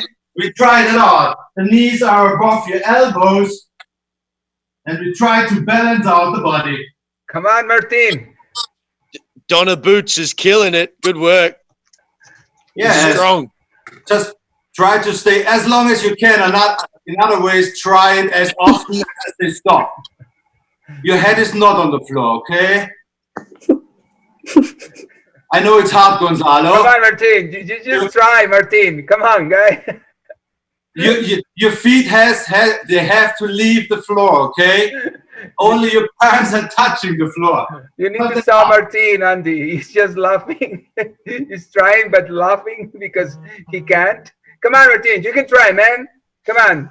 Put it as an example. Come on. This is also what a hurricane heat is about, to show you some new stuff you have to train on. Good job, Jess Fitzgerald. Keep trying. Come on. Keep trying. Keep trying. Definitely, Andy. We will end up like you want me to. No problem. Vamos, Lalo. Échale la favorite. It's your signature pose, right? My signature Okay, pose coming up. Let's go on a little bit more with the crow. Another 10 seconds. Try it once again. Keep trying.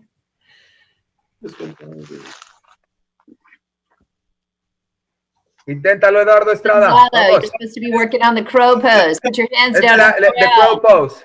Put your knees right above your elbows. There you go. Let's see it. Let's see what you got. Your head shouldn't be on the floor. Vamos, Josué. Come on, Josué. Touching the floor. So let's stop the crow. Come on, guys. Stand up. We do the tree pose, bringing one leg inside and open up. So the camera is too small. I have to make myself small. So one is inside, one sole is on the inner side of the thigh. Keep the balance. Hands above the head. Matt, you're right about the pose, but we're not to the end quite yet. You got to get through the tree pose first. There we go, tree pose, good. Once we are in the tree pose, we just go and straighten out the body on the same leg, keeping balancing and making a table. Going from the side, one leg in front, and straighten out the body.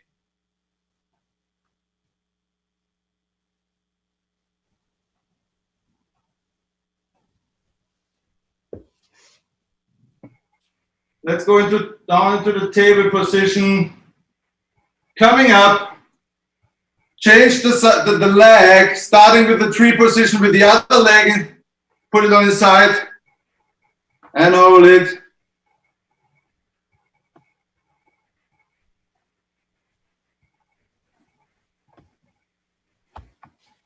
Having balance is an important skill, having balance in your life, as well as a physical balance.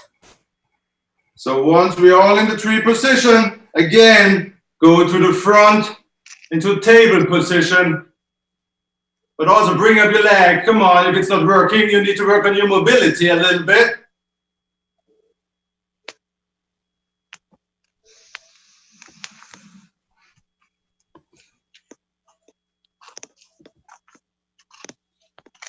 Nice. Coming up, I think the time is now okay for ending up with the signature pose of Andy. What we are doing is a simple headstand, okay? Gotta do a headstand to move on. If you can't get in a headstand, you're done.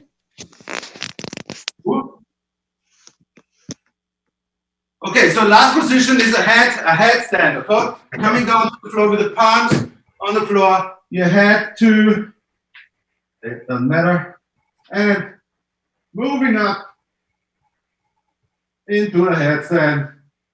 I'll do one over here. Just like that. Very simple. Come on, everybody. Martin, up we go. We're watching you. Come on. Lie down.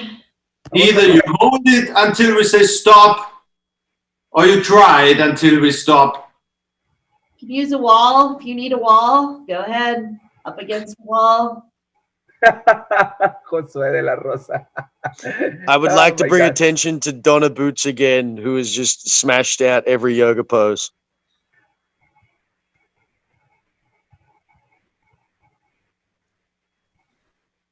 Matt Moore also doing a good job. Very nice, buddy. Yeah, okay. Nice. Oh, wow. Hang on, do that again. I'll screenshot it for you.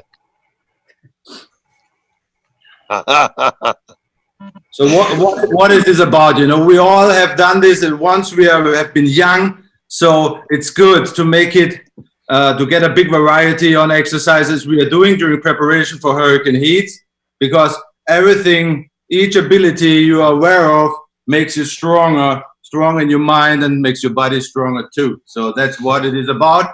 Thank you very much for bringing the yoga on the first hate streaks last year, Andy. Thank you. Yeah, that kind of threw some people off, didn't it? We were like yoga and we're doing all this tough stuff, carrying all this heavy weight. Now we're doing some yoga. But yeah, it's all about balance. All right, so we're going to finish up with one last task. Yeah, you want to bring them into the very last task that we're doing. Sure. Where they're moving on to death race. Yeah, sure. Well, everybody, please pay attention. We need to, everybody, make the high plank position. Please.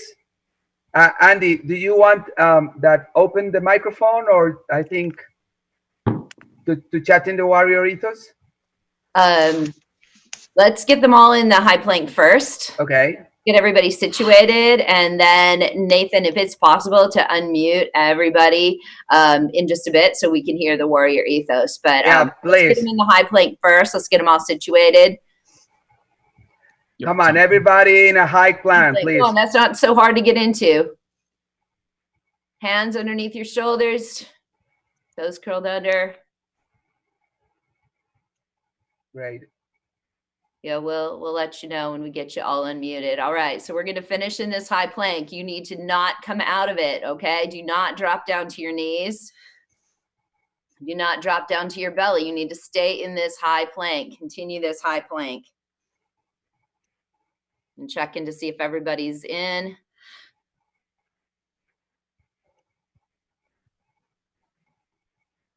Okay, it's not a downward facing dog. We already did downward facing dog today. Means your hips should not be high up in the air. See some people putting their hips up high, flat back. Luis Martin, put those hips down. Come on, everybody. It's a simple move. Come on. Toes and hands. Armando Diaz. Off the knees. Come on, Michael. Michael. There we go. Thank you, sir. Very good. Okay. All right. Nathan, is it possible to unmute everybody? Is that possible? Yeah. You're told what to say.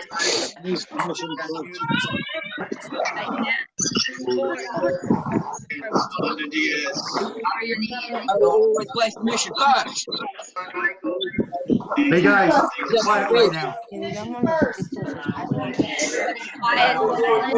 Quiet, please. I will never quit. You sure you want this? Because you're not gonna be able to hear a thing. No, I don't think so. Andy, I reckon Right. we just nominate a few people to do this. I think that'll be easier. Everyone else can follow along while they're muted. Yes, we'll nominate a few people. That is it's getting just way too loud. Okay, Matt Moore, unmute yours. Anna Edwards, unmute yours. John Stanley, unmute. Where's Fernando? I was gonna say Fernando. Fernando, unmute yours. He still has that fish eyeball in his beard. Leo, unmute yours. Let's see who else we got here. Sean Reppert, unmute yours. I'm gonna mute you again. And the rest is the plank position. Come on. Everybody else planking. All right, but you need to say it along with everybody, even though you're muted. Okay, everybody needs to be participating so we can finish this as a team effort. All right, Matt, lead them. I will always place submission first. Always place Never accept defeat. I will never quit. Real quick. Never leave a fallen comrade.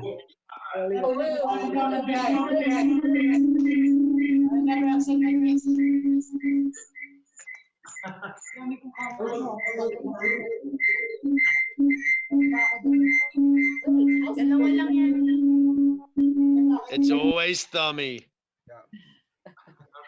That wasn't so great. I think they need to do it again. Oh, yeah. Let's get it synchronized this time. Go ahead, Matt. I will always place submission first. I'll never accept defeat. I'll never accept defeat. I would never quit. I'll I'll never leave a fallen comrade. AROO, AROO, AROO. I don't know. They're pretty quiet. That sounded like it was very enthusiastic. Thummy, Yet. Thummy, mute your microphone, mate. Say it with some enthusiasm. All right, try it one more time. Let's go. First, I will never accept defeat. I will never quit. Comrade. Never leave a fallen comrade. AROO, AROO, AROO. AROO, AROO, AROO. Now in Spanish. Yeah, now in Spanish. Go, Spanish.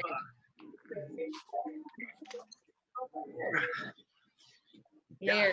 Yeah, do you want to try it in Spanish? Great. Try it in Spanish. Excellent. Everybody, pay attention. We're going to do it in Spanish. La misión siempre es primero. Salud, salud, salud. Nunca aceptaré la derrota. Nunca derrota. Nunca me rendiré. Nunca me rendiré. Nunca me rendiré. Nunca dejaré a un compañero caído. Nunca dejaré a un compañero caído. AROO, AROO, AROO.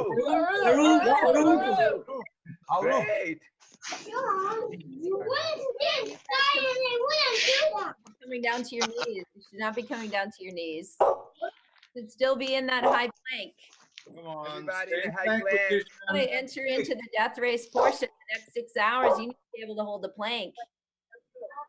Put those hips down, Martin. Those hips are Petronella. up high.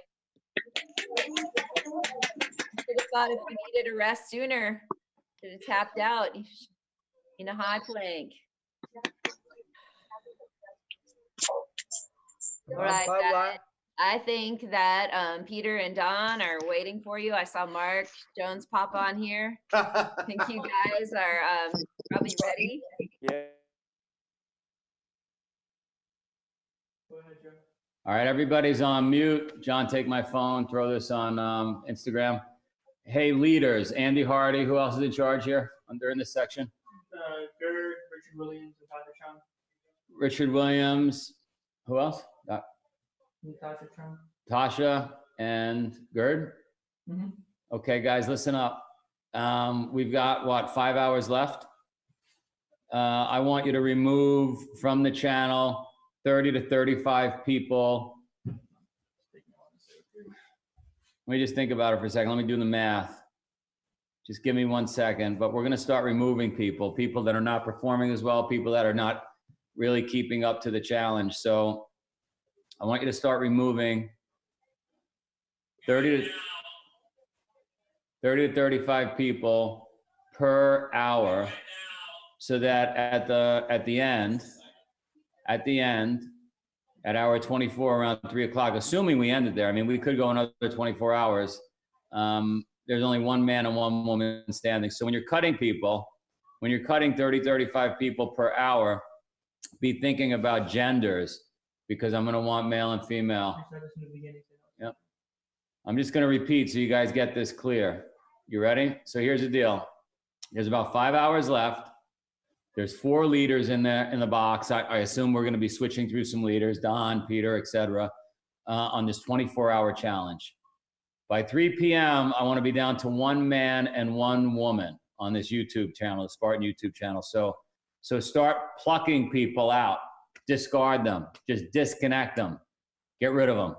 Chuck them. And we're doing that because they're not keeping up.